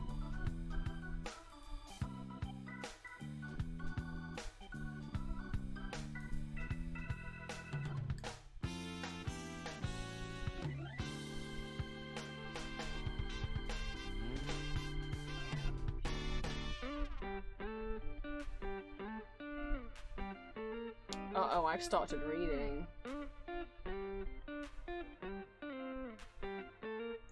Yeah, feel free to grab the latest by, I can't pronounce that. Siempre ad meliora? Yeah? That seems right. It's all one word, so I'm like, I think that's where the different words are. I know the word siempre and the word meliora. Cool, it's a Latin- no, semper ad meliora is a Latin phrase that means always towards better things, which is cute. That's not spelt siempre, though. Because, I guess it means the same thing. Because siempre, I'm like, isn't that Spanish? Yeah, siempre is Spanish for always. So I guess it's that. It means something like that. I can work out usernames. Right, art fight. You're gonna take a little, you go back over here now. Oh, let me save this before I forget.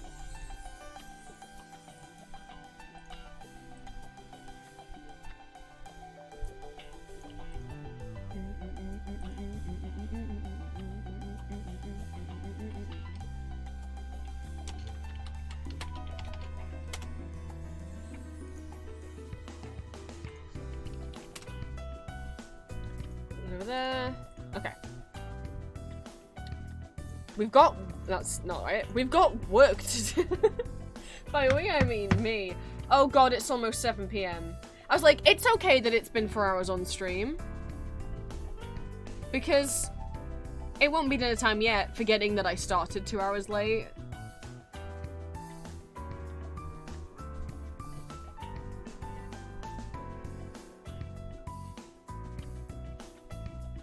We'll at least do 1 episode of Night Vale. So we have 1, 2, 3,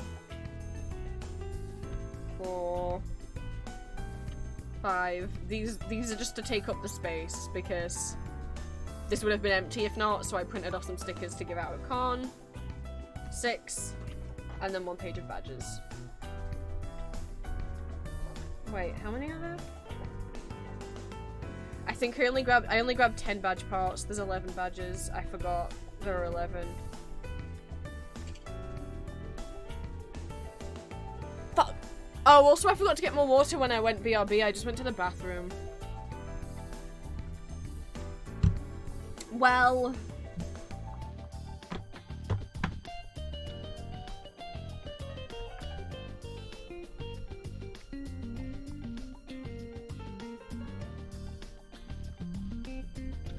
Is my phone turned itself off? How could it? I was watching Julia's video on a loop. Oh, it's because I went to get up. Oh, I see what happened. When I was talking about Elizabeth Death musical and I went to get that screenshot up of the new guy who's playing the Todd, which there he is. I then just turned my phone off. So it wasn't still playing Julia's video on a loop. No, my plan!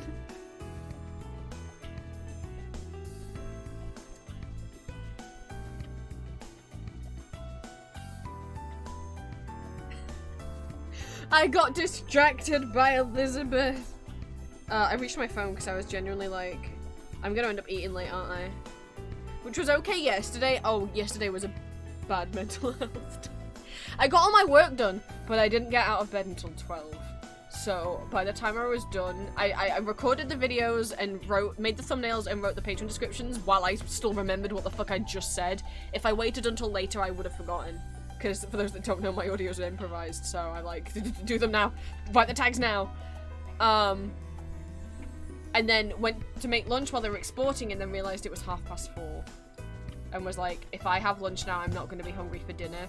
So I had my dinner, I had my tea then at like 5 o'clock. And then just kind of had a supper at like 10 PM, but I wasn't that hungry. Yesterday was strange.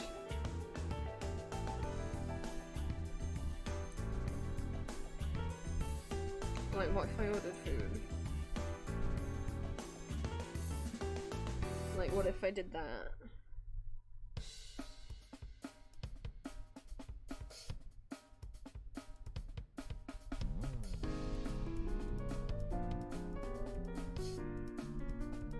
I'm just seeing what's open. That doesn't mean I'm gonna do it.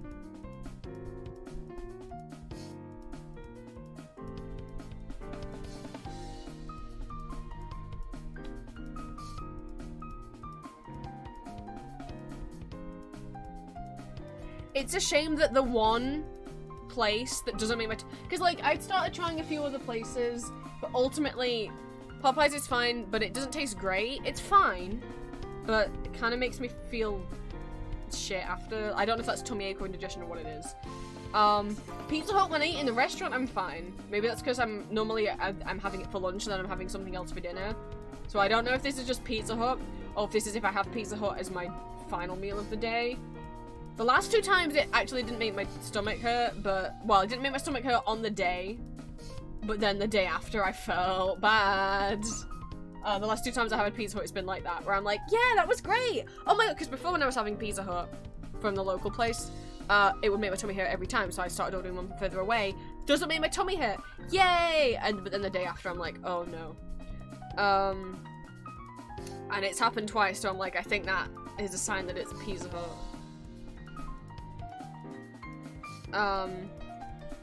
Subway's crap. Every time I've ordered from there, they just put, I'm sorry that I didn't want meat in my sandwich, but like, that doesn't mean you should put nothing in it. But they put like nothing in it. As like lettuce, spinach, they're always out of spinach. I never get any spinach. So then it just ends up being lettuce, cheese, and cucumber. They put like 1 piece of lettuce and 1 piece of cucumber in it. And then they put it in a box that's shorter than the sandwich. So it comes like squashed. And it just tastes like I'm eating bread. There's nothing in it. And the bread's not even good, so... There was one place that didn't give me tummy ache that I could happily order a crispy chicken salad from. But then he had to be shit, so I'm boycotting you. But it was the only place I could eat. Like, it was like, you know, especially like if I go somewhere new, right? Because I have a sensitive tummy, I have sensory issues with food, and you know, thus making me a picky eater. So it's difficult for me to eat a lot of places. So my one safe place that wouldn't make me ill and that had food that I could eat, because not everywhere lets you customize their salads, and I'm allergic to onion. So I have to be careful as well. The one place you had to go and be a piece of shit. The one place is McDonald's, by the way. They have Skittles McFlurries. I'm gonna order from them.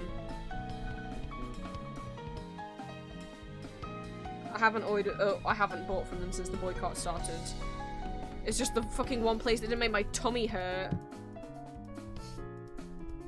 I'm looking and I'm like, how could you? Oh, that's right, I started having the veggie dippers. Those are good. I liked those. I'm not a vegetarian. I just don't like their chicken nuggets. So I tried the veggie dippers, which are like, what is it, pepper, pesto, and like batter. They're good.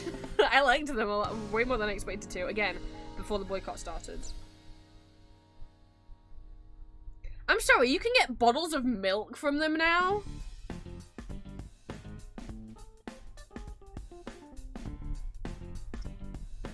What? What? It's been a while. I don't know how long we've been doing that. Yeah, I don't know how good Skittles ice. Yeah, I've had. Yeah, you could always. Could it always do that in Coding or not? I don't know what you're referring to. Yeah, I don't know about Skittles in ice cream. I've had that. I've had.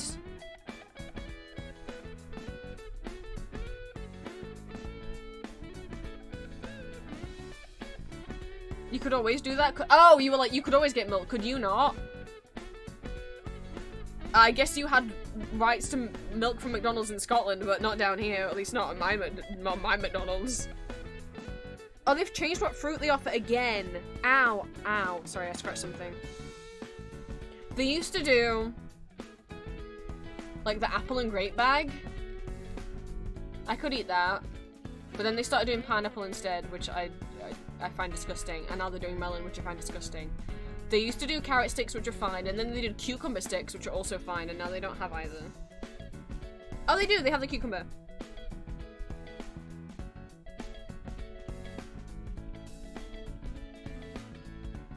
I'm scrolling past the salad I used to get. Hello, crispy chicken salad.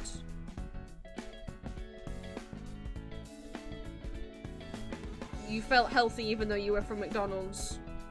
I've had the Maltesers one, yeah, and the M&M one. Best time I ever ordered from McDonald's, they accidentally sent me 2 McFlurries. I ordered one.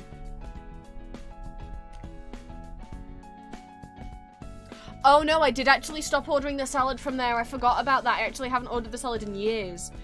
Because they keep fucking it up. So you can customize the salad, so it has like whatever meat you had. So there's like the chicken, lettuce, cucumber, tomato, onion. I get rid of the tomato because I find it disgusting. I get rid of the onion because I'm allergic. And on 2 or 3 separate occasions, I think 2 or 3 separate occasions they put onion in it. I got a refund through the app. Not from McDonald's, but I got a refund through the actual takeout app. But it's like, that doesn't help me. Thanks for the money back, but like now I don't have a meal. Now I just have fries. Like, I can't risk eating anything in that box. I can't just pick the onion out. So I actually did stop. Yeah, I forgot about that. I've never had that happen to me in person. But when I've ordered takeout, and I tried it from different McDonald's, they just, like, weren't fucking reading. And it's like, look, it's one thing if they'd put tomato in there, I would have just picked the tomato out and eaten it. Like, I don't like tomato, but I'll eat something that's touched it. But I'm like, I can't risk eating something that's touched raw onion. Like, my throat will feel like there's a cheese grater inside it. So, like, I forgot actually they started doing that. So I couldn't trust them before anyway. Damn you. Anyway, stickers, right? I should literally be playing Nightmare. I'm just seeing what's on the other app, that's all. The different apps have different restaurants. That's all. Oh, that's true, Taco Bell exists.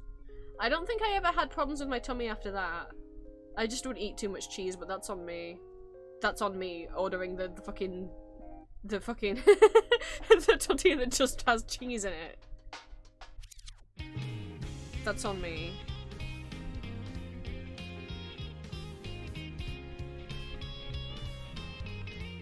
But the reason why I don't do Taco Bell is because I'm like, I could just make that at home. I can put shit in a tortilla.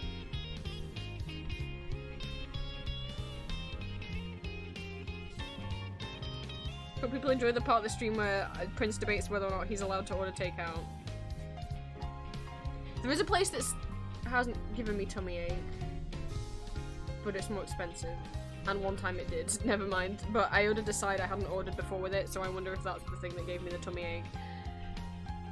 It's like it's a nice treat until you feel like have tummy ache that feels like you're on your period for the rest of the day. My tummy's so fucking sensitive. To like, I don't know, greasy food, I guess.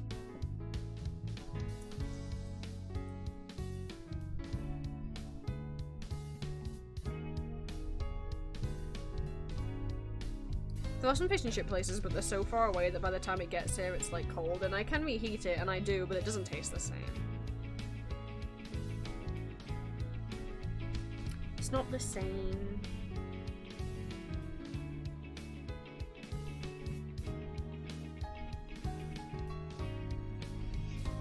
Alright. Well, we'll do some debating. We've got stuff to cut out. So, for those who this is their first stream with me, hi.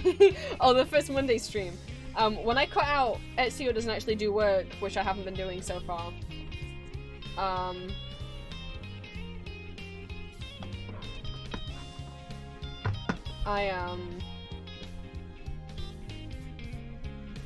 We listen to Welcome to Night Vale because it prevents me from rambling, because it's like an audio drama podcast thing, and I can't talk over Cecil because that's rude and then you guys miss the plot. Welcome to Night Vale is a horror comedy fictional audio drama podcast set in the fictional town of Night Vale. It is presented as if you are listening to the fictional radio show of that town, listening to their radio host Cecil. We're currently in season 2, but you don't need to have listened to previous episodes to understand the plot. Cecil will catch you up. The only stuff that's happened in season 1 that is different now is like some things that are coming, like we're having some tie-ins with plots that have happened. Stuff that was mentioned in season 1 is now like becoming a bigger issue, like the old outdoors, like the house that doesn't exist. I presume if he talks about Dana again, he'll mention she was trapped in the dog park. The only thing he might not catch you up on is him and Carlos, who are a couple, but they weren't a couple in season 1. They had a whole slow burn romance over the course of season 1 and got together at the end of season 1. But trigger warnings for conspiracy theory stuff. A lot of Night Vale residents, you know, believe in that stuff. Talk of conspiracy theories, violence, blood, gore, body horror, derealization on reality. The list probably goes on. It is presented in like a comedy surreal way, but it is at the end of the day horror. And if you do not want to listen to that, or you can go and try and Google for more specific trigger warnings. I never could find a proper good list. Feel free to sit the rest of stream out, or you can try Night Vale out, and if you don't like it, that's fine.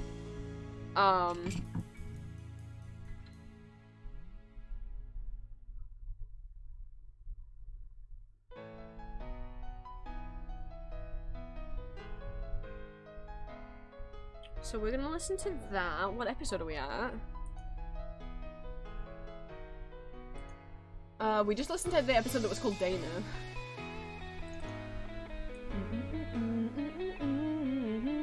So what, on to episode 31, A Blinking Light Upon the Mountain, which if you will remember from the last episode, Dana said now that she's trapped in the desert otherworld, all it is just sand. But she can see a mountain in the distance, even though, you know, they're not real. Obviously, mountains aren't real. And there's a blinking light up there. So I don't know if that's what it's referring to. Again, I've listened to Welcome to Night Vale all the way up to episode 118 before. And that's when I dropped off. So I do know a lot of the plot. of what we are already listening to, but I will not give spoilers. If you have already listened to Night Vale, please also do not give spoilers. It's a lot of people in chat's first time listening.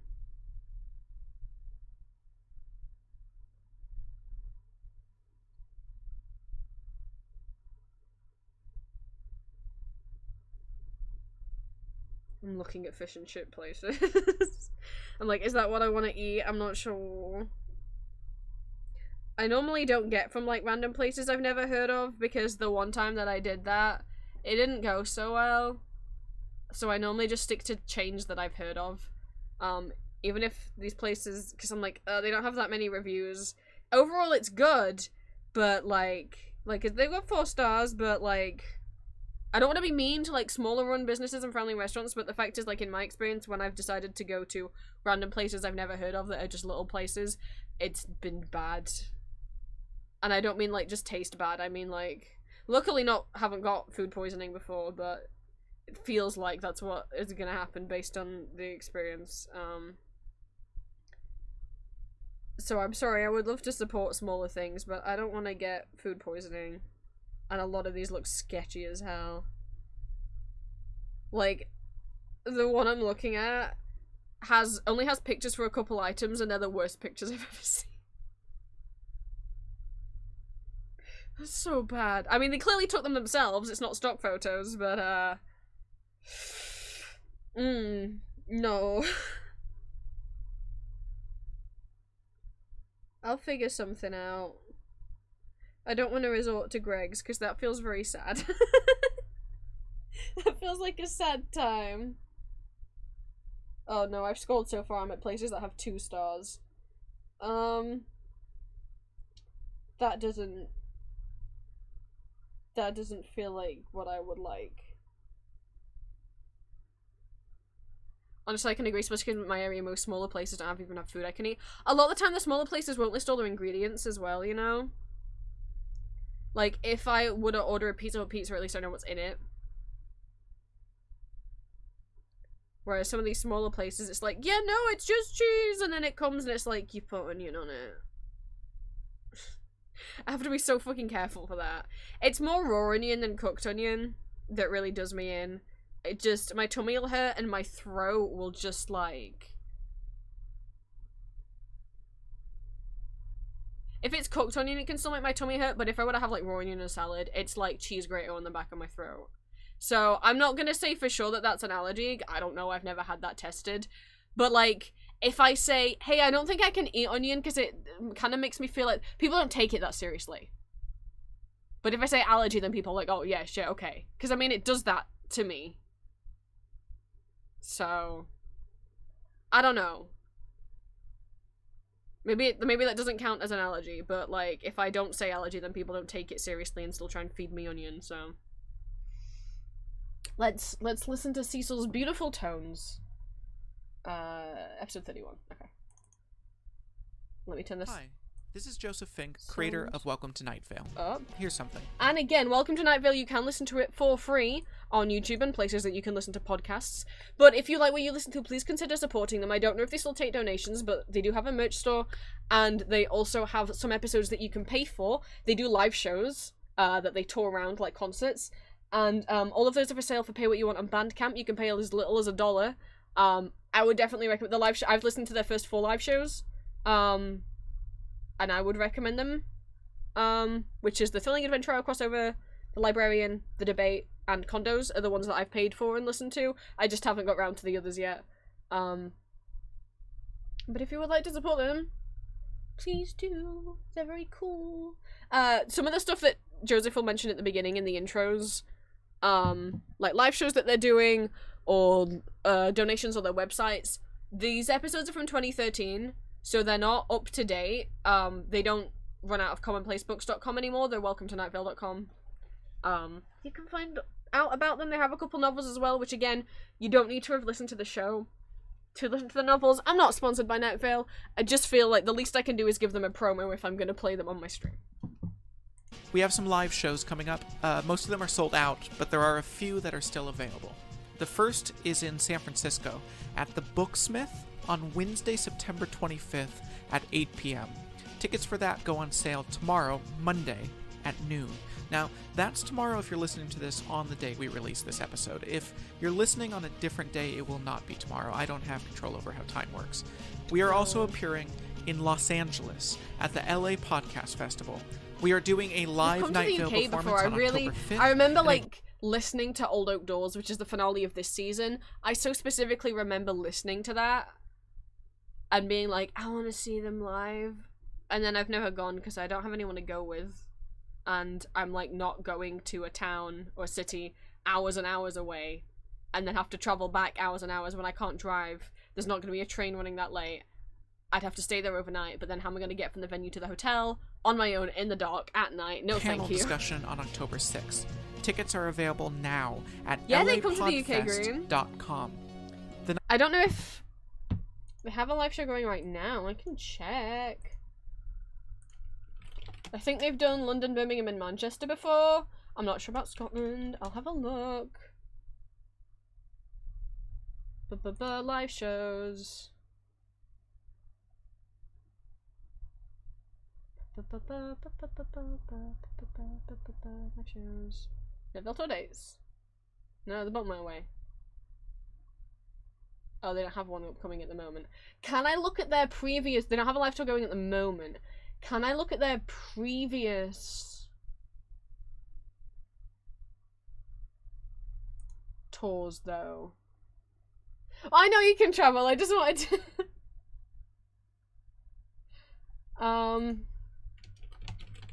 Let me try and see a past tour that they've done. Okay, I see Manchester, Leeds, Bristol for some past event that they did. Past events. Okay, the Attic is the most recent live tour they did. That was in March 2024. They went to London, Bristol, Leeds, and Manchester. September 2022, they went to Manchester, Bristol, Brighton. That's all that I can see on ctickets.com. Oh,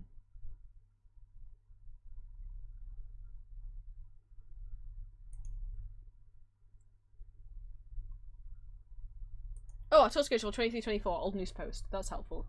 I know they might not necessarily go to these dates again, but it gives us a rough idea. The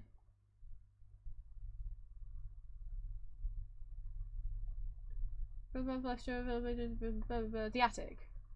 That's their most recent show. No, that just took me to the live shows page.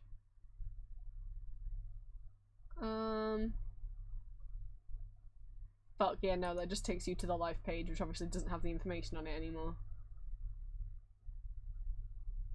Okay, what about this one? This is an old blog. 2022 World Tour, The Haunting of Night Vale. Nope, it just says to click here and then it takes you to the old page.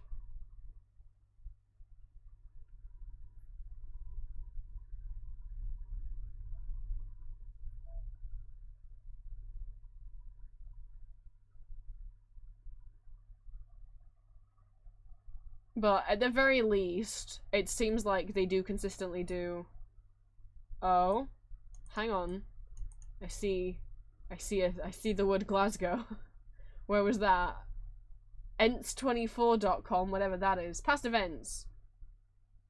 March 2024, they went to Manchester, Leeds, Bristol, Glasgow, London. 2022, they went Dublin, Brighton and Hove, Bristol, Glasgow. At the Old Fruit Market. I can't say they'll go Glasgow every time, but they have done Glasgow before.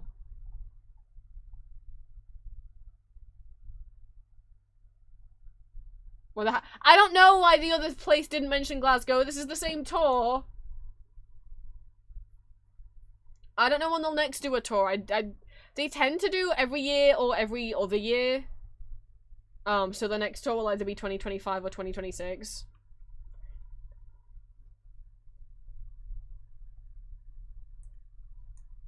So we shall see. Night Vale store. It exists. We have t-shirts, coffee cups, postcards, bumper stickers, and 2 limited edition shirts that can only be bought in the month of September. So you have half a month left to think I grab have them before one they of vanish those. forever. And then think I have you'll one of have a those. few decades to Because wear I will them. say, I do own a Night Vale shirt. I didn't know that they were limited edition, but I do have a Night Vale shirt that was one of a pair. I didn't get both of them, I just got one of them. And they've never resold them. Like, the other shirts I have, they've always brought back. They've brought back their old designs a lot. But, I wonder if then one of mine is limited edition, because they've never resold them. Which is, they had 2 shirts for the 2 mayoral candidates that were up for election in Night Vale this season, and I have one of them, but I'm not gonna say which one, because they haven't revealed his candidacy on the show yet. I mean, their candidate, what, Before I mean, you their also vanish candidacy, Go to commonplacebooks.com to check all that out. And finally this podcast Saved it. is a labor of love, and it means a lot to us that we can ask for your support and you support us. That direct connection with all of you out there, it's very important to us. If you like what we do and you want to help keep it going, please consider setting up a small reoccurring donation. We have some cool gifts here for people that give a little more, like a personal thank you message recorded just for you by Cecil himself. whoa. Thank you to Young I don't think they O, offer that Brendan anymore. Beard, and Kayla Racy for donating already. Go to commonplacebooks.com and click on donate to join them. Thanks. Our God is an awesome God. Much better than that ridiculous God that Desert Bluffs has. Cecil. Welcome to Night Vale. I wouldn't insult the smiling god if I were you.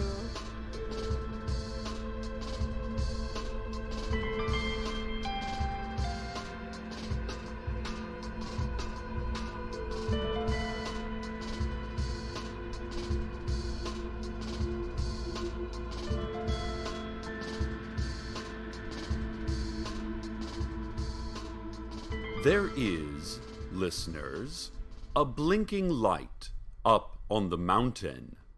It is Oh. red. Blinking In Night Vale, lights not in the are Desert Otherworld. always red. It is nestled among the have a magic crags blinking and light. nooks of the precipitous slope. We can all see it. No use denying it. The city council tried. Nope, they said. Blinking light? Let me think. Blinking light. No, sorry, it doesn't ring any bells. But then a bell started ringing, a signal from the watchman who lives in Night Vale's invisible clock tower, Oh my god. letting us know that he had seen something. And we all See, the saw clock tower's it real. too. You doubted. It was a blinking I mean, I light doubt it. up on the mountain. But Oh I a well, fool? said the council, crawling backwards through a window into town hall, one by one. oh, Bunny, Ah well, you never it was gave worth me the a song shot. you wanted for Kazurioki. We can do What it at does the this end if light you want. mean? Who will But I dare don't know if you wanted something off investigate the list it? or a ghost song. Will You never it said. spell our doom? Dear listeners, who knows? No one. And probably more later. For now, just this. Just a blinking light. Red Look at these babies. They're for someone on in the chat. mountain.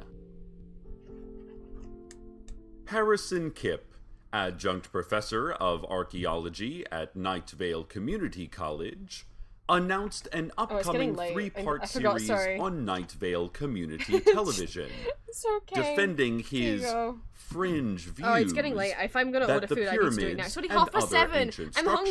structures were constructed by human beings rather than benevolent ancient aliens. I don't know what to order. Harrison, against decades of reasonable evidence, raved that it's possible that these historical marvels could have been made using mathematics and slave labor.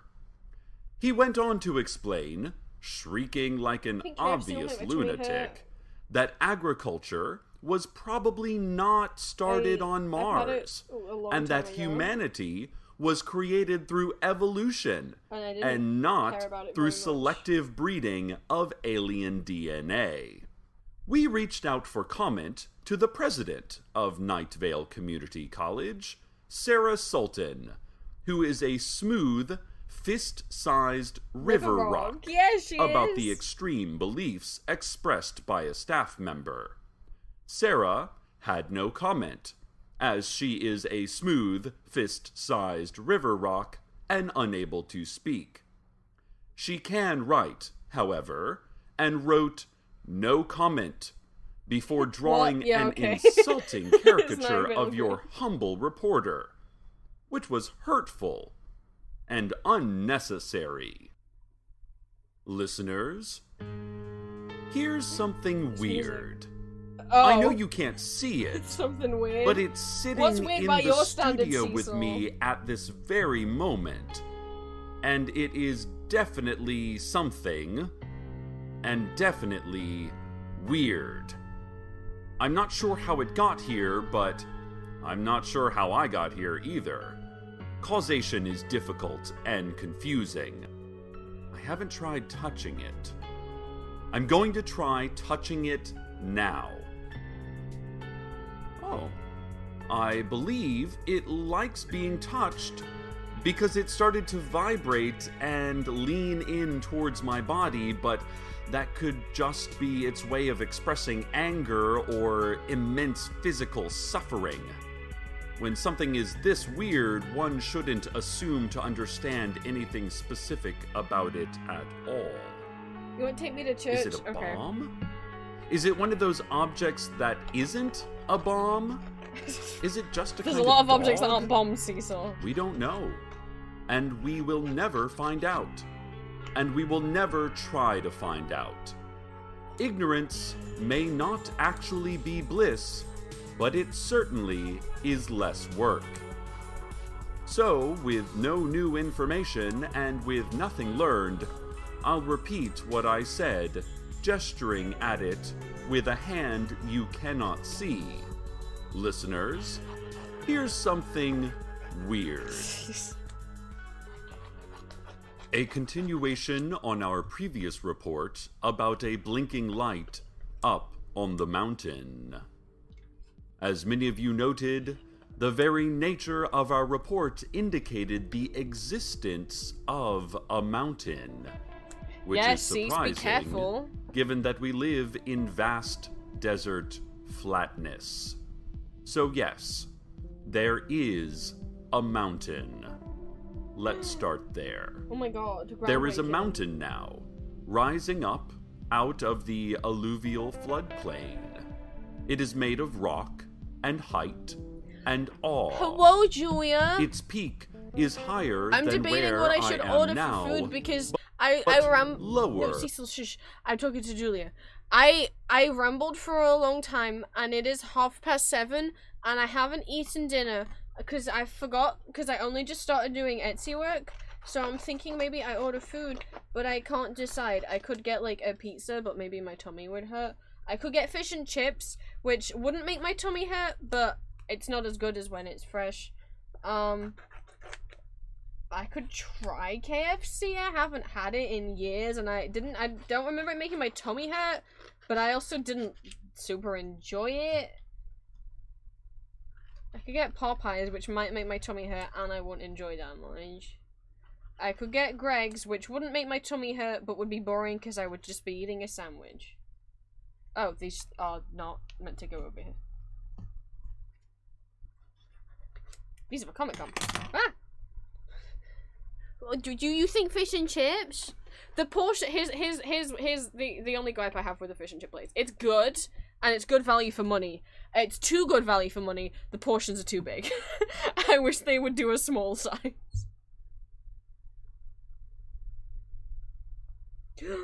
The price has gone up by 50p. It is good though.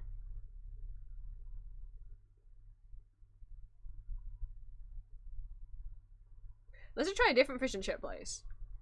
But this is the only one I found locally that's good. And again, even though this is like a little place, it's not like a big chain place, but I know it's fine. I've eaten here in person multiple times. I trust them. I've ordered from them before. It's just by the time it gets here, it's gone cold and I have to reheat it, and then it's not as good. But it's still pretty good. Also, they offer scraps now. Like, you can order scraps on the takeout. If you know what scraps are. So, like, you know, because obviously it's, like, the chips and the fish are fried and stuff. Scraps are, like, all the bits of batter that are just, like, literally scraps. Like, fish and chip places when I was a kid used to let you could ask for scraps, and they just give you them for free. They cost money now. It's 50 pence for a tub of scraps. But you could try ask it. I mean, my mum always goes, why? Well, you could go anywhere and ask for scraps, but I don't know that everywhere would give you scraps now. But they didn't used to offer scraps. They started doing this about 6 months ago.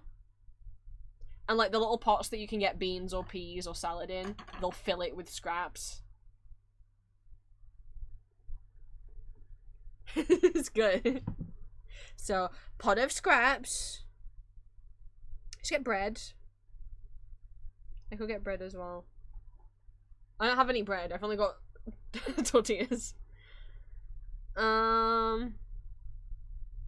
But the bread they have, it is just sliced bread, or I can get like a burger bun bread. So it's like, it's not the best bread. Yeah, Julia, I'll take you here when you come over. And we can have scraps.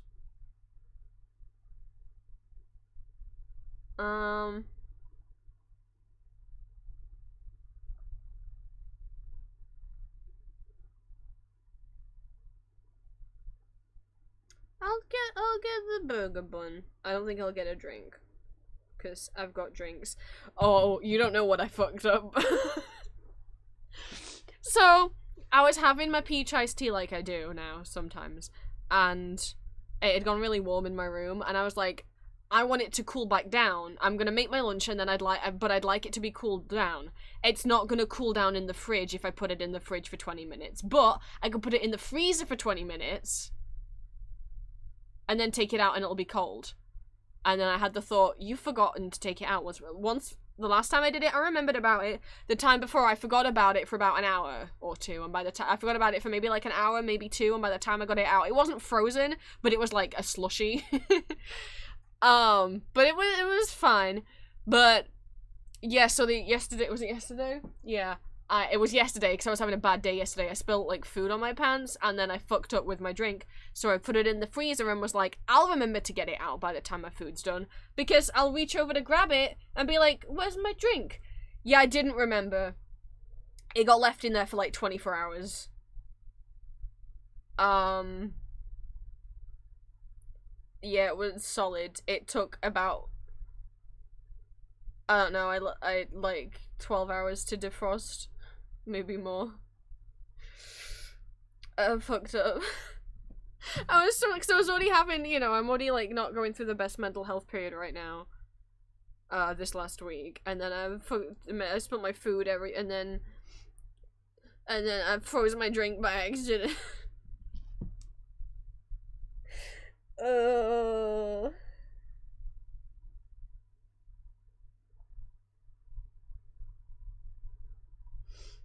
I felt like such a goof. Julia, when you get back, can we watch the Power Hour? Do you want to know what they've do you want to know what they've done?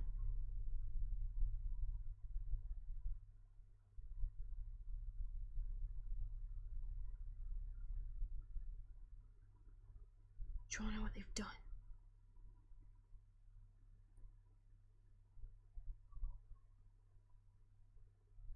No, I do not want a drink. Stop trying to give me a drink. When I get back from what? Oh, you already home? I thought, when you said freedom, I just thought your shift was over. I didn't know you were actually already home. Are you fully all the way home?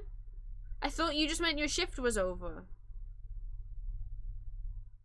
Oh! Well, when I finish it, I'll finish stream on the food take because I'm not going to eat on stream. However much of Etsy stuff I get done on stream, I'll get the rest of it done off stream, but I'm not going to eat on stream. Well, I didn't check my text. Well, the Grumps have gone camping. They're trying to put up a tent.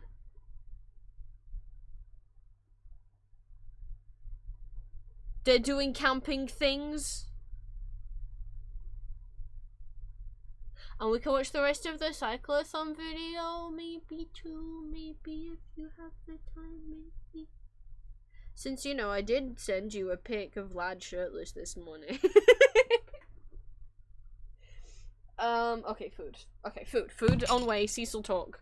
You know, what I will at least do... Normally I would do all the stickers first before I even start touching the badges. But... Ow, I dropped it on the floor. But, ow! I've never experienced such a sensation before.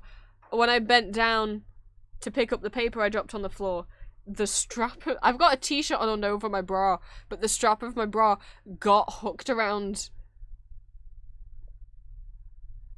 the arm of my chair, and when I tried to lean back up, I couldn't, and then it twanged, and then it gave way and it twanged it against me. That wasn't nice.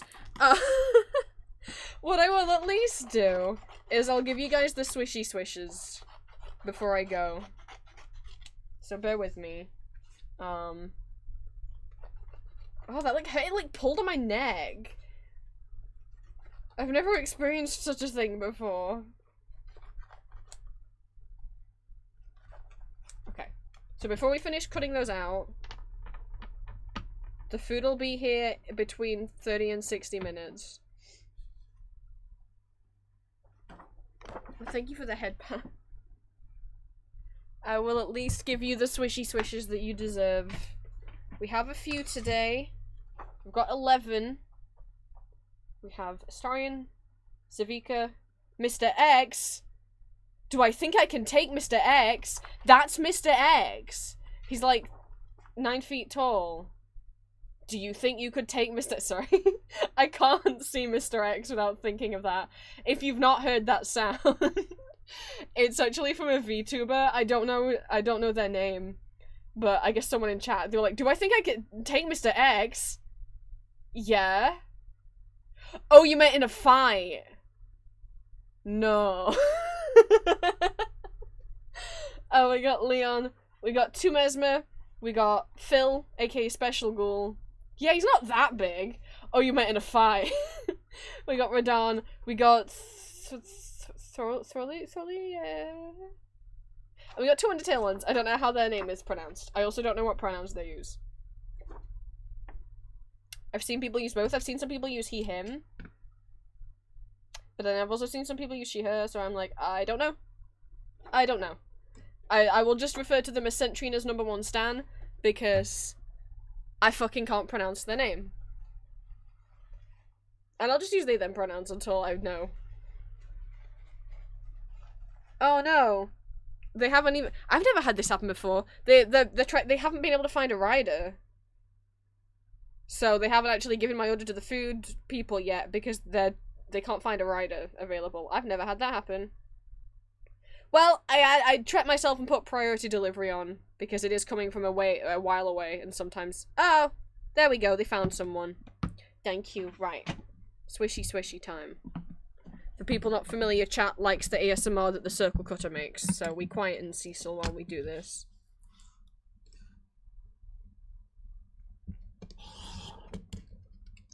Let me turn the fan off as well, hang on.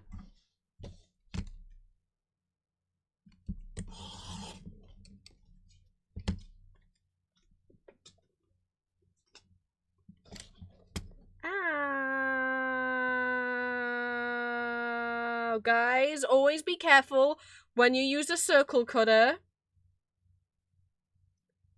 That's the first time I've ever done that. I might be bleeding. It's fine. It's fine. I won't get blood on your badges. I'll clean it.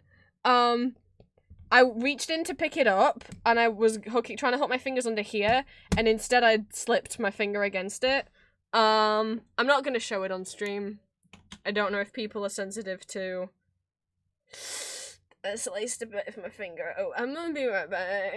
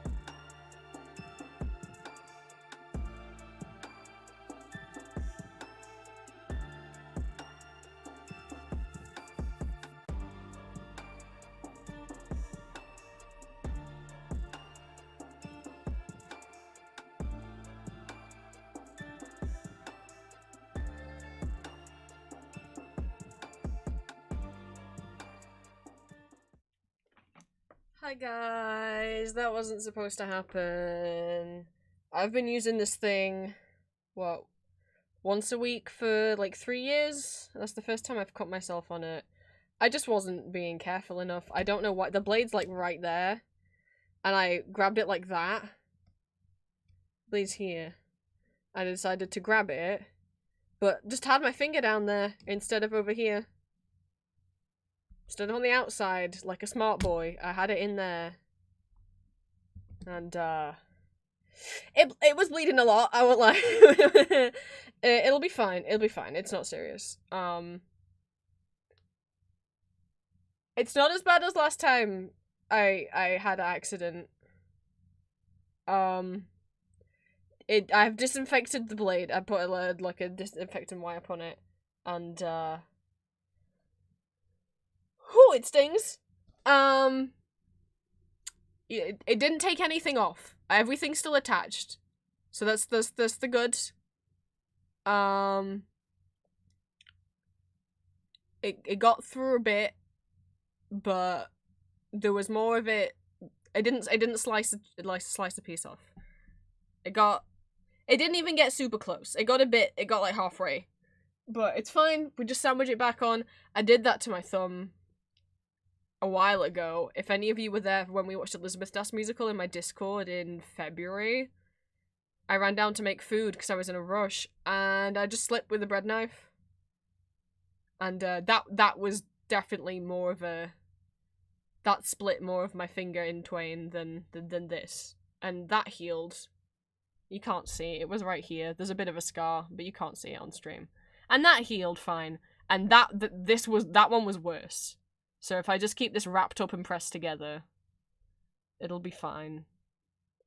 I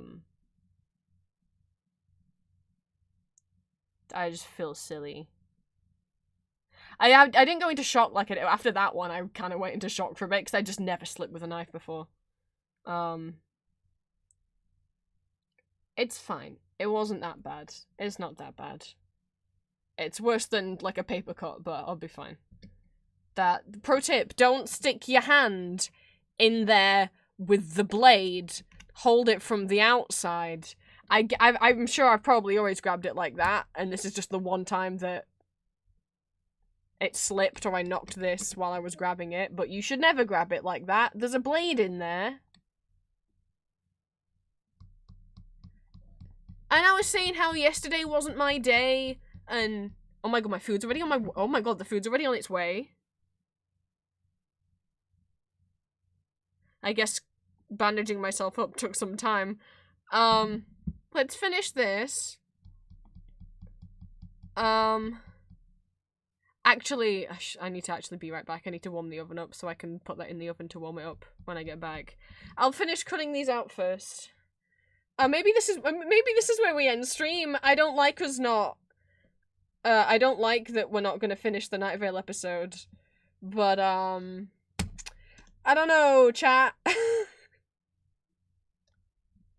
Do you think when you accidentally injure yourself, it's time to end stream? Maybe you're too distracted.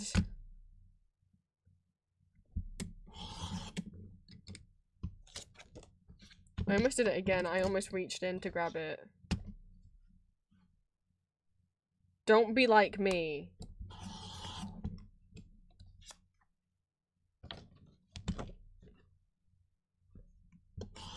Be safe when working with spinning metal blade.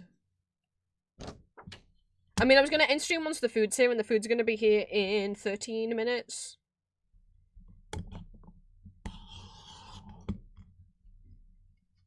It's not so much tired as it's the depression that's just making me not feel good.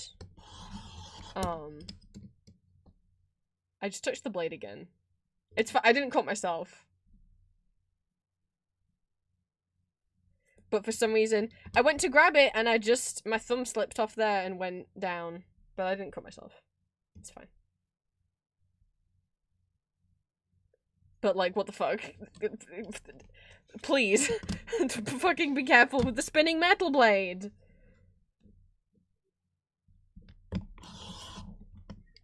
Just keep hold of the fucking handle. My god. hold it by the handle. Just pick it up by the handle. It's got a handle for a reason. There's no need to ever touch any other part of it. Wait, where's the board?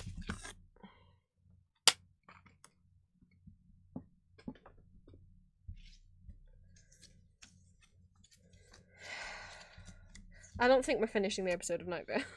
Because even if I did play it, we've only got 11 minutes left before the food here. And there is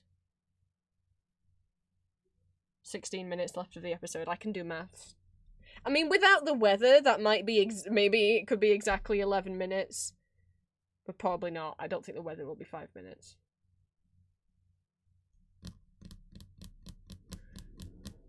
I can't do my nails probably because it's all covered up now.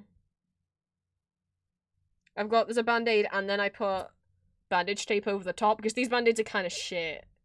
So I then put bandage tape on the top of it just to hold it in place because... Oh, it's throbbing! I don't like that. I'd never experienced that because I've never cut myself seriously. Oh, maybe like not since I was a kid. I remember one time I dropped like this little ornament that I had and it had a sharp edge on it and it got me, but not that deep. I did have a nasty fall in the playground when I was like 5 years old, so that probably did sting. I was too young to remember. So in my adult life, this and when I caught my thumb back in February, these are the only times I've seriously cut myself. Or injured myself. Well, that's questionable. We don't know what I did to my back. So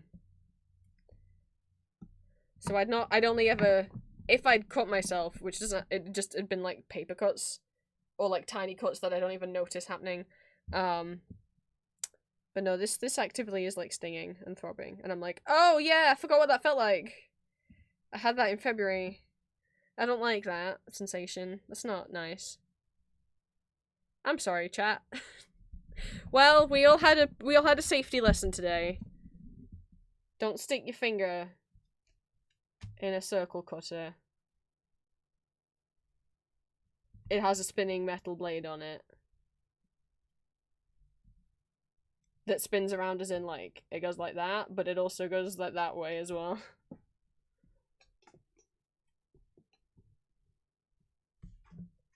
So I will make those off stream. Sorry I'm not doing them on stream. Hopefully the ramble was the rambles were entertaining. 11 of these.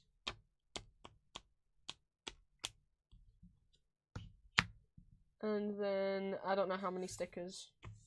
But thank you for the people who already ordered the Elden Ring. There's like 2 full sets of Elden Ring stickers here. And there's another 2 full sets that have been ordered, but they are waiting to go out because they're coming with keychains. Oh, Pocket Cat, you shouldn't be in there. What the fuck are you doing in there? Get away.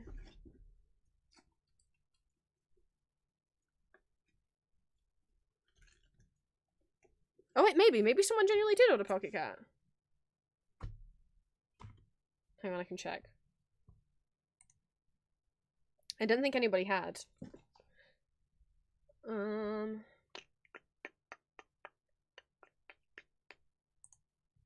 know someone ordered phone hung stickers, but I thought they just got Kahara, Enki, Marco, Ragnarvalda. Yeah, Pocket Cat, go away.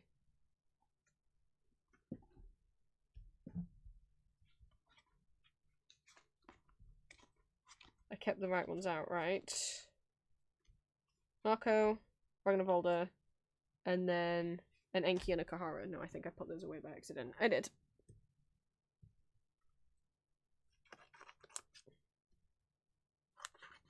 Okay. Sorry, Dawn, but you can come with me to Comic-Con.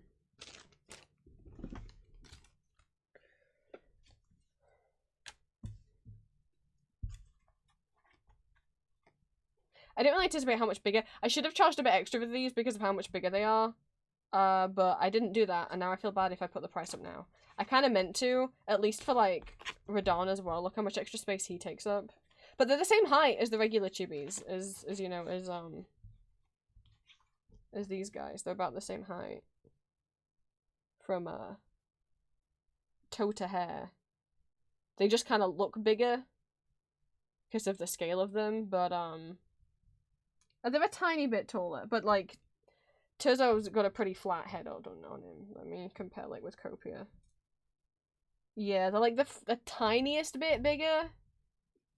It depends on how much volume I've put on the hair, but they're roughly about the same size. I think they just appear a lot bigger because of the proportions. Okay. Let's see. We'll leave this on the bed. Put that over there. Just needs to go to the recycling. We'll make the badges later.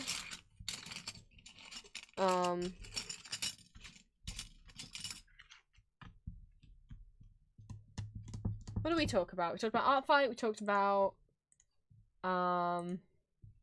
purity culture. I talked about Elizabeth for too long again. Talked about I showed you the rest of the boy band designs. I didn't turn the oven on. I need to go do that. I don't think I'm gonna raid because I need to, the oven's not. I forgot I said I'd cut those out and then immediately go turn the oven on. I should have just gone and done it because I forgot, and now it's gonna be here in 4 minutes and the oven takes like 8 minutes to warm up. Oh, bunnies, I'm sorry, I didn't do your kazoo. How long is Take Me to Church? My food's gonna be here in 4 minutes. Do you think I can take me to church before the food comes up? Or are you happy for me to do it on Wednesday? I'll make a note of it and do it on Wednesday.